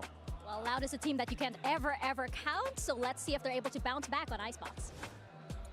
Exactly, Mika. Well put. But the thing is, Mimi, what are Loud's game plans for Icebox? What do they do? So they play this Harbor Viper comp that they've been playing for a while, but they execute on it really well. Last time they played, the thing that impressed me the most was their protocols in plant denial and retakes. They're very good at kind Just of looking about the same, seems it. their mollies to delay their opponent's plant, then going for these flood retakes that with the Harbor Viper are really effective. This is a map where I think you get to see the experience, the fundamentals of Loud on full display. They've played this comp for a while. They have a lot of variations of how they want to set up with it. Loud's starting on defense here. Is that a pro or a con? For the Brazilians. Comfort? I don't know. Call me a doubter, whatever. Okay. I think, obviously, this being the anomaly of the grand final. Icebox, really bad defense, but only played a little bit of it. Attack side was like fairly decent. Attack side for Loud, fairly decent. Pretty good, really good. Standout individual for Loud on Icebox, but. So for Loud, it sort of feels the same. I agree with what you said. This is still, I think, like for Loud's 4+ rounds on the first half. Gonna be good. They run a very different they're playing this KO Gecko, and I actually think that can play into this Harbor Viper quite well. You can be fighting through the walls, trying to think fighting through the smokes. What else would be important to highlight? I think like QCK's Jet. Well, this is the thing. Versus Second. Mike, Sentinels did come out on top. You think history is repeating itself? It was 13-11, wasn't it? So. Yeah, we were talking about this before. We were talking about, it's going to be a long, drawn-out affair. Why is that? I think with that start, it's just so hard. Loud ones, time and time again, we say they're never out of a series. They're never out of a map. I'm just not seeing it again today. It's another concerning look at. You know, okay, that should be okay. With the interview there, talking about the adaptations that Sen made, I don't feel like they made an awful lot. Loud had no approach to really disrupt Sentinel's gameplay that they've demonstrated time and time again on Split. Sentinels, they do look so good, but you guys at home voted and you think that this is going to go the distance, and I have faith in the MasterCard fan poll. But the question is, Bren and Saisho, do you guys have faith in Loud? I mean, I'm praying. I'm on my knees here praying. So I'm not going to lie. I want a close game. I want something that's not going to be so lopsided between these two teams. We can certainly hope so. You know, the last time these two teams tackled each other on Icebox, it was Loud who got the better of them. Both of these teams have very, very good fundamentally attack sides with their comps. They are very well drilled in that regard, but I want to see some fight back now from Loud. I actually think that Sen's composition is extraordinarily good against Louds too. It's just that Sen haven't worked on this map as much as some of the others in their pool. Ball to go across there. Use this time accurately. I think they actually do it the other way around as well, like this. They can come out with another incredible map win. Sassy goes down first, throwing a Dizzy in that corner. At the start of the round, you know, he's a really important piece of the puzzle. In terms 4 people have rotated over now to A. You just did this alarm bot and then the turret and kitchen. Watch across. This to be a re-hit. Turret's got some information mid. Until the alarm bot takes contact, and at that point, it's kind of Yeah, what kind of rotation is this going to be? Sadak fighting this alone? Just gambling the wrong way here. He is fighting this alone. Flash through, who's playing anti? Oh, he gets more than he bargained for, but he still gets both of them. Good position for Zekken to be in, though. Fantastic push-up. Just finds a little bit of a gap. Sadak is still here, but nobody else is with him. Rico and Dat doesn't get anything over on the site either. So all 3 of these defenders now clearing Snowman, just because that's where Zekken was. So Zekken pushing up all this way, getting a kill and coming back is crazy good positioning. Really nice. I know 10's getting the 3K is big, but like the work that Zekken did, the work that him getting up. To give Sadak 2 kills was about the only way that Sen could have messed up what was happening. Not that it's their fault. They didn't know where exactly he was positioned. But for Tens to recover that, he's forced to take that duel there as he crosses back. I mean, yeah, Kalen's just out peeking there is a bit wild. It's got to be frustrating though for Sadak, but I guess he made the call for... Give it to him, man. Oh like, my god. The call for the 3 players to push this to reclear where Zekken was. And Sadak was just left alone. His form has been spectacular. They were so scared of Zekken. The Tens was just out facing them. The actual shots that Tens has been hitting, the moments, the multi-kills from him have been unbelievable sometimes. As of right now, I have no qualms putting second as my top player for Madrid. Like, I still think that that's valid. That extra mental bandwidth being taxed. The rifling's just been superb. This also just peeking, waiting for a fight. The one goes down. Now look Gecko at this plants. high tide. It's not going to have an influence in this round, but I do like how Loud are using it. They throw it out from 2Es when he's playing over towards Snowman, and it's going to let them play between the Viper Wall and the high tide to break the wingman, to deny the plant, to fight more Yeah, aggressive. I mean, some of these harbor walls that have come out from Loud are being a bit problematic. There is no danger here. Senna have just taken a very clean B exec. Yeah. And to be honest with you, Tens, he should be trying to hunt. Yeah, You see him swap the weapon. Yeah. Offloading it in exchange there. Does want to go hunting. Oh, not quite. Unlucky. Top of the bridge, brings him Yeah, he's down. one orb away from having his null command, so he's going to go... If he gets a kill and then dies, Ult at the start of the round, things would get quite difficult for Loud.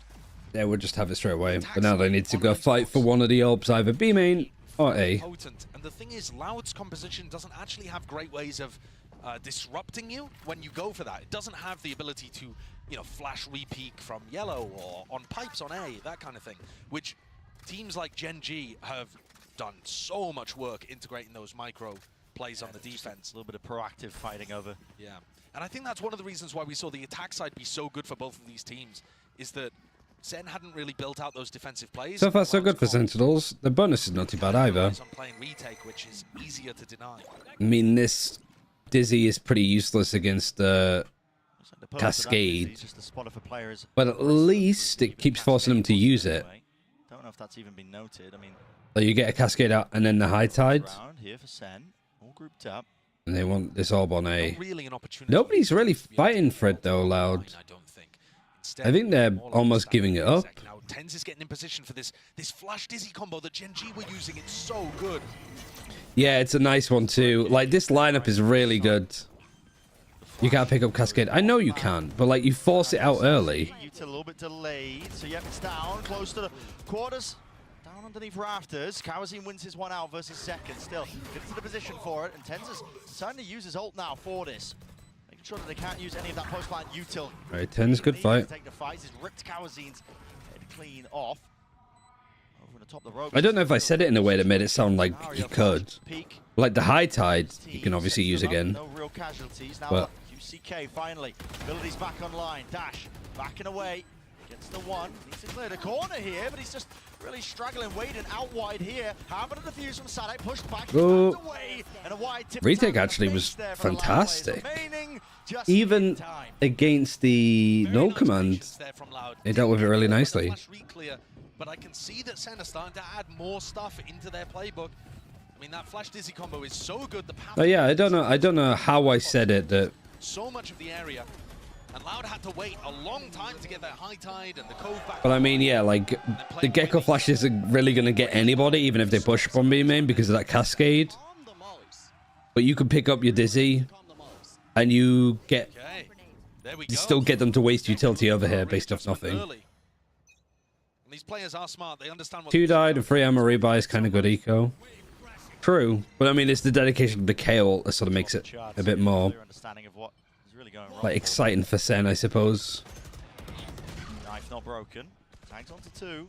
Yeah, that's going to create a serious threat, though. See how 2Es is using his high tide to make it difficult. This is an interesting fight, though. Unless it's pushing up on the other. Alarm bot, turret mid. Is this Elsis? Yeah, that's just playing and chilling. Waiting for the high tide to now fade. So you're going to be using again. Flash, yellow, dash, snake bite on here. Really nice utility to clear this for Sentinels. But I don't know. You can't really go for this plant with a Gecko. What's going to be the call? Maybe Just because it's so out in the open and there's 2 people here. I mean, they either needed to hit. But like, Celsius is going slowly. These are the only moments I think where Sentinels look a little bit more scared and it could be more problematic. Like, it's leaving it so late. I think that a lot of these players have left the And this is still like a really good, like, disruptive way. I think this is, yeah. They have just a molly on the choke. They have a molly on top of the default box. An alarm bot for elbow. And then a turret watching mid. You could also have this turret, which Sadek likes to use. A blind shot off, but it actually didn't trigger onto Les. Nano swarm. That's so much damage. My God, Yeah. Ten's lucky to be alive, facing Top rafters, Sadak taken out cleanly. Now Ten's going to be playing a 4 position here because he is so low. Just had him behind the box. And Sassy with that ult plant. Is he going to listen for some steps? The Thrash online. Ah, the recon is nice. Really waiting available, but still. But yeah, they have the Thrash for the first plant. Would it go elbow? Didn't hit anybody. Not quite online here. I would have sent that just the plant a little bit later on. Because you don't really have any intention of following up on this. Better post plant here from Sen. Unless just has to get out. Celsius isn't going to let him. He's hungry for this kill. He's hungry for it. Building up towards Less surviving is so important. the better player on the day. He's even going to try and go for a few more fights. He was the player pushed the furthest forward on A, last to fall. Everybody crumbling around him. I just want to go back a little bit to their communication from the previous round. Sen were coming, or Zekken specifically was saying, calm the mollies. And the reason John, actually, yeah, I didn't realize that he did so much. Nice 3K. Players need to be able to hide. Yeah, ults for Sentinels on... I remember on Lotus against KC were really good. Split that we just saw was really good. Like, they had the Viper's Pit for the bonus. Like, they're very good at just playing towards, like, what's going for them. Like, here, they're on a, like, anti-eco. They should know it. So farming up John Cutie's ultimate. Or Zelsis's. 1 under 2. It's a good shout. That's why I guess, like, fighting for B is quite good here. Not gonna fight for this orb. Because they could reset, go back and get the orb A, but it seems like, okay, we're in an anti-eco, we've lost 1 player, let's like play this a lot safer than we might usually do. And you can see Loud here, just trying to figure out, is it correct? This is the kind of bit of play that EDG have been missing. Because EDG in a 4 versus 5 against an eco would just full panic execute. On this site. Might be some serious danger here. I mean, 2 years just holding onto the high tide's wall. Or even not, yeah, well, the Gecko's gone down, so they are going to at least get the plant down for the Viper. So it should mean that they have Viper's Pit for the next full buy. He's got past the alarm bot. I think it's been heard. Might not. They are distracted now. The pressure really being applied is less here, and QC. Oh, they didn't expect it at all. John QT. But they like, y'all hear something? Versus 3 now. Diffuse online for 2 years. Not going to be pushed away from this one. There's no. Well, he's got his ult for the next round, so there should be a full buy there. So a thrifty round for Loud. That's what you want to see. Yeah, that is just in time.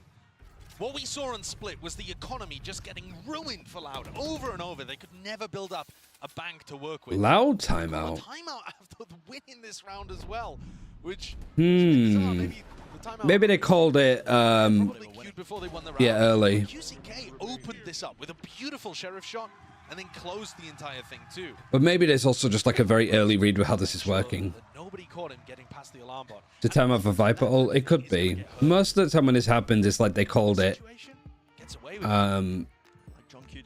early. And it was too late for the last round, and then they've used it for this and one. Also QCK being able to give them the confidence to stay on B by taking that mid-round timing and taking the risk to re-explore through mid. And it is a risk, you know, he's only got a...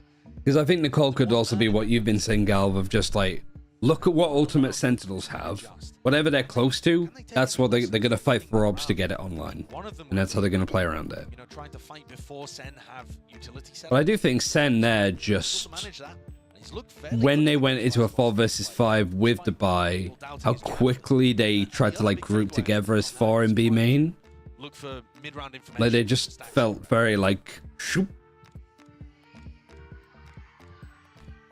It's like a tortoise going into its shell kind of thing.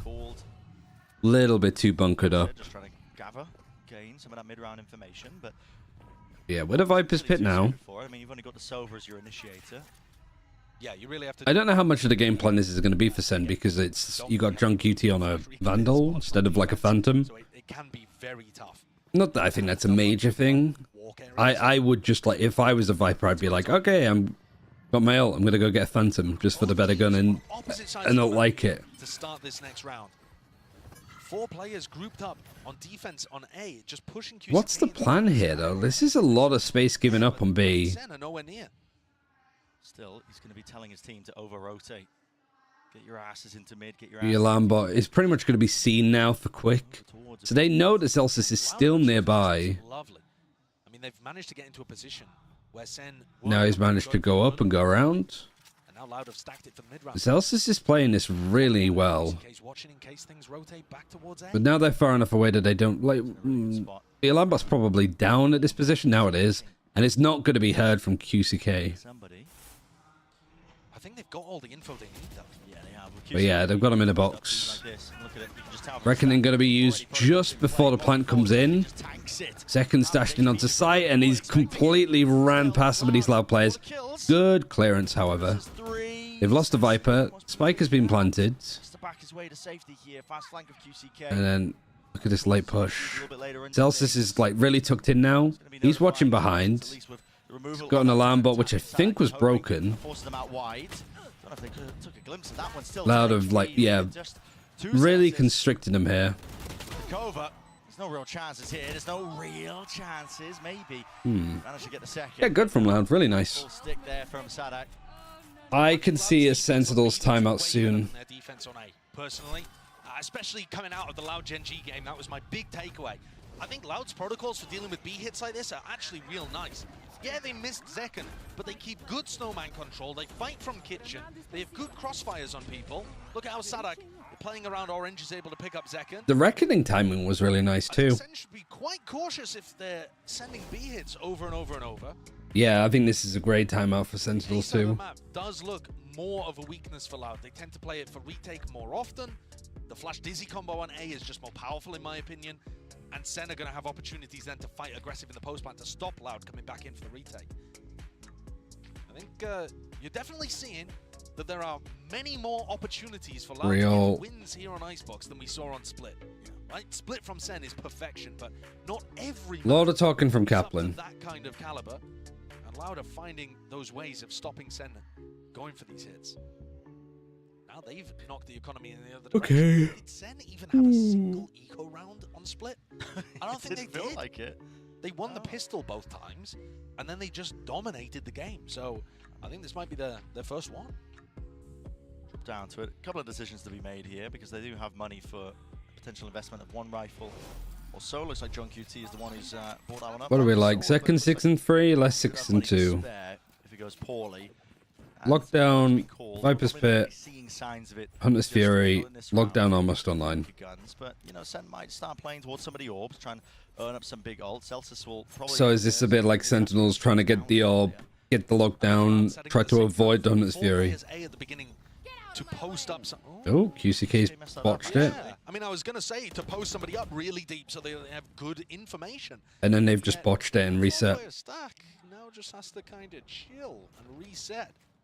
But Sen are not going for anything too aggressive at the beginning of the round. They're worried. Weird mistake to make, but, you know, it happens. Many players ready to fight B. Even though we can see it was only 2Es at home. I got 2Es moving over to B to play alone. Doesn't have the high tide, so really, can you stop this?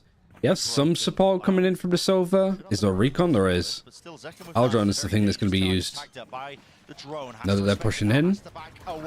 Tense has managed to find a nice little gap. Not quite. Kanzine just peeks him as the flash goes down. I mean, I don't like this pit. They got half. Lockdown being used. Loud is just wasting nothing here. I'm not surprised, really.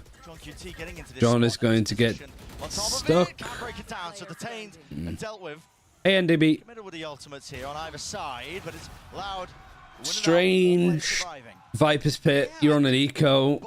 You didn't have advantage. You were kind of stuck. Been saved for another round, but I don't mind the lockdown being used for Loud. So close to the I think Loud using a lockdown against the Viper's Pit, just even if it's full by eco no matter what, I think that's worthwhile. But the Viper's Pit definitely felt like it was a bit wasted. Make sure that they get the streak online. And now you've got your own lockdown on the full buy, but there's a Hunter's Fury and a Viper's Pit on defense. So they're going to Viper's Pit on here. KO Knife is going to suppress them, so that's going to stall it. And with the Viper, yeah, they have to back out. Presence being shown by Sen, Sassy. Rash movement. Is it just going to be this pathing?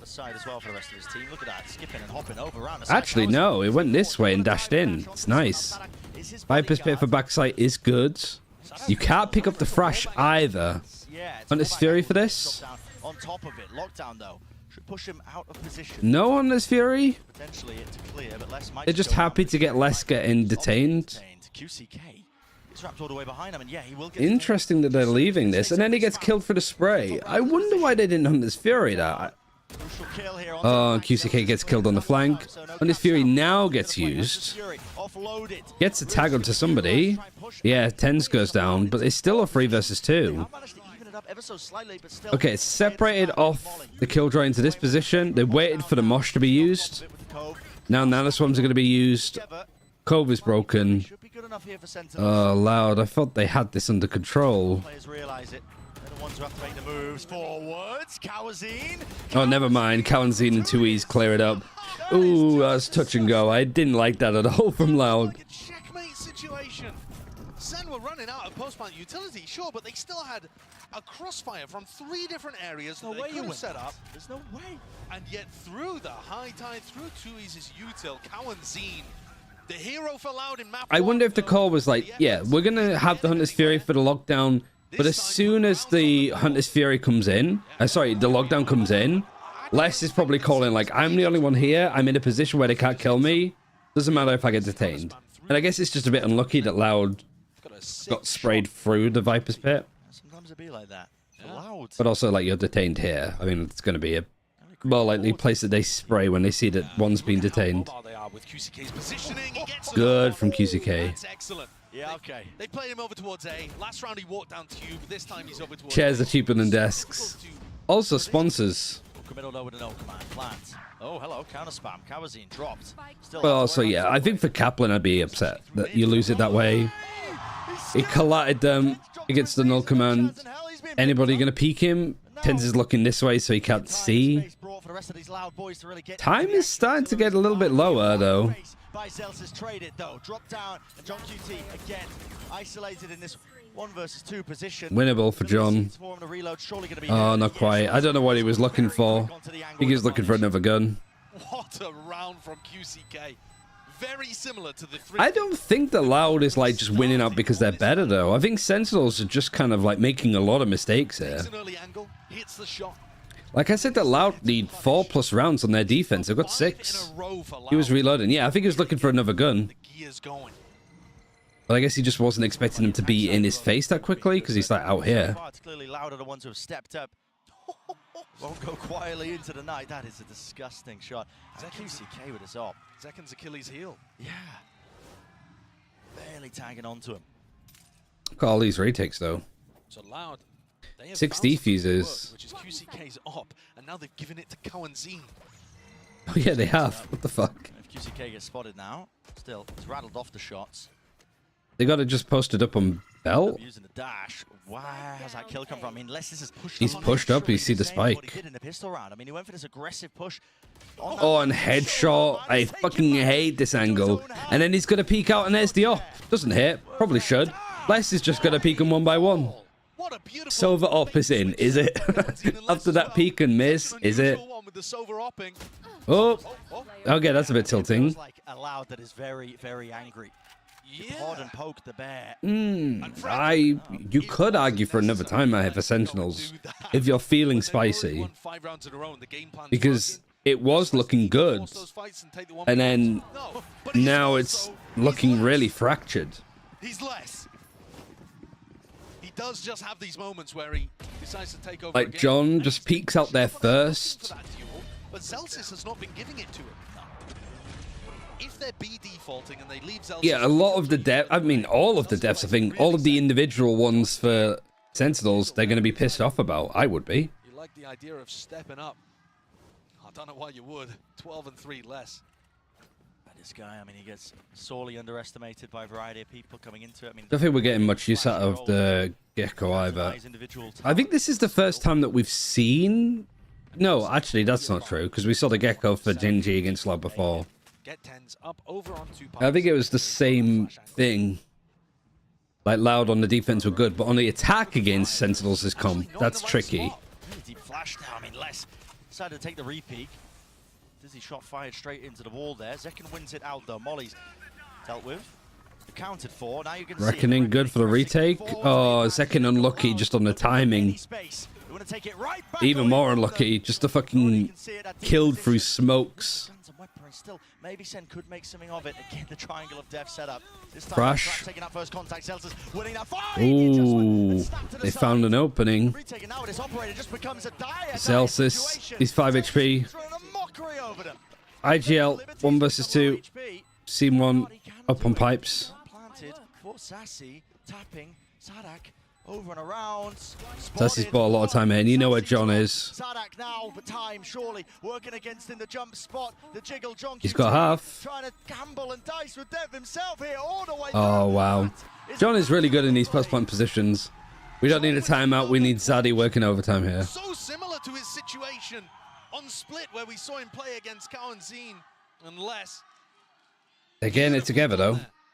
But I do think overall Sen are giving Loud way too much space in these post plans. If Zalsis hadn't been able to get those 2 kills and open things up, I think Sen might have been in trouble again. Most teams when they play against the Harbor Viper, That'd be me. Just taking notes in a little book. Situations to stop them before they get into retake spots. Sen are backing off and trying to play post. I think that the Gecko on this map has a lot of promise. What was that flash? That flash just bounced back. Top of the rafters. QCK's obviously on the other side of the map, just trying to lock down. Was he trying to throw it for this gap and it just missed? Everything. Lockdown, no Hunter's Fury. With this composition, you have no way of dealing with the lockdown. You don't have molly lineups. Get off. They go back in. Do you have anything to go back in? Round 12. Anything you have, you use. To the back now. This time Sen fighting tooth and nail, but you're up against Cowards in John QT. Where's he pulled down? Whose lineup is that? I can't remember. Oh my god, John. The pit has been earned. 88 health to his name. He just needs to survive. The spray down. Oh, and he just gets them as they're peeking in. With him toppling Ace. on the cars, the crowd wants it. The people are chanting. QCK spotted at one. They're leaving it. Team give him anything, not quite still. QCK is like, I'm not giving him the fucking Ace. I'll go die to Celsius instead. That's a salvage situation when his half was looking so damn poor. And round 11, I think it might be a Boostio lineup. Who salvage it is John. What a beautiful spray transfer there. And then getting the 3rd on the rope too. All coming up. Like, you do it from Bell. Sent up to 4. Well, he's done it to get him to 5.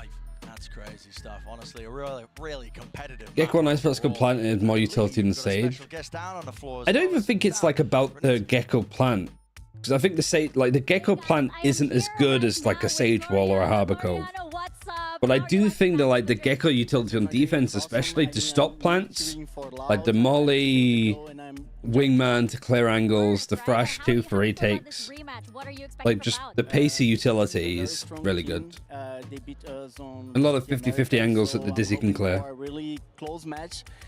We weren't able to show our game on the first map, but we are trying our best on the second one. Of course, excited for that comeback. Now, what's this I hear that you bought every single VCT bundle? Is that correct? Yes, that's true.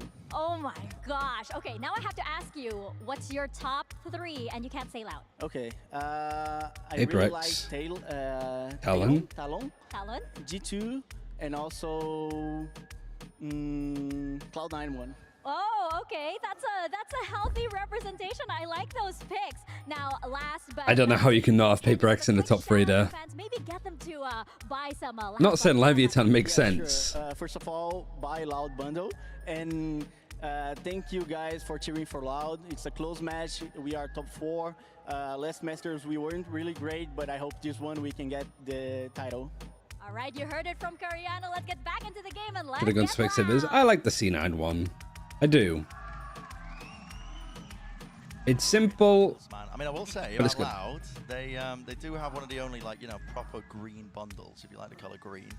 That's true. So they got that going for them. Yeah, if you're a fan of green, any eco-friendly people out there?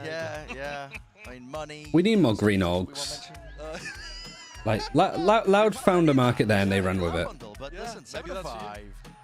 Important pistol round coming up. Yeah, a very honestly a huge one. And Sen have won every pistol so far in this series. So if they're able to get another one, I keep yawning now. Ever since I had my cup of tea, it's just made me more tired. to work with the entire time. Les, he's picked up a Sheriff. Loud are one of the teams that buy Sheriffs the most in these pistol situations. All right, defense should be good. There's 2 players. I think Loud's attack is very strong. I think that the pistol feels like everything. Dicing with Def, but with that jiggle. Like it's still close, but I think Loud, if they can get the attack pistol, make a good bonus, you know, Plant get a couple of kills, they might be able to like snowball this a bit more. That was fake pressure, a good gamble to take, and they've got a little bait and switch set up here. Kind of blocked by the wall though. Yeah, I mean, there's not going to be any swings coming out for here. Sassy needs to get one. Sassy just in a no man's land. And then second, because he presses the dash, he wants to push up a bit more, but he's been given nothing. Sadak's made a lot of noise, pushed up. This is a good like attack and default. Even as a turret to play off. It's just whether they clear second or not. Now Celsius has come in to support. Not quite. Any more damage? Any more kills? Not quite. But Celsius not in a position to help. He's just going to sit back. He can't panic out now. Flash ready to go. Oh, yeah. Oh, the flash is great from Tens. And the peek afterwards. Oh, Loud. Les has found a really good spot.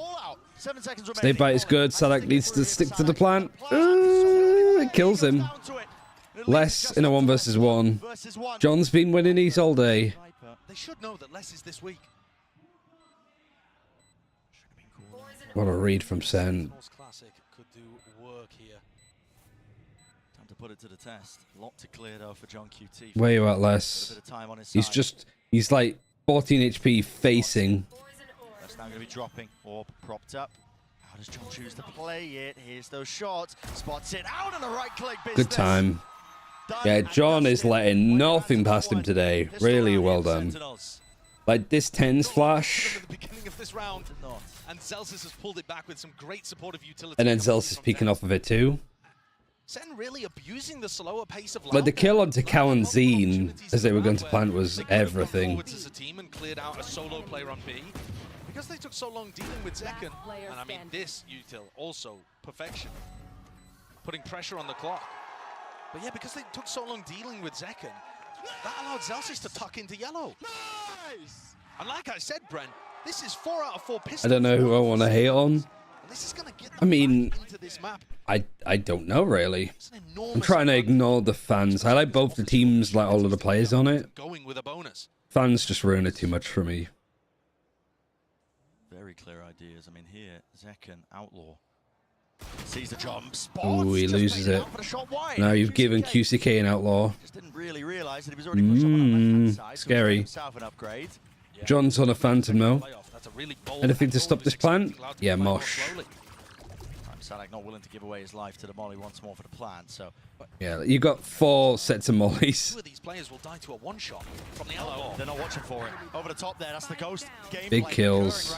Ten's just having to peek out wide. Is there anybody else on site? No, but the spike hasn't been planted from Loud. Have you got any gun upgrades? Not yet. The fact that this is being held, like none of the guns could get picked up. He said a single shot will do. You've essentially handed over the operator to QC. The Viper wall about to go up. KO knife brings it back down. 2Es has a wall at least. Oh, he gets 2Es. They planted, faked it, and then went back sight. There's no way that you can get across to A. Like, this is watched. Oh, he's looked away. The wall, all about the timing. No way. As Lesser finds it. And the gamble. I mean, I feel like John was baited by the fucking audience there. But it's not going to be planted out wide. Less. Does he even... He knows where one is and knows that there's one backside. All right, Tens. How are you in the clutch? Less again. Good advantage massively in favor. The wall's going to go down again. He reads this so well. Like, just that he's going to be in this position. That is a crucial one for Tens to win. What a play. I mean, both Les and Tens getting value out of the play that they went for. Still a good eco. Still a good eco though, I feel Loud. You plant and you bring it to a 1 versus 1. This can't be... Is this just going to be a full eco for Sentinels here? They're going to like just full force. You got bonus this. Could not have gone better, the timing in that round for Tens. Crazy round. And despite Sen winning, that follow-up round, it was really expensive. Yes, they carried a 1 rifle through, but they're opting to just take a full eco. Yeah.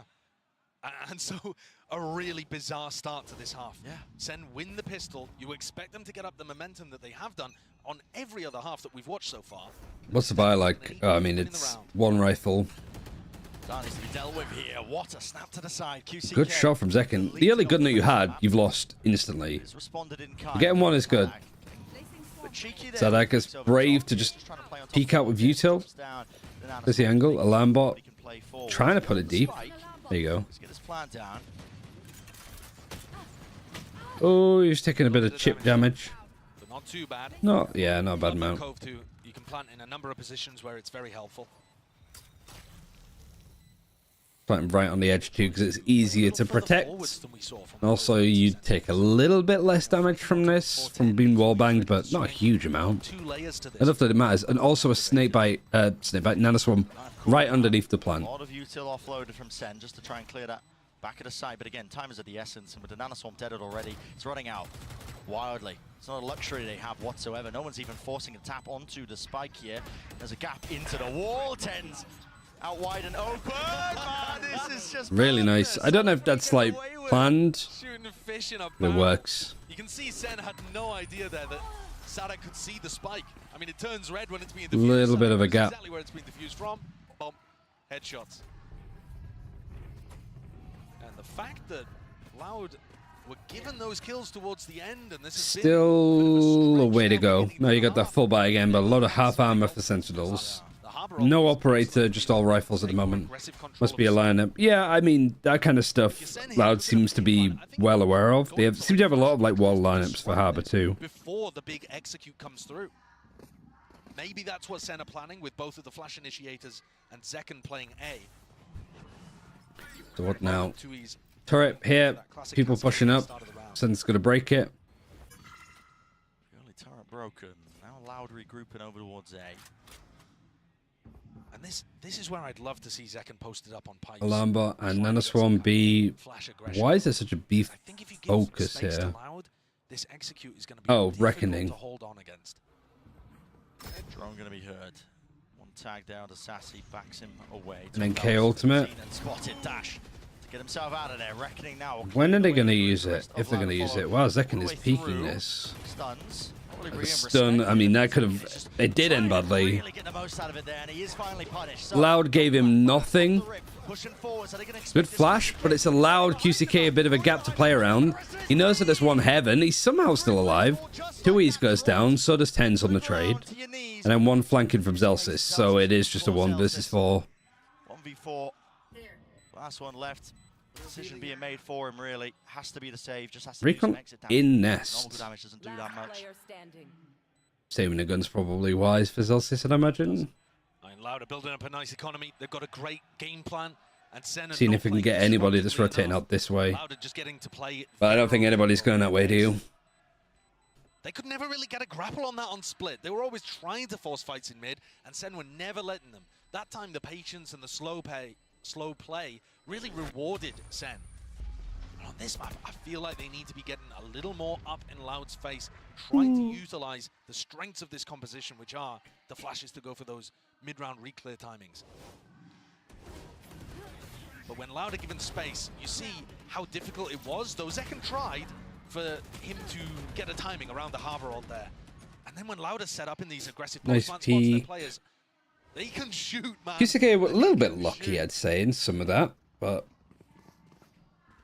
he's actually winning out on the duels against Zekken now too. So the jet is working. The buy in this round, very similar to round 15. You know, everyone on pistols apart from one player with a rifle. So with the money chunk down, in theory, you're expecting Loud again to just keep stringing these rounds together. The danger starts building. Hello. Through the wall just in case, but Dash to respect it.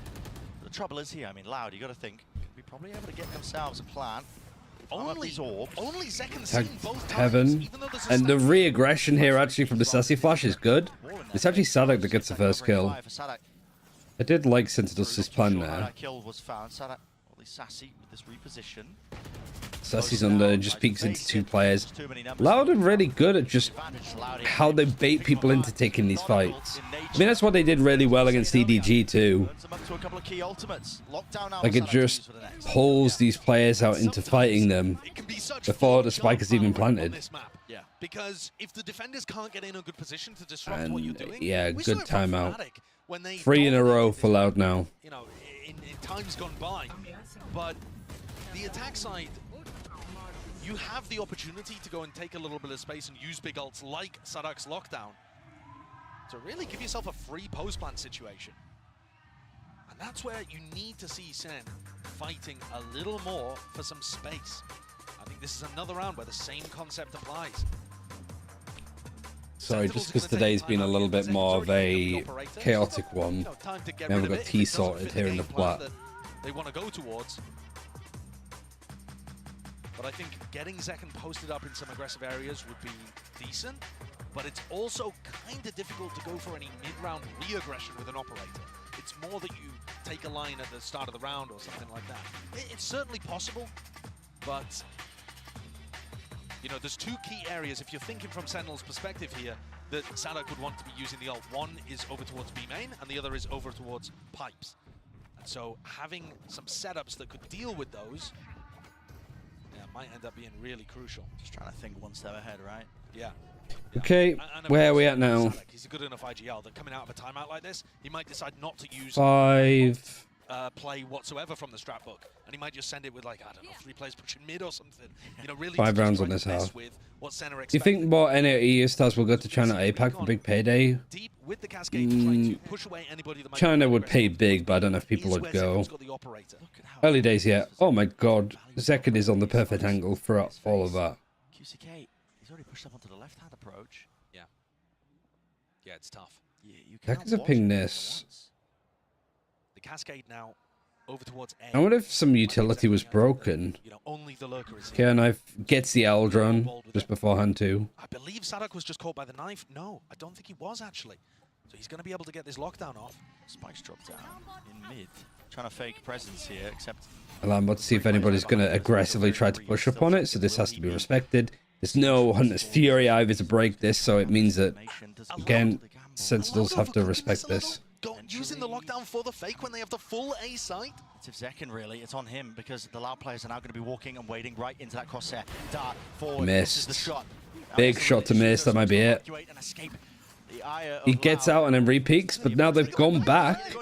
And then Zelsis is pushed up, so he's going to hear all of these steps.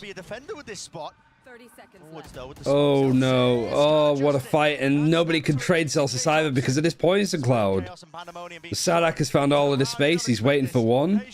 Crash is going to be used. Oh, and he gets onto the Gecko too. QCK's even there to add more to it. What a masterclass, what a mind game. I thought it was, yeah, like Sideshow was saying, a bit overcooked. I thought the Loud overdid it here. Yeah, not unless Zekken's able to get But Zekken missing that shot, man. Like, missing the fight here. Very difficult from Sentinel's perspective. If he gets that kill, I think it's a whole different round. So, I certainly don't think the round was game planned like that, right? It looked like it was intended to be an A fake that you end up hitting B. But the audible call, does Sadak just realized that he had all the space in the world. And Sentinels now need to save, so it's 11 for Loud. Yeah, I mean, he just wandered in. Top left rafters. He wandered in, takes the rope, jumps onto rafters. Yeah. He's got a great spot. But also, Sen unaware that a lurker could have taken that positioning, right? Tens walks through, Sassy's using Thrash. They don't think about, are they ending A here because there's a lurker giving them that info? Just let them try to catch me. And Loud, they are pulling away. Right. Better here on Icebox. Which is really good to see because Split was unbelievably one-sided. But of course, Oops. That's so weird when it's slowed down that much. Worst map that Sen have in their pool. Yeah, there aren't many of them, do they? No. Through the cracks here. I feel like my brain's running on fumes right now. For them to still be keeping it somewhat competitive, Need to get myself some water. Not bad. It's not bad at all. For Loud. All 5 of Loud pushing here. Still the operator for Zekken. They're trying to get an orb. Yeah, less. He's one away from his Viper's Pit. Nothing to stop this. You have your own Viper's Pit. And I guess they're like feeling if there's enough pressure, if there's enough force this way, that the Viper's Pit. They try to aggress, and again, like, this is something the Sentinels have tried to do a couple of times, mostly towards A. But Loud have been reading it so well that they don't really get caught by it too much. Like, Loud playing against this Gecko Dizzy is getting so much value. All of this presence over towards B, and Even if there's anybody close, there's still this Viper's Pit, but how are you going to use it? You're just constantly pushed up, and yeah, like Josh said, this Zekken holding A alone with an op. Oh, there's the re-aggression, but the trade was good. Tens is still alive. Shock Dart, is it enough to do damage to get a kill? Not quite. Tens still having one flash. Gonna try and re-peek again. The aggression from Sentinels is nice. And Quarantine's absolutely fucking fluffed it. Reckoning's got to be used to buy some space. They're even going to break the wingman. Figure that they have a bit more time, and Zekken was about to stop it. He might be able to, yeah. Like a weird round with how they were playing that. Who was it that pushed here to try to break the wingman? They were so scared of the wingman stunning them. But yeah, good bounce back. As he hears the drone coming through, which allows him to have denial of the plant pressure at the same time as flashing through the wall, which is sick. Those kind of timings, beautiful. It's also Rough from Quarantine. Sadak. So much utility pressure in that round. A lot better. I mean, that was the PogChamp guy on the right. It stumped Loud. Yeah. Sentinel's not wanting to go down. Recon a little bit deeper, gets broken. Zekken wanted to just get a little bit more out of this op. He's not been dying with it, but he's not been getting kills either. It's just not really been a value. Frey suppressed. I don't know if they got the recon Aldrin. I think they did. Did they expect him to be on belt? Oh, he's whiffed. Zekken gets one, and he's still alive. He's sticking. He still has his dash. He didn't even activate it. Sadak's pushed up, got more, got Celsius. The aggressive alarm bot is interesting. Has to respect this because of the mosh. He's baited it out. He's planting, faking, and he's going back. Because he is expecting a read in this aggression that keeps coming out of Sentinels. Oh.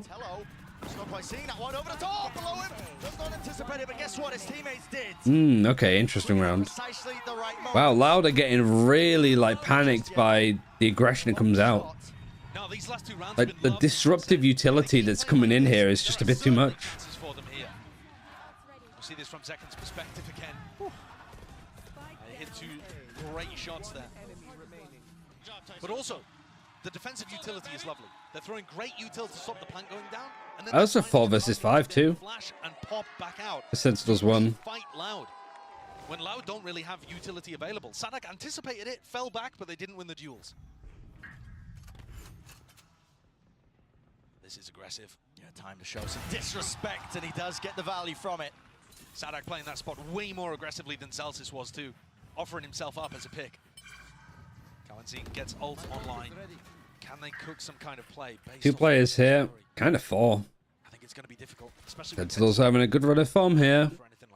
Any ultimates to work with? You already lost Sadak. Sorry, I didn't even notice. Was that just from this? Right, Zekken is getting that up to sing. 16 and 14. There's 4 kills in the last 2 rounds. He saw him, yeah. You've seen it. He is exposed, though. You are right. Many chances for him to be. It's whether a player peeks him here at the same time or peeks him from under. Yeah, they just recon it. Oh, he saw them going over the zip line, but can't quite get there. Zelsis, however, gets the 1 player in elbow. Operator short. QCK is not afraid to keep peeking this and pushing this. He takes that space, smokes it to try to not get caught by a player pushing through here. This is kind of what you want to be seeing more out of him, though. There's the Karen ult, the one here that you look over in this spot and it's just so big. Molly is good. Kind of separates the Viper away from everybody else. QCK is still alive, only just for a short second though. Oh, he managed to jump out of the way from the players pushing him. Was it the wingman that just survived it all? Because the UI went off. I thought he managed to get off. And they just assumed that it did. They didn't deal with wingman the entire time. When you're dealing with a player, I mean, everybody got baited by the UI. Because the UI had it that it was disarming. He doesn't care about it. Yeah, he is. Look at him. He is no man. He does not care. Bro. Sliggy losing his mind. Oh my goodness. I mean, I'm more upset because I didn't realize it was still diffusing. Calm and collected though. We're straight back into things here, but wrestling off the rounds now, really making it. Are they on E-cut? They're still managing to have buys. Sorry, looking at the wrong team. Still the same point.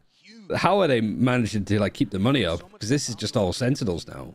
Behind the plant and then getting off a good retake there. Perhaps with a little bit of luck involved too, but they got. Is it going to be another like 13-11 scoreline? Zeken's been spotted.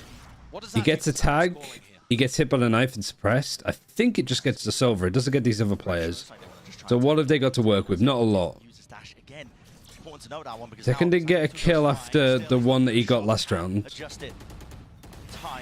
Yeah, I just can't. I get it.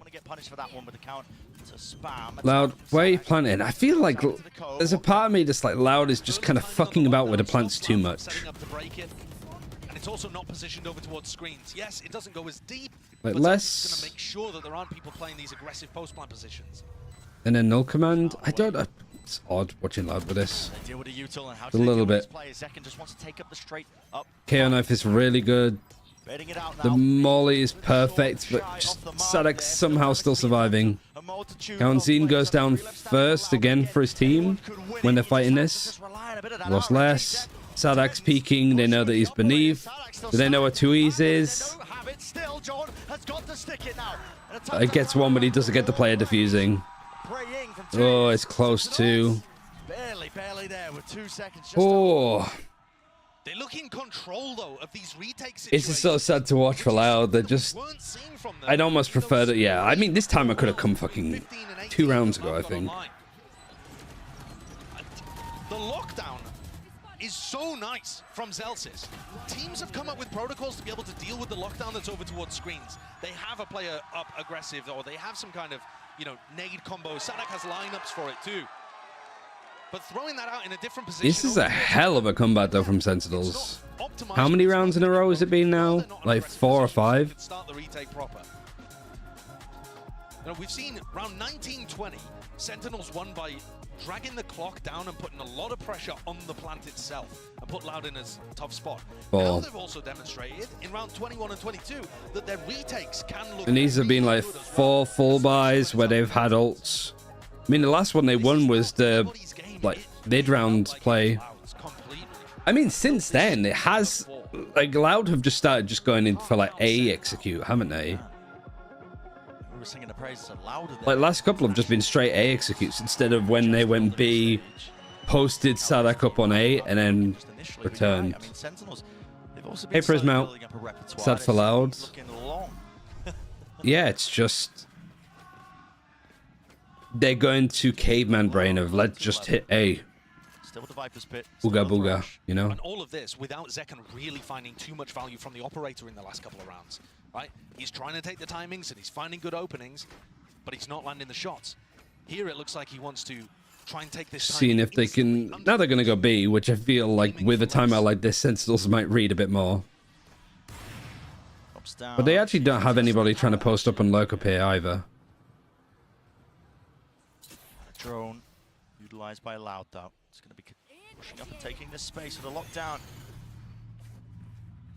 Feels like a B hit. Should be a B hit. Second. Where are you going? Where are you going? With 4 seconds left, is this being held for? Yes. He hasn't got a dash either. He's fucked. He's so fucked. A little bit much. And they're just going back.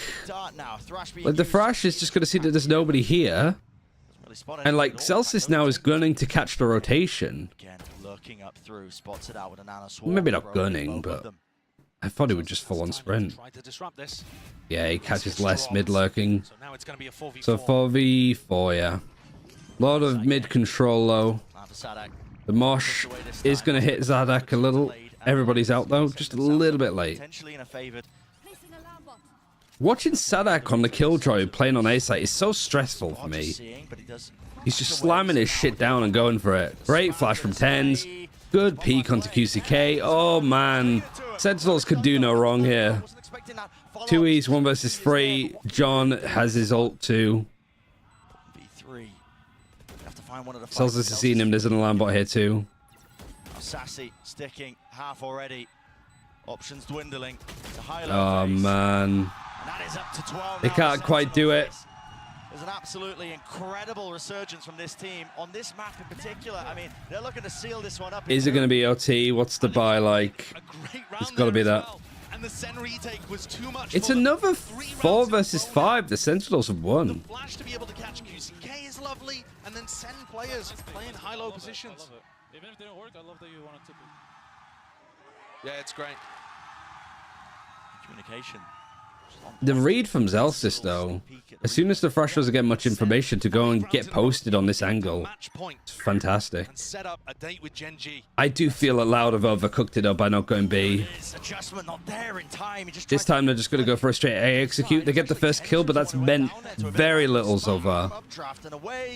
Second survives, though. They still have the up. They still have Viper's Fit from John, but I don't know where you'd use it in these instances.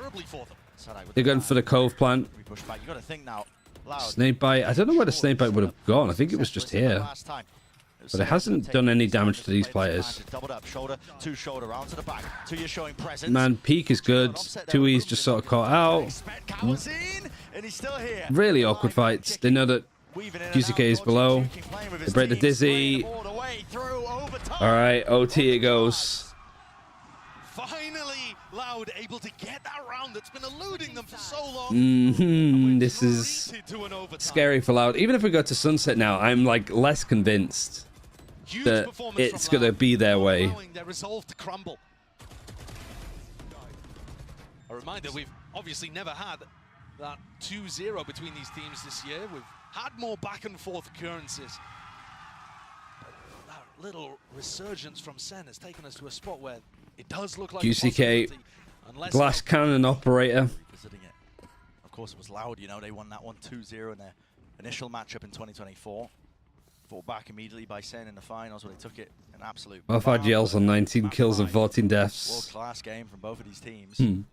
Pushed once more. It's Sentinels attacking first. 4-1, just pushing up. Seeing if anybody's going to aggress. Doesn't look like it so far, but he operates on a really nice spot. Getting aggressive. The question is, the knife doesn't tell you too much about where they'd be positioned. The Dizzy also goes off, but the flash doesn't connect. Cascade is nice. Aggressive angle. Is this going to be traded? Yeah, and that is traded too. Oh, I don't like that fight from Cowanzine. I don't like some of the stuff that Cowanzine is doing by just peeking and fighting this. Like, you're Sober, you've got your Aldron, you got your shock darts. You don't need to be fighting like these aggressive angles that a jeweler should be on, maybe. I'm sure they've seen Sadak. John, though, picking up that ult orb, one away from getting a pit online. If there was an ult that could turn 3 versus 3, yeah. This pit would be really nice. 3 versus 2, sorry. Can drop it at any point to try to set up the double face. Doubled up side by side, top rafters, 2Es. 1 versus 3. 2Es is low. Dropping. John QT sends the nade flying. Oh my god, that's... Can't quite land the kill. He now has pit. He does have the pit. Yeah. Why would you give that to him, Sadak? Now drops it down. Evacuating the one. Oh, 2Es plays it well. Fuck me. And he's 3 HP too. Nice catch like, eee. John was thinking about just slipping away. But Loud. Why are you cheering for Loud anyway? Is it because it's green and you're Irish? Or are you suddenly just a Brazilian esports fan? Like, I don't know what other esports you would follow that Loud would be playing in. I don't know if you know them from other places. So we're going into it.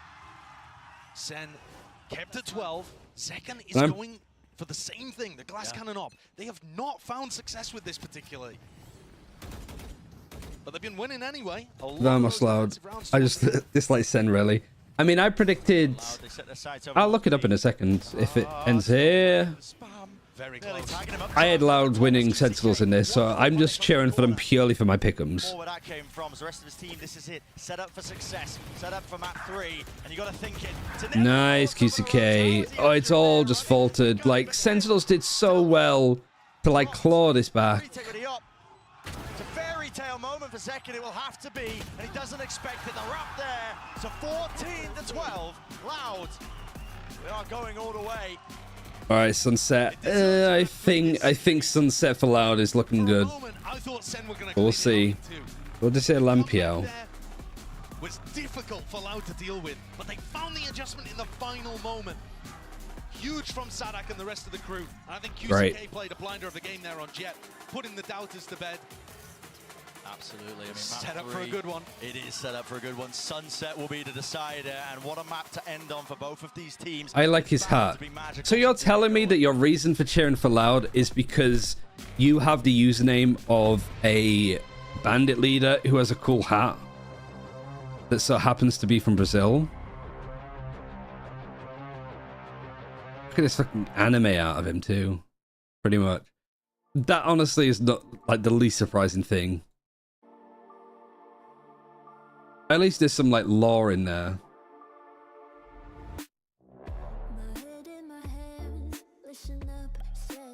But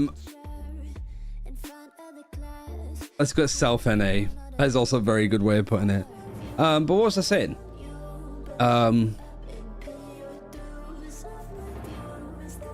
I just think Lampiao is a really good name for a monk, to be fair, in World of Warcraft.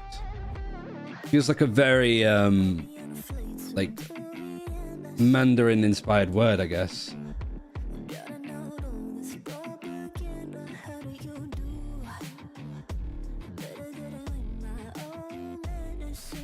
I think I would have thought that would have been something that would you know, keep people in. What are the stats for Sunset? I'll also need to sort out some food for me and Beth. Might need to go and get it. For Sentinels, they played it 4 times. What are they on? 1-3, lost 1. The one that they lost, oh, who was it? Was it Loud the first time? Their attack side's a little bit rough. Their defense is solid. The attack side from PRX. The attack side from Loud is good. Their defense is also like good. But I don't know what their stats are for like maps again. Who's attacking? Sentinels are attacking. So you're going into a strong side, a weakest side for Sen. Good first half is sort of needed, I think.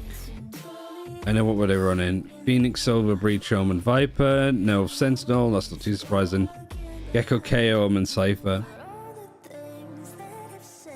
I think it's just how much control QCK gets in B main, and how well they shut down like any John QT lurks. Because if it's gonna play out like Split, I think I'm getting a little bit worried for how Loud are playing this. Because they had Sentinels running rings around them, especially like on their defense.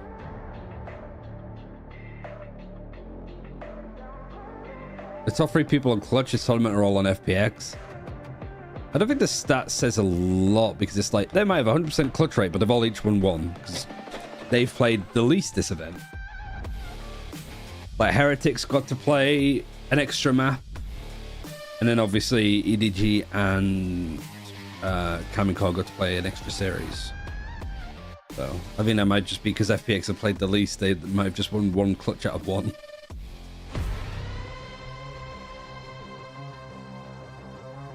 Right, we got the desk to tide us over. I'll run some ads. I'm going to sort out some food for myself and Beth, and then we're back for map 3. So don't go anywhere. This will be a hell of a day, hell of a way to finish. Loud. They take things equal, which means we will go the distance and see map 3. I'm your host, Yingsun. I'm back here with Mimi and Hypog. Did we maybe believe a little bit the comeback was real? I really did. Sentinels nearly pushed us all the way, but Loud, I mean, they started that first half looking incredibly dominant. Their protocols on this map look incredible. I mean, to be honest, it looked like two different teams. Obviously, Loud being the headliner here, a massive swing back into Icebox, but there's a couple of concerning rounds there from Sentinels, considering what we've seen them really dial into on Split. But they started being defined by Loud's retakes on the defense, and that's where this team absolutely thrives. I think, in particular, the way that they're setting up to play these retakes on that B site were really impressive. Here's a few of these rounds to take a look at, right? This team just having, I feel like, really good synergy on when they're bouncing between these pieces of utility, right? It's that first stage coming in with the dart, clearing back site, and then they're really leveraging this harbor utility to set up cover for the planner and fight deep in these post plants and force Sentinels to lose, even when they have a comp that's built to win these post plants with a ton of mollies. Yeah, and I think actually this is the example we saw where we got a little bit of a react from Zekken afterwards. But I mean, you say Loud retakes, there were a couple here that Sentinels almost just completely forgot the timings on it. Talking about, you know, some of the mollies to buy time, run down the clock a little bit, but the big difference between these two teams is Loud's ability to demonstrate this on both sides. Yeah, let's take a look at those post plants in just a moment as well, because I think that's the round you meant, Mike, where I think he was saying something like chill with the mollies. Yeah, chill with the mollies. They were doing it a bit too early. I mean, there were two examples that almost felt a little egregious, criminal, that they lose those post plants. And remember, in a game this close, those were the rounds that were make or break for Sentinels losing the map. Yeah, absolutely. I mean, this is the one, I think it was round 3 was the one that Zekken did have a little reaction here, but it just felt like everything gets dumped at the same time when they have everything. Like you said, this is a composition built towards finding clean entries, minimal utility invested on the way in, forcing Loud back into a 5-man retake, which looked fantastic for them, but this one, Sentinels almost just gave this away. Yeah, and we really build up how good the protocols are, how perfect Sentinels look on a map like Split, but on the other side, I mean, remember, this team has had to play a ton. Kaplan was saying they've had to show everything, and I think we start to see that a little more on this map, like this reaction from Zekken. Calm the mollies. Yeah, really I mean, it's exactly. You can watch this back. You see another example as well. But yeah, round 8 was another one where it's in terms of the plan, the initial plan coming into the round, it's executed to perfection. Loud play into it perfectly. Sentinels are set up for success, and it just seems like, I don't know if people were just jumping the gun a little bit. There's a little bit of misinformation being spread internally within comms, but yeah, a little bizarre to see considering how clean their protocols were on Split. We went into this hearing that that kind of between map interview from Kaplan, where he said the team is really good at kind of finding the right energy, knowing when to calm down, knowing when to heat up, and I think we saw that on display here, because it went from that, you know, Zekken giving some feedback, some of these post-plant rounds that shouldn't have falling apart, to in a second half, Sentinels looking absolutely revived and pushing us all the way to overtime with great retakes of their own. Yeah, you can't help but feel if it was just 1 or 2 of those post plants that went their way, maybe it wouldn't have even gone to overtime. And they won both pistols as well, let's not forget. But let's talk about Les a little bit as we move on to map 3, because again, on that map, he was so impactful, so crucial to keep them in it. I mean, we said ahead of this coming in, Les is usually the superstar on Icebox, and another one, add this one to the collection, because just individually this time and time again, in the right place, the right time, and he delivers. Back against the wall, it could be a 1v3, he could be solo anchoring sites, he's just constantly delivering for Loud. Yeah, that's the thing that really stuck with me, right? How good he is at getting a kill as anchor and always getting away. Yeah. It's insane how much just survivability the man has, especially when he's holding down towards that B side. He's always getting a frag, falling back, and then using his mollies really tactically to be able to set his teammates up when they're playing into these retake rounds. He's such a star, and he implements into the team perfectly. Yeah, well, let's talk about Sunset real quick, because these are the agents selects for that. What do you make of this, Mike? I mean, well, back to the default, basically rerun of the grand finals, to be honest. But obviously you're going to see this is the map where we see the Phoenix come out once again. I have questions still about this composition, but it's the way that they apply it. We did see some better well, showings of proactivity, but I'm still not completely sold. I think the strengths of this comp for Loud on defense is fighting for extremity control. Yes. Using that breach, using that Omen line control to set the Phoenix up. They also have great ults to cycle through and win out these rounds. But Sentinels, their strength, second half is going to be retakes. This first half, their comp is actually really strong at shutting down that extremity control. Expect a lot of early battles. This map's going to be important. Only one of these American squads get that guaranteed spot in the top 3. Yeah, Loud, they've done so much already to push it to here. Let's see Bren and Saito if they can get their revenge. Revenge would be fantastic for this Loud squad. I mean, they could be hunting for it off the back of the regional finals, but it's a hard task ahead of them. Still heading to Sunset, especially with Sentinels making it as difficult as possible for them to get it over that final hurdle. They had to go to OT for Icebox. There's chances we could have seen it just end in a 2-0 for Sentinels themselves. Absolutely possible, but I got to tell you, Brent, out of all 3 maps that we had in the pool today, the one I'm most excited for is this here, Sunset. The comp's the same, looks like it. Last time they matched up, I think Loud are a dangerous team to go up against, especially in decider maps like this. So here we go into the pistol. 3 players from Loud grouped up. There's Loud's attacking side that's this map might end better. up a little like Split, where Sen want to be cautious. The attacking side is rough. Bait out Let me Loud double check. making the play. That one. It's really in a util. Got to be ready though. Dart doesn't reveal Zekken. How does that not reveal Zekken? There must be a bit of geometry, maybe. Yeah. Yes, Sentinel's attacking side is a little bit worse. There's not really too much to go off. A preset plan, doesn't it? Yeah, it does. To insert Zekken here behind. I think attacking side for Loud is better. So it's like, even if this is equal, you still sort of fancy Loud. But I think you want to do the most damage here. If you're going to have like a 7-5, you're golden. Is watching it. It's actually 2E's really pushed up over towards A that I've got my eyes on at the moment. Just jiggle in this corner, like I said, on Split. Doesn't have the paranoia, just is going to run away. Here's the flash being sent fly. Oh, and he actually gets dinked.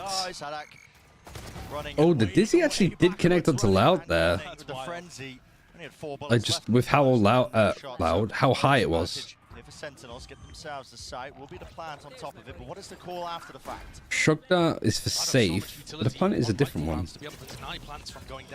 Recon pings a lot. 4 versus 5. A lot of utility used, but it's all just like missing. Paranoia was bad, yet still they face it with the guns. Now Sadek's oh, the flash onto Sadak. All of these players, it catches them completely out. They do line up. Nicely done. Good pistol from Loud. But I really like some of the util that Sassy was using on Gecko. I was watching the way that they dismantled EDG, and one of the big things they were amazing at was marvelous. For the lurks through mid. And Sentinels on this massively pistol like tried that. to do something very similar. They insert Zekken deep up mid, create a distraction elsewhere, and try to get value with Zekken creeping through. Sadak is always wary of that kind of stuff. And here, Sen forced to try to fight a bit more aggressive in the post plant. Just couldn't quite find it. Just got squeezed. Means a lot. Big pistols to be winning. The kills that Sen got online, they're looking to try to force into the next. I feel like the money's good enough. And they got quite a few kills. I mean, 3 kills plus the plant. It's not a bad buy. Direction you take it into looks like mid. You had the breach and the Phoenix towards A. This is a real gamble, though. If it doesn't pay off for Sen, they're going to give Loud so much momentum. Do you know who the highest rated controller at Champs 2023 was? GK might well have the ult online at the end of this. He's got to pick up the ult orb on A. Breaking the door with the pistols. With 100 plus rounds. Not off the top of my head. Trying to avoid notifying Loud that they have forced up into this. Dizzy wide, the flash, it's all connected together. QCK has to respect that one, just backing for now. Drone? Yeah, doesn't get anything. So Zekken's in a nice little spot. Is such a blind spot in the way that Loud are playing mid. Yeah, 2E's on a similar position that he was here. Balcom. But like I'm saying, Bren, EDG tried this kind of setup where I want to guess that. And get a look. And Sadak or Kawanzi just shut it down every time. 40 seconds, barely. Is there much that you can do with this position, though, realistically? It's like holding this. It's a good stuff. Aggressive angle to be on. The bullet tag just slowing him ever so slightly. Enough for Sadak to get that one, but a plan. And then 4 versus 4. So they can start to play this post plan, but do they really want to do this? Just with the stingers. It was Demon 1. To try and play into, especially when I didn't realize how much controller he played. We'll have the fault line, but there it is. Sends out the aftershock out wide, forces Celtics no kill. Paranoia used in response to this one, and a second flash sets them back up with a deep smoke. After really The stun's really nice. The mosh is good. Kanzine has to go. The wingman to stop people from pushing you. This is a really good round so far. Oh, he dinked him. He's sticking it. He's got it. Just, I don't know how he managed that. That was way too chaotic. Because they're both like 37 HP. He just tanked it. Yeah, did not care. He just shrugged it off. Look at this. Yeah, this is like these kind of positions, late round post plant. Like that's something that Loud need to be careful of.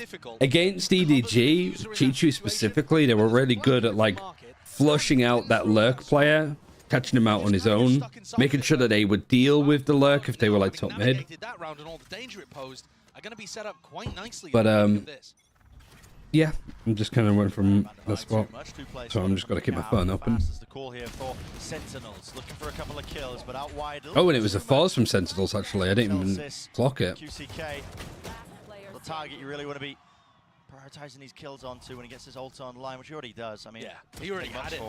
Why are they not using the Heretics one-way smokes for retakes? To do what damage he can, but Loud's economy is going to be looking good. You mean the attack ones? The ones that they do on attack like this? Or do you mean this one or this one way? Because we're only seeing it having failed, but really there was a lot of danger there in round 2. There were possibilities for them. Yeah, you think if it works out, listen, Sen got on the other foot when it comes to the ult cycle. Yeah. Start building them up ahead of them. They have the economy on their side, but simply not the reality we live in though, and that's the first time that Sen have gone down early in a half. Remember, they won the pistols every other time across Split and Ice. What are they trying to do? A very specific placement, I guess, of the Poison Cloud. I don't know how we missed it the first 2 times. Dizzy just to see whether anybody's... Yeah, Gecko Fly, see if anybody's pushed up mid, which as a bonus is like a good shout, because people might try and do this. There was a deep dart set up earlier, so he's got this deep line down into A. He's going to be giving a lot of mid-round information again to his Yeah, I'm team. pretty sure there was a attack smoke here and then a smoke in here. Does have to worry about 1 or 2 of the angles, though. Being swung, but they're not going to expect it. Yeah, look at it. Why would you expect it? Rush is going to be used, and he just gets out. Absolutely finesse that. Does he anticipate Tens being up top though? Inside I don't think you would, but it's whether like this Omen could get a peek. This is bizarre. It is bizarre. It's a flash. Repeat now. Oh, he gets 2 and knows that there's another one nearby. The flash is amazing. Oh, he just ran out of bullets. Amazing 3K.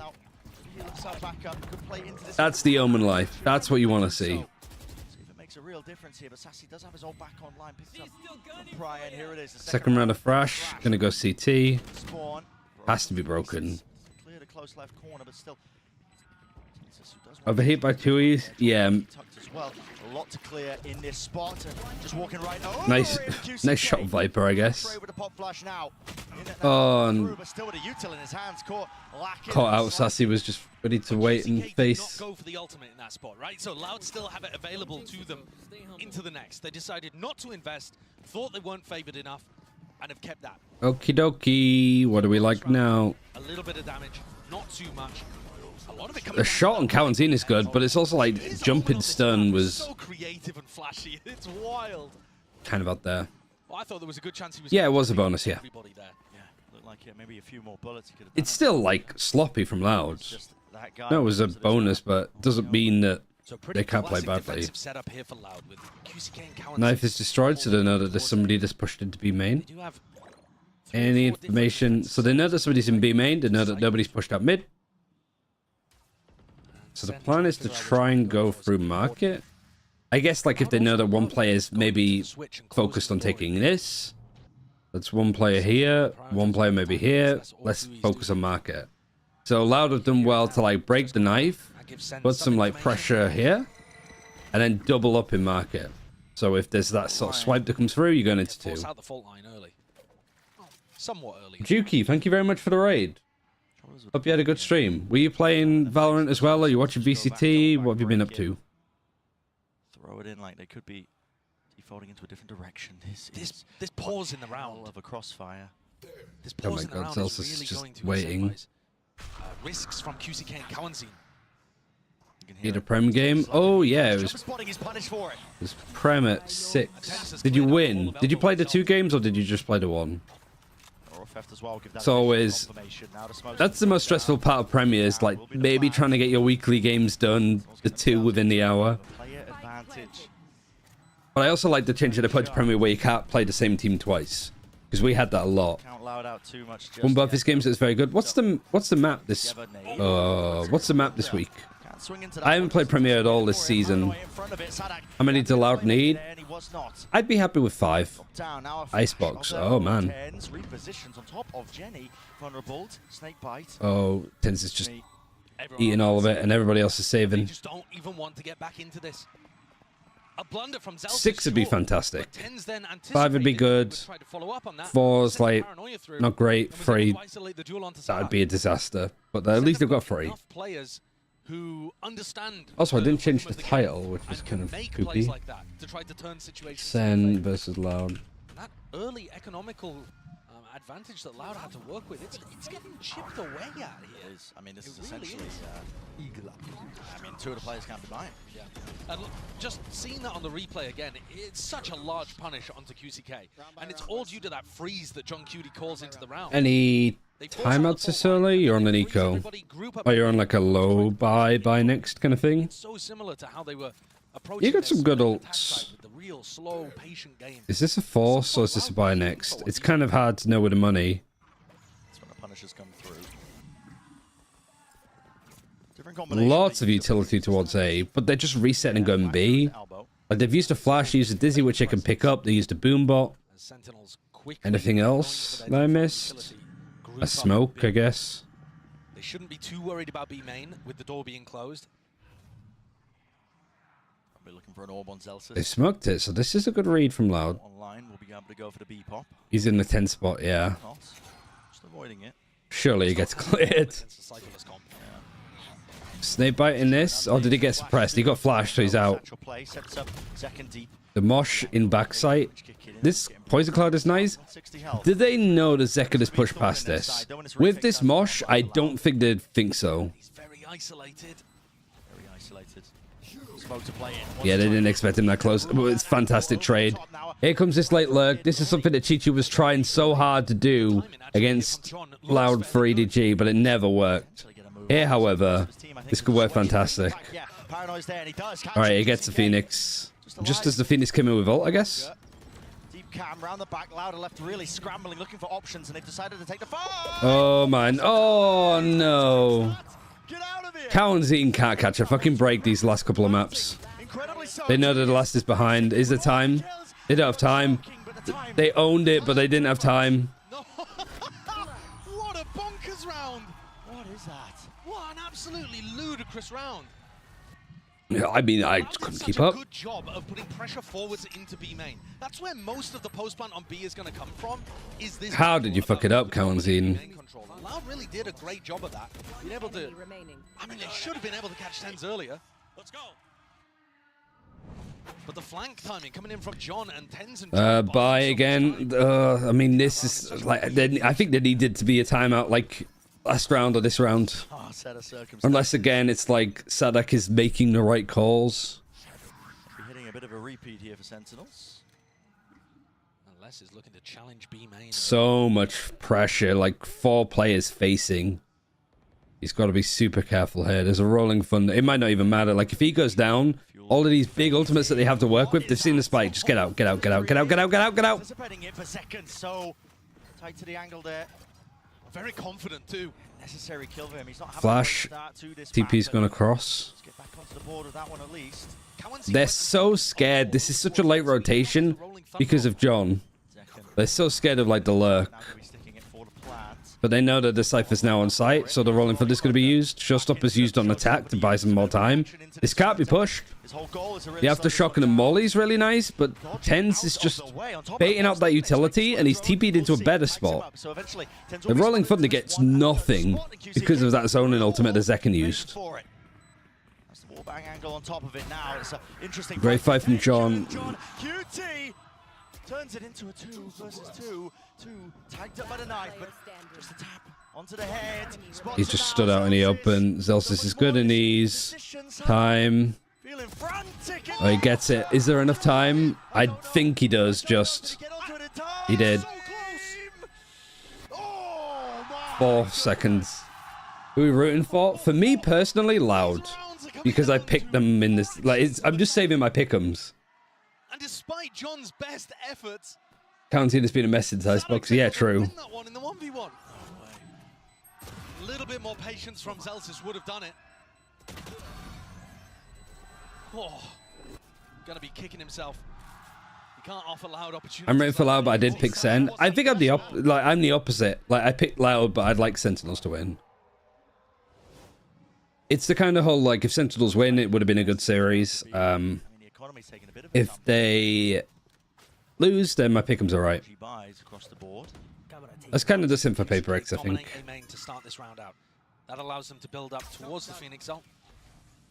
Second and 10s are looking to try to explore mid again. They haven't done this in a while. Where's the Thrash? Broken instantly. And like now it's a tight hold. Because it forces these players. Oh, that's nice. I like this from Sentinels, but Loud have like steadied it. Because of this Thrash being broken, it's forcing Loud to face this more, which gives up some of the space the Sentinels tried to clear here. Where the players are going to be coming from. Sassy, last one left. Some of these players are buttered up though. QCK Gets the one, backs out, 50 seconds. Can he no, the Thrash is long gone. It always gets me listening to the Yes, 9 bullets. fans chanting against Sassy. It just seems so wrong. He's in a very difficult situation. 9 bullets, didn't opt to reload, didn't want to give. I wonder why he didn't reload. I guess he just wants to clear somebody's angles. Separate individuals, maybe he could get something done. He doesn't have This is so risky. And there's a gun on the ground at least, so if he gets some damage done. They don't think he's there on the angle in time. He's caught himself into the 1. Just wanted to get the 1 before he shows himself up. Oh, the recon's shown him. Oh, they're going to do it one at a time. He's 5 HP. Come on, Sadak. Oh my god, what a clutch.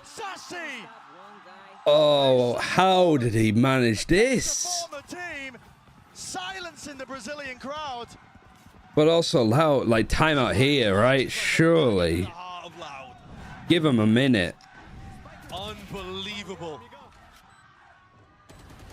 I've seen Sassy get these before when he was playing in He America. gets headshot through the box. The Gecko, the fact he can be so far away from where the plant goes down, his positioning is just immaculate. It's crazy. Sassy as a player, we needed to see a big step up. He was Norden 6 when it comes to those first kills, the first deaths last map. Wasn't having a good game. Pre-fire with a knife, less lucky. Relatively unscathed. A headshot should kill. It's, yeah, it's so unfortunate. Still, like I said, one more round and I think Loud are fine. Massive round up. Still left reeling myself. Flash, clearance, snakebite to respond. And Lauda going exploring through mid. If send back off here, We have to back off a little bit more. And I do like this. This is one of the things that, like, why I rate Loud so highly. Like, this is Nika. They're not really going to have a chance to win this.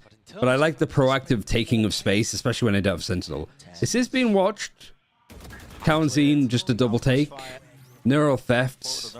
Gonna give that there's more. Shock Dart breaks the trip. Okay, we've been found out. Got to back away now and just try and flood back into this. Do some economic damage. Util flying forwards here.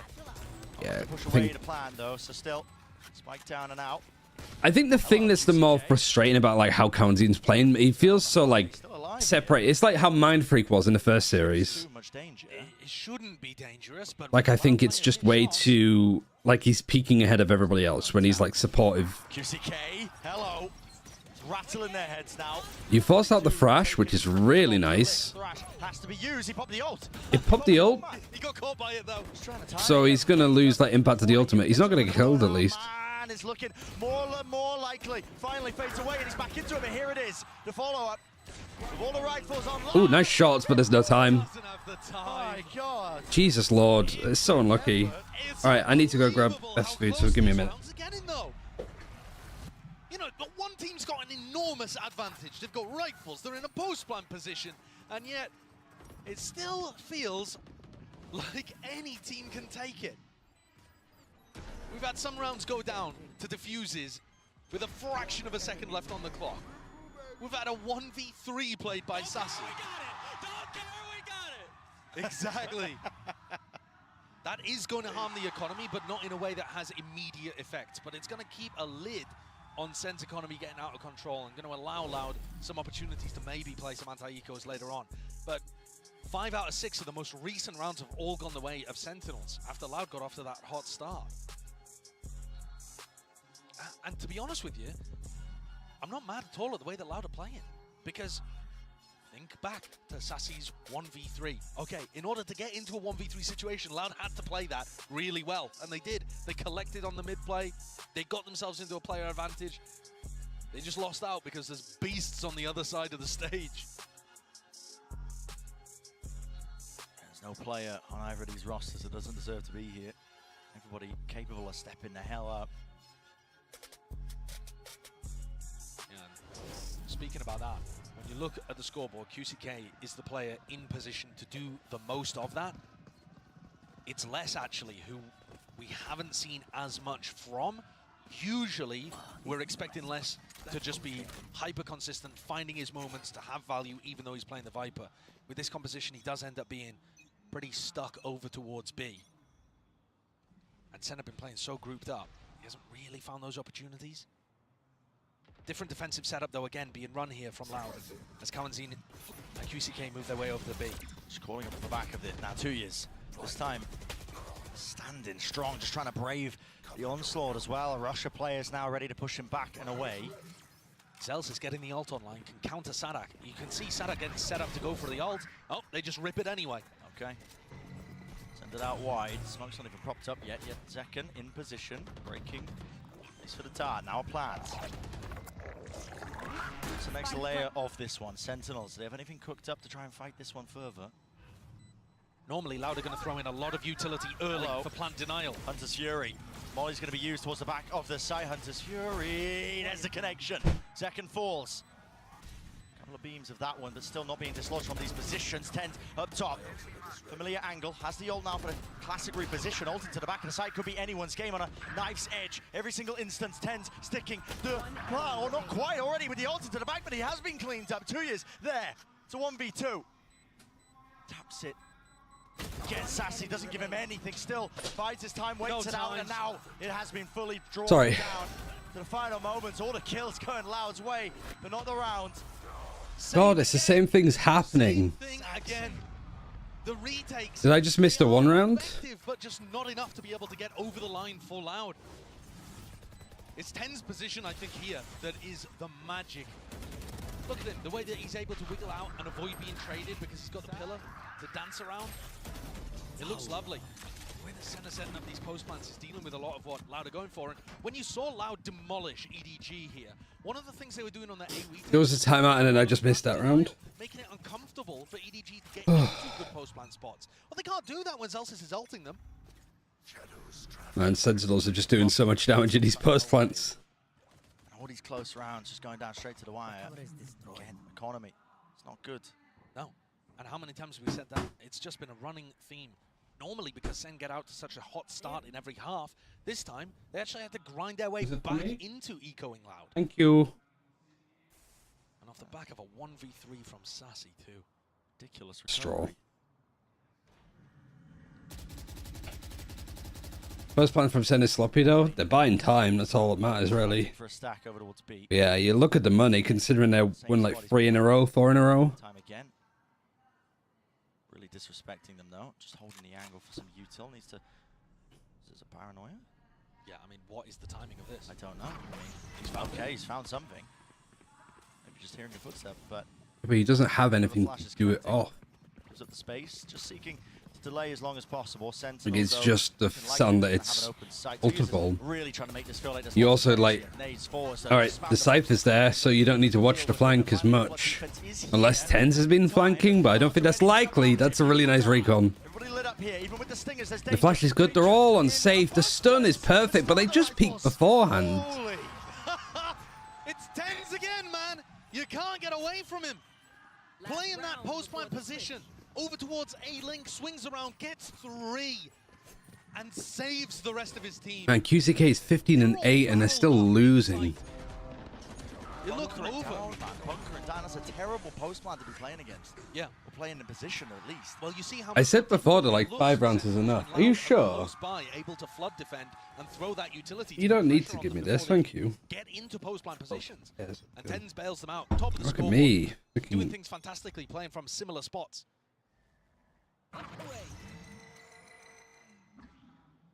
Deep cross map knife. Well, it's a mukbang watch party now. And that's going to give them a good idea about what the defensive setup looks like. I don't need to say other fast foods are available.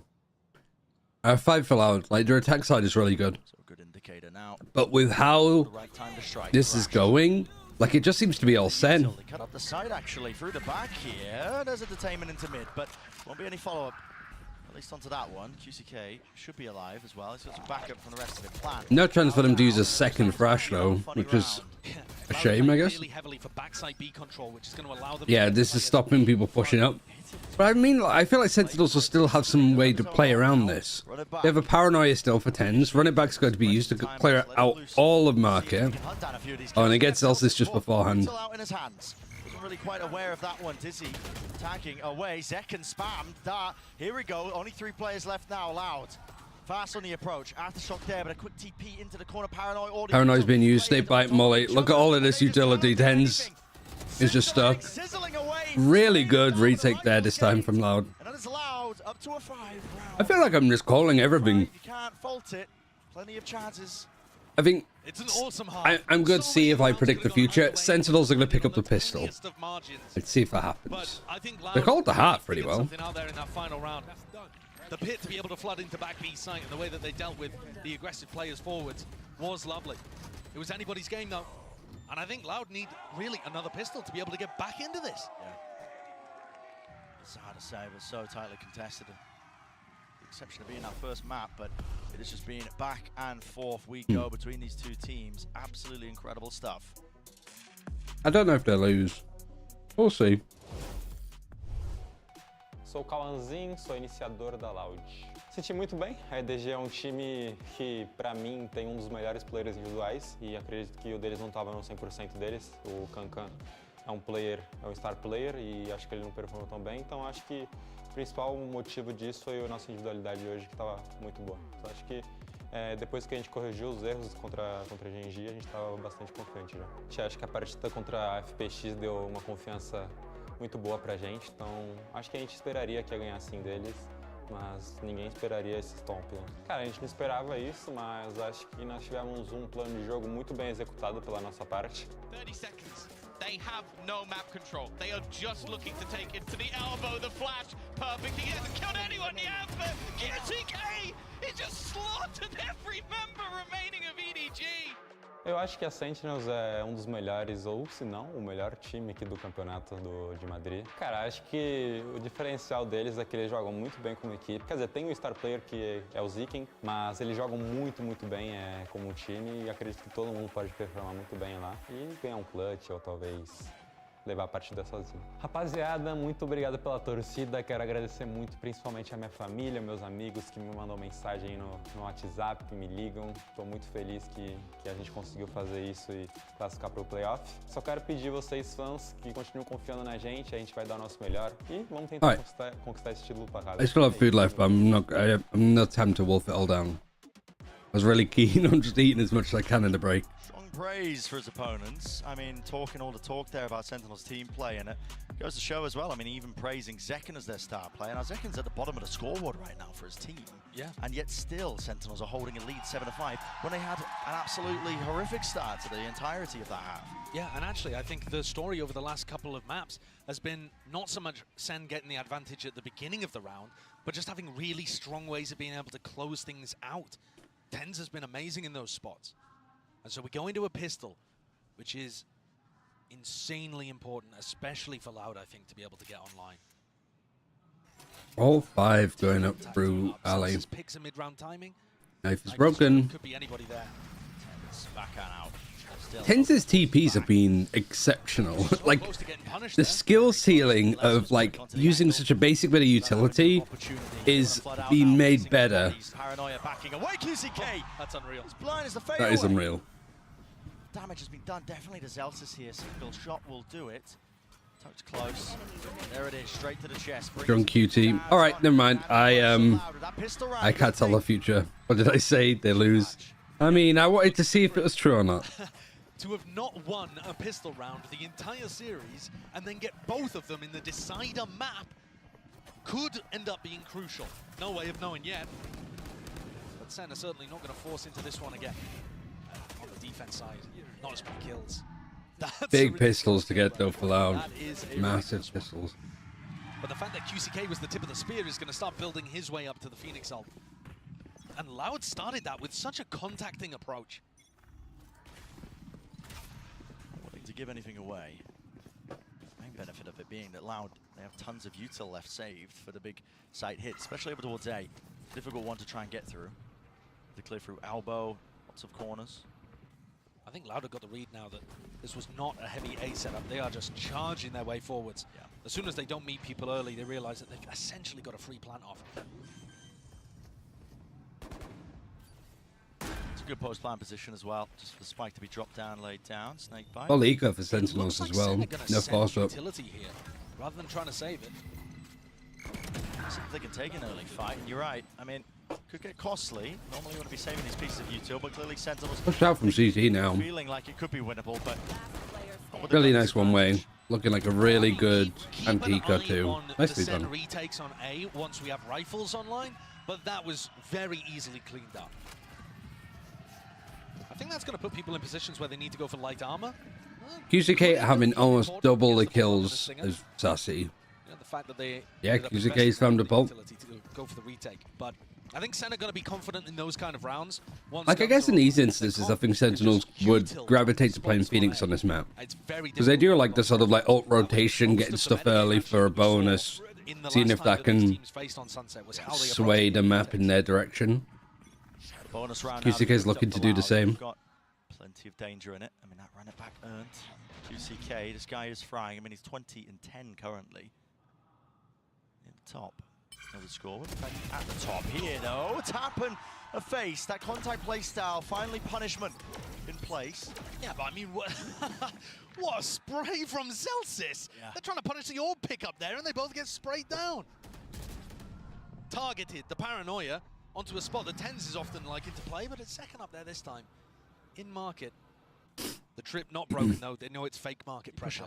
Yeah, this is a weird one. No way. Did they spot a hint of... I think they did. That question mark on the minimap. Maybe. Yeah, pinged out, I think. Yep, it is.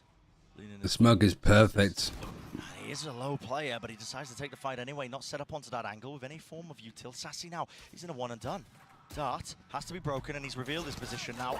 This is problematic. Shugdad doesn't really do that much damage. Paranoid to get behind, and they've left the play with a spike on their own. His team nowhere near here. Les is the last one standing. This flank from Sen has worked beautifully. Yeah. The ground players barely reacted. I don't think they knew where that paranoia was coming from. Has left Les in a 1v3. In a much worse position. Kind of weird to just have the player with the spike left alone in LA. Because even then, like, he has to plant the spike, and you've got a 1 versus 1 happening here. And Les will just be trying to win this one while the rest of the team in silence scratches their head, wondering where it all went wrong here. That pick onto Zelsis puts Sassy in such a difficult position, and the flank from B bailed him out. Yeah, weird decision, I think, from Loud, but they were on a low buy, so I'll give him some credit. How many risks they were taking on this round against the bonus round, right? You think about it, pushing through into B main, hard flanking through the back, giving them all that information. Nice early initial fight, too. But I think going for flank plays like that Oh, shit. just plays Still really loads nicely of- into Loud's composition, which lacks the cipher. Anytime you can get aggressive like that, yeah, go for it. Why not? Right. Loud are not going to have that information, and they're going Oh, it's all soaking wet. not to be dislodged from this spot. There's a Phoenix flash in his face, though. That's going to be annoying now. And drop down. Paranoia now. TP, phone line, everything. The kitchen sink being tossed and turned and chucked at them. Flash going out. He's right behind the boxer with his trip. He gets the kill. Can't escape. So you got some pressure towards market. There's no other Cypher utility other than like the trip of the camera here. Rash is going to be used to go CT. You've got the Cypher peeking off of it to try and take top mid back. Top mid. Top A site. Top B site. Yeah. Tucked into main. Hard post plan to beat here, but you have a second go to Thrash. But you gotta wait 7 seconds, and I don't think there's enough time. He forced out somebody utility, and now they're looking to send the wingman. I don't even know. I mean, listen, it's gonna be 1 second left. He wants to use it, but again, Somebody has to get on it. It gets one. Now the wingman's gonna go in. He's trying to get the angle on it, but he can't quite do it. Is wingman gonna do it again? No, he's killed. He's gone. What a round, though. Jesus Lord, everybody goes down. And this game, more than any that I've seen, has featured just everyone dead on both sides kind of post. Yeah, it's true. It's just everybody's a loser in these rounds. Playing this kind of more passive setup over towards B with the post plant, but throwing a couple of people in aggressively to draw out early utility. Is the player that was detained too that gets the various kills. We might have not gone down there. We could have had a very similar situation to Icebox, where little bro's just sat inside the pit, just tinkering away, cutting the red wire. Yeah, it's a good heads up from Loud, though. They get the 3-kill spray and down. Yeah, rolling thunder now. Good ultimates. Still a buy up here for Sentinels. They forced. Just because I guess everybody goes down, and they're like, if we get an early kill. Incentivize Sentinels to go for the B push again. Is there going to be some kind of trigger? That's a good shout, actually, from Sideshow too. Like, if they put that pressure A, and it actually forces Sentinels to back out a little bit here, are these guys going to do this? The answer's no. Yeah, camera's just on this. Seeing if anybody would go past. I mean, this wall is just good for that too. Like, walling this off. Like, just scaring this as much as possible. The paranoia goes onto market. There's nothing else here. It did look like for a second was going to maybe like peek through that smoke, but decides against it. With this trip, you know that they're not coming through mid. Not where it's supposed to. Tense flash goes out as the Rolling Thunder hits. He tries to. He's actually TP'd into this corner. He's managed to get in. He's still there. Dynamic duo just weaving in and out, and the flood defense this time reigns supreme. You haven't even planted. This map is set up so nicely for B flood defense. Like having 10 hits of flash against a Rolling Thunder, then he TPs over here. Survive and get a kill. Yeah, they just assumed, okay, nobody would be silly enough, nobody would be whimsical enough to take a teleport into the corner while stunned up. Tense is having a game on this Omen. He's taken the brain of Angel and Redgar and combined it with the skill and impeccable timing of... Dude, I don't even know. I mean, himself. Yeah, yeah. Who's got it like he does? Yeah. He's stylish, man. He's stylish. But on a nice He's edge. climbing up. One of the only rounds, really, that just goes entirely the way of Sen. That was perchance the worst Rolling Thunder ever. There was just no chance for a follow-up. Money back down here for Loud. Like, they're Rolling Thunder, and nobody was doing this. It was just a snakebite put back sight. Could see them pulling away. Right here. See you on the other side. Loud would love a Right, the Gecko Flash. And KO Knife as well. Unbreakable KO Knife too, so getting info on free. The Flash just going over the top. Nobody's got to follow up on it though, and it's an eco for Loud. This is going to be 10 for Sen. Stay by in a really good spot. The second isn't forced to peek out here just yet. There is also a Dizzy if he wants to go for this peek, but he goes... Oh, no, he does go with a Dizzy, sorry. But just the timing of it is just rough enough. All up, taking a pause into the round here off that initial kill. Just seeing if they can pull any of the Sen players. Yeah, the gun, however, lost in it. Like, Zekken, I feel like staying here is good because it means that picking up the rifle here is tricky. Up until Tens to smoke this off. So now that's a rifle. Calling for a reclear potentially of their own. Wingman. through, gets the acknowledgement. Yeah, somebody's in elbow and also pushed up close. That gives you a good idea. It's going to be a re-hit. Tens takes the fight. Oh, the stun is good, but the reload is needed for QCK. That's unfortunate. 35 seconds now is getting a little bit tricky for time for Loud. And Sadak is one away from his Hunter's Fury. You can't go back. They're going to go short. I mean, the smoke is about to drop now. Celsius is in a committed position. Really committed. It's the first face coming through. It's just the And then John's just going to play off of him really nicely. fully crumbling. Less. A couple of kills. It's alright, considering it's an eco. But just Loud need to get these as rounds. Not about doing damage at this point. A little lost in that spot though, man. That was a bit of a disappointing round. I wouldn't be surprised to see them take the time out. I think they have actually. But they call a pause in the round, timeout. right? On their attack side, but there isn't really a threat that they could be going for the hard rotate, because John's still got up all of his Cypher utility. He's got a cam deep in B main, he's got a trip for market, and the players over in A-Link know that there's nobody lurking mid. So what exactly are Sen going to be afraid of? Especially when the Sentinel are just playing the info game really well.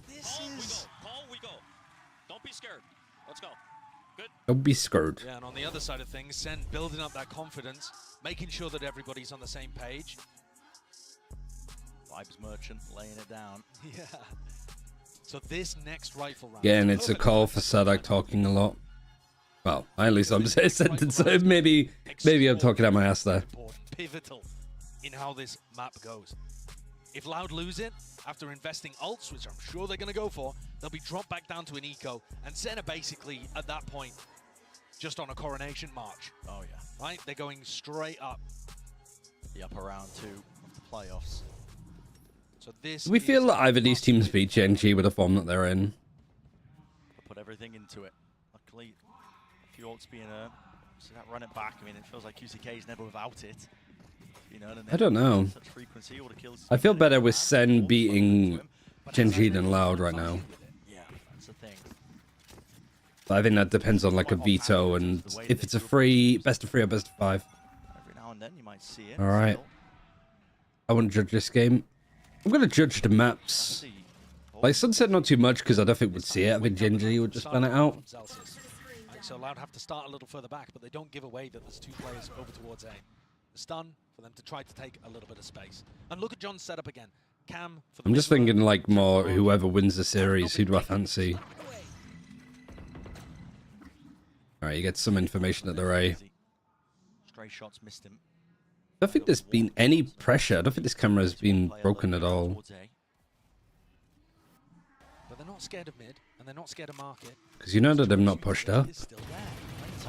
Like, the Cypher is just owning it. Yeah, they can hear it. Door being broken down. They're going to try and The Shrug down this, thinking that's where it is. The nade gets 2. There's no assist either. It's just off pure damage. 3 versus 3. Where can you go? Can you go anywhere? There's still a trip over on this side. Across here. And then they're going to go A, which is a good call. They still know that nobody's gone up top here. Go for a post plan.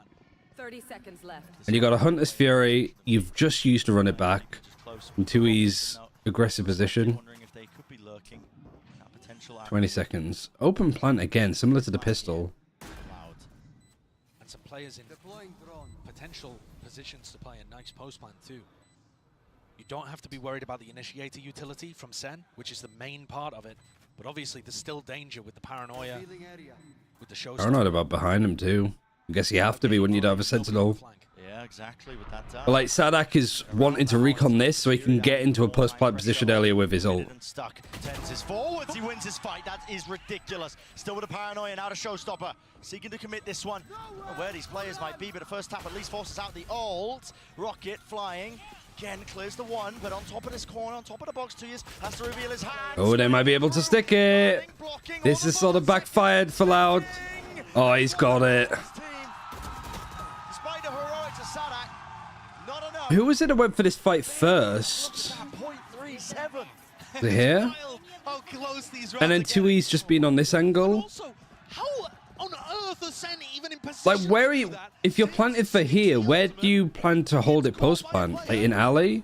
QCK is shooting for like a third of a second before Tens even realizes where he's positioned. Still flicks straight to his head. Just 30 seconds. Crazy. Openings. Good job, Zach. Senna still finding their way through.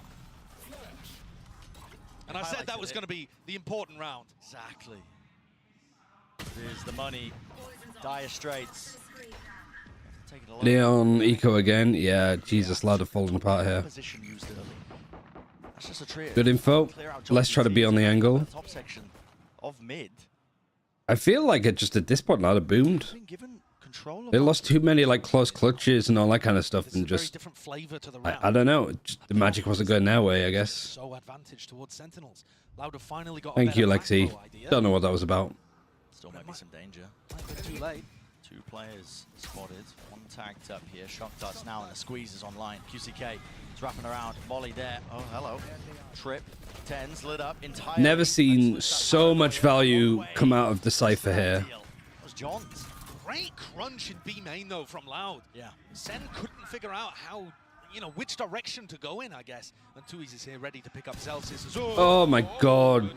Get it together, guys. All right, 9 rounds. Good. And what a recovery. The MasterCard Thrifty coming through could not have been a better timing for it. By all rights, that should have been Sentinels favored to go up to series point. And instead, they're going to take a tactical time. The recon was good from County. Sadek, sorry. They finally lost market control. Loud actually went and took that space on the map that otherwise John's just been watching with a trip. Really? Sentinels are calling a timeout this early. Main control, the pivot from Sen. Yeah, they were doing so well, and then they lose 1 round, and then they're timing out. Discuss precisely what went wrong. Potentially putting more of an emphasis onto mid, but again, Sadek, world-class caller this guy is. No slouch as well. Still above the timer, so I guess doing an early one now was perfectly fine. Even expecting that. There's layers to it. Yeah. I think from Loud though. Guess you're nervous if you're Loud. Most likely to break the flow before Loud catches up. Yeah, like I said, yeah, I think I didn't realize that they still had both of their timeouts to go. If they only had one, I'd be a bit like, that's risky. So good at coming up with those adjustments late on in a map. Late in a series. But seeing as they have 2, they can be a little bit more liberal with using them. So let's see what he's brought to the table coming out the back of this timeout. Looks like Sen want to try. Bye is really rough for Sentinels too, so it is an important time to take a timeout. Otherwise, you're even on score. You got a null command, you almost have another thrash. Sassy's been farming them up like nobody's business. And this is a quiet map for second. He's not really been needed much, to be fair. KO Knife gets spatterings of info, but not too much. Allowed seemingly like they're being pressured here a lot more. Now want to actually try to put more stuff towards B. And Sentinels, it's risky for Tens to be here fighting this and clearing this, but it's so valuable with the information that he's getting. Seeing if they could break the trip. Shot there onto the market trip. Can't quite get that. Dice still remains up. So this is like Loud trying to put some pressure in. Hello. Oh, and Zekken tries to peek off of it. That's really nice. But I love this call from Loud. Like, they put some stuff towards here, get caught by the knife, try to maybe cut noise and do stuff elsewhere, and then re-hit. Like, they sort of know that Sentinels is trying to cut them off at the pass, so to speak. Like, they're trying to proactively lean the way that Loud are tentatively showing. Can he pull out some magic? Our drone is good. Again, it's only Sadek here. Like, nobody else has given away their position now. No command is used. The Omen is on a gig alert now. Tuis is in a really good spot. So Les has gone down. He's gone down in alley. Gone for the open plant now too. There's the flank. Sassy's still finding a lot of value. You got 1 in alley already. And Sassy, yeah, has just found so much space. Flash is really nice. Pressured into this spot. They've cancelled the Omen ult so they can actually get onto the defuse. Knife has hit him too. Oh, he's got it. He's just got it in the end. Man, some of these fucking rounds that Loud are losing are heartbreaking. anyway. I was looking at the minimap. Oh my god. Just some of these post plants from Loud. Like, how is Sassy able to just walk through this? And he was way out of time. I believe that's straight in catch. Yeah, it definitely looked like bullets were headed. Pros don't fake. Can't believe it. But it's better to be lucky than good. And damn if Tens isn't. And this is it, potentially. Precipice of defeat for Loud. 3 rounds, 3 chances. QCK seen him and he's just whiffed it. There's no Gecko Flash on the attack side to get all of this information. Should never fake. I mean, there's some instances where you probably should. Yeah. Look at this deep look. These are the rounds where Les just decides, all right, my team's struggling to come up with an idea. I am going to make the play. In that instance, definitely sticking is good because you've cancelled the Ominal. Les has found some great space. Zekken is going to peek it. Zekken is like a place that you could definitely bully. Oh, he's trying to go into safe. He's Molly and the Hunter's Fury is going to be used. Are they able to actually get onto Sassy? No, he's fully flashed though. He somehow managed to dodge it. John Cutie's sent back the Phoenix ult. Sassy's no utility. He just has to fight a full flash. QCK's been getting so much with these. On top here, 5. And then John, I mean, saving's good because look at this money. It's tragic and you're 3 HP. What the hell are you going to do otherwise?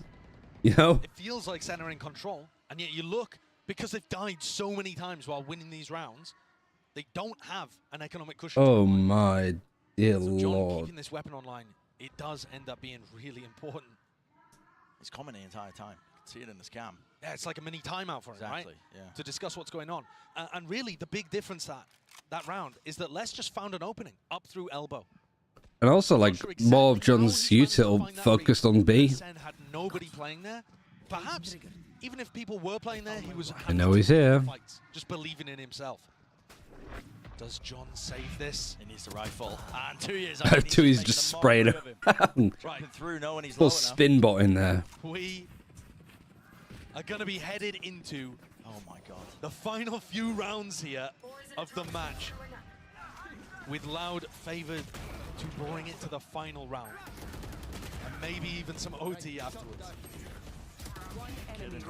It's crazy. Funnily enough, a really good execute from Loud. A team-based thing these players are willing to make.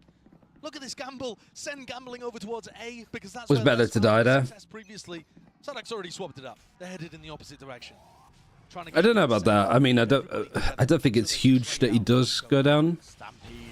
You don't get a rifle last round. He might be able. He'd be losing something, I guess.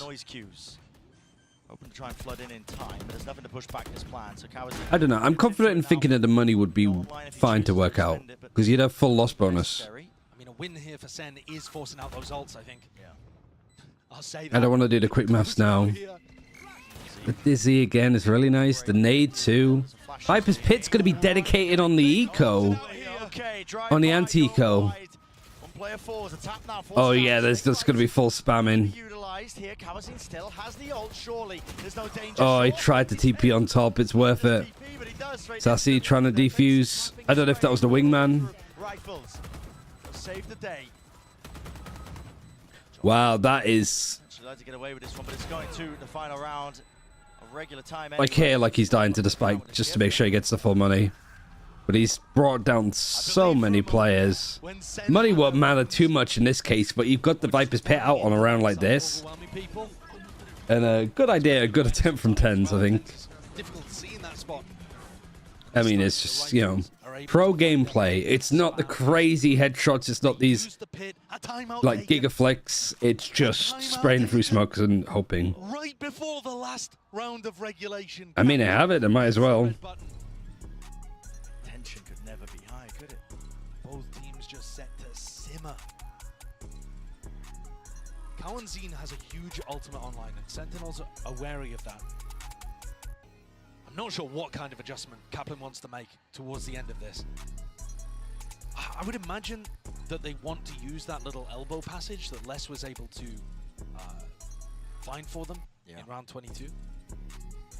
But to be honest, a lot of the game plan has still been working here for some defense side. John's been able to find so much value from this what time is Cypher setup. 8 o'clock. You know, if you hit an Unbreakable, there aren't actually that many tools with Loud's composition to be able to get through it. There's obviously the trips or the shocks or an after shock, something like that. Look at this. Loud have not been meticulous. Jesus. Sure, all of that is eroded away. Tui's has bought the op again. Didn't realize that Love had such devoted fans. Slow it down, and why not? You have the money, you have the cash. Maybe even just anticipating some kind of adjustment from Sentinels here, but it's everything. Tossed into the mix. One round to decide it. Does the series end? Does it get totaled? Or will there be that continuation of... What now? I feel like because of the setups that Sentinels have had, this wall has had very little value, like for top mid.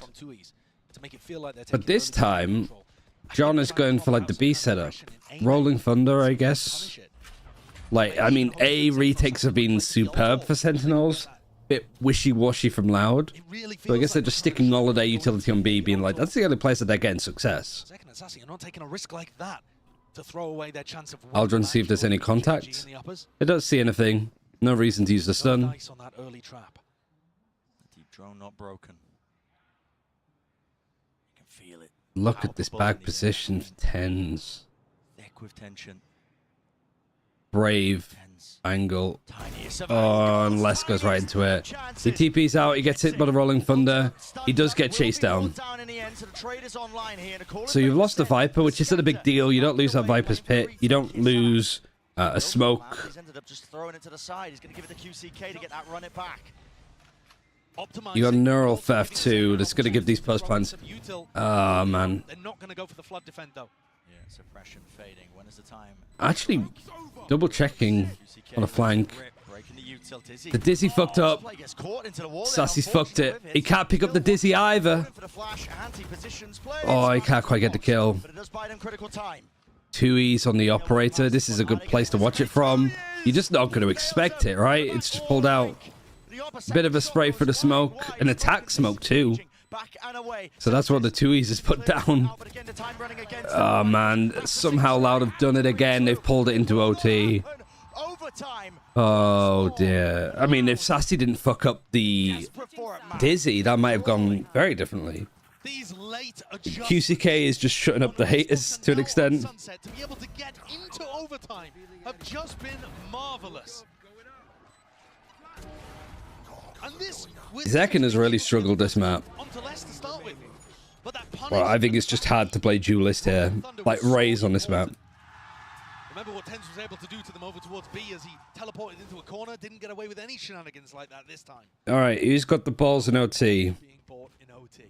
So no craziness just yet. As Loud swap to the defense side. That's right.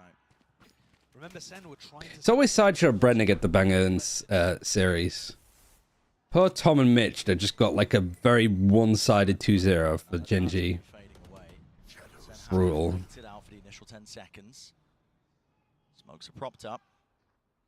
Yeah, and going for their defensive setup where 2Es is the player holding aggressive over towards A, so they frequently leave 2Es alone in these spots. You got the stun ready to go off of it, 2 for Loud.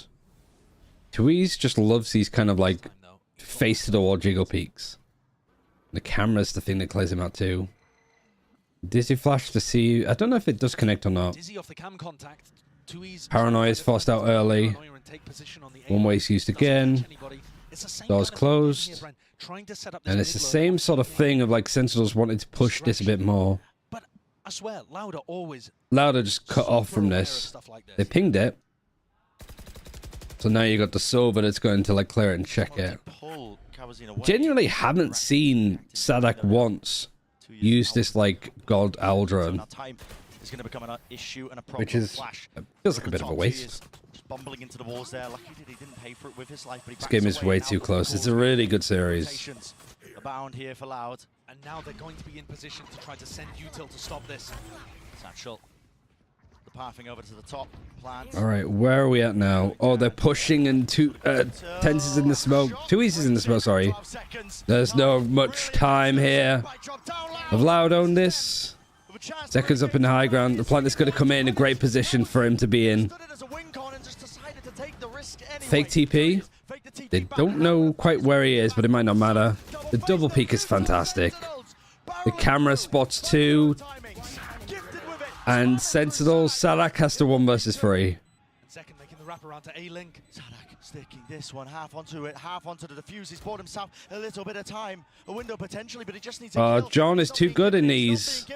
No one will give him an easy one. Wow, just every post plant that John is in is crazy. He plays these situations mentally. Loud's identification that was an A hit, and the fact that they got players ready to throw utility to stop and put pressure on the plant, that almost won them the round. You saw Cow and Zine just barreling over the top of the mosh, trying to end the round instantly by denying the plant. But not everybody on the same page, and it gave Sen an opportunity.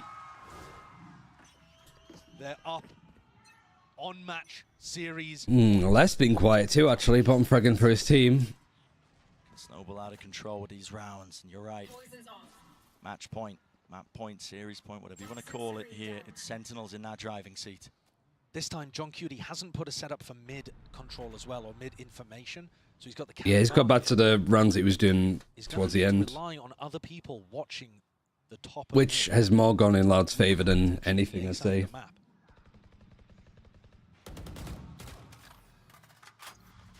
So they're kind of cheating here, going for a very aggressive, strong. It has 2 players now watching CT.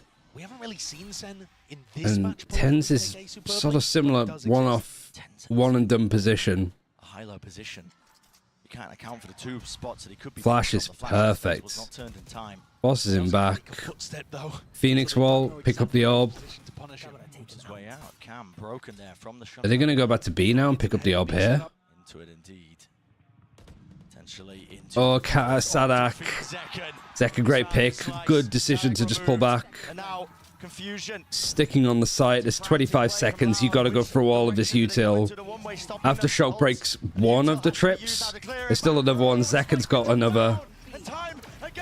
Oh, Zekan's dodged them both. What is it, a 2 versus 4 now? 10 seconds. The wingman's going to stop it. The stun, the paranoia. Holy shit, Sen. They've owned it. I mean, Loud just went to shit towards the end. Sen look incredible here. It was right down to the end. Squeezing through in overtimes. All right, Sen are the real deal. Loud versus PRX in the losers bracket, though. I mean, that could go either way, to be honest. Loud pushed them. Oh, they did. But Sen were resilient the whole way through with huge performances coming out from multiple players. Sassy's 1v3, absolutely instrumental. I mean, yeah, I feel like for... John called a great game. I am a little bit disappointed with how Loud played that in some cases. It was super close, but that should have been a stomp in the direction of Loud, right? Tournaments like this, but Sen, for the moment, on top. So many rounds that Loud just like lost clutches or just went down in brutal ways. Of course, I mean, you're going to see the respect being showcased on either side. GENG going to expose these NA frauds. I mean, at least they're going to be up against Sentinels who look like the better squad. Second round of playoffs. Like, we actually do get to sort of see where the hype is. And what an awesome one to look forward to. I think especially just a head-to-head that I'm instantly thinking of is Tens v Karen. Oh, yeah. Because Yeah, Tens versus Karen is going to be fun. Tens the more But even like second texture. mobile version of the Smokes player, but Karen with the movement. Yeah. That guy is he's just skilled through and through, picked up straight from the rank cues. That is going to be one hell of a head-to-head. It really is. And Sen, all of that time being able to... Well, Sentinels are right now best retakes, they'll split, it's the resilience. Yeah, it's just that mix of like, they have really good game plans, good mid-round calling. They know their like win conditions, what they need to do and how they need to adjust. And they just have like the individuals to make plays happen too. It was really working. And it was different things that were working as well. We didn't really get to see that A retake. Like, it's with all of the magical. I really enjoyed that. Really enjoyed that. Both series. It's a little bit sad, I suppose, that PRX went like down into the elimination bracket the way that they did. But it just makes me more hyped to see what GENG are doing. So I'm wrong on my pick'ems here. wasn't the case as well. And we're just getting the players ready for an interview down on the stage. If you're wondering why. Oh, if I'd got this, I'd be in like the top 2%. But it's going to be an There's 16 users that have been right on everything. Another match against his former team, and I do think we're set up for this to possibly become the preeminent rivalry of. I agree. Maybe of the global Valorant circuit, but certainly the American circuit as well. Yeah, I'd agree with that too, Sucho. Matchup happening later on in the tournament. So this is wrong by proxy. It kind of like fucks over all of my predictions from here on out. Both of these teams. I mean, the final will probably be the same, but we'll see. Sen also showcasing that even on some of their weaker maps like Icebox, they're continuing to add to their playbook, to the strat book. Yeah, they certainly are. I mean, honestly, it could have been 2-0 for Sentinels too. Just fantastic. We're going to be going through all so maybe I was. Listen, where's Sassy getting down? Is he maybe I was brave. Like it, maybe, potentially, chances. I'm interested to hear what their perspective is, though. But anyway, I'm not going to hang around for too long. I won't host anybody else as well because I don't think there's most people will be going offline anyway. Last year where it was I'll a little. mute this. Imagine an all-Pacific final, though. I think it'd be really hard for it to happen that way. Like, Loud need to beat PRX need to beat Loud, and then they need to beat Sentinels, assuming that GENG beat Sentinels in the final, or upper bracket final. But yeah, I'm going to just dip because I want to get some like proper tea instead of what I just ate, I guess. But tomorrow, PRX versus Loud. This is the first game, 3 PM tomorrow, so same start time as today. We'll go over the vetoes, what that's likely to be, and all that kind of stuff. And yeah, thank you very much for everybody for watching. Thanks for tuning in. I had a lot of fun today, learnt a lot, so I hope you did too as well. So goodbye, see you tomorrow, bye-bye. And thanks for the hosts as well, actually, from Juki and Aker. Appreciate it.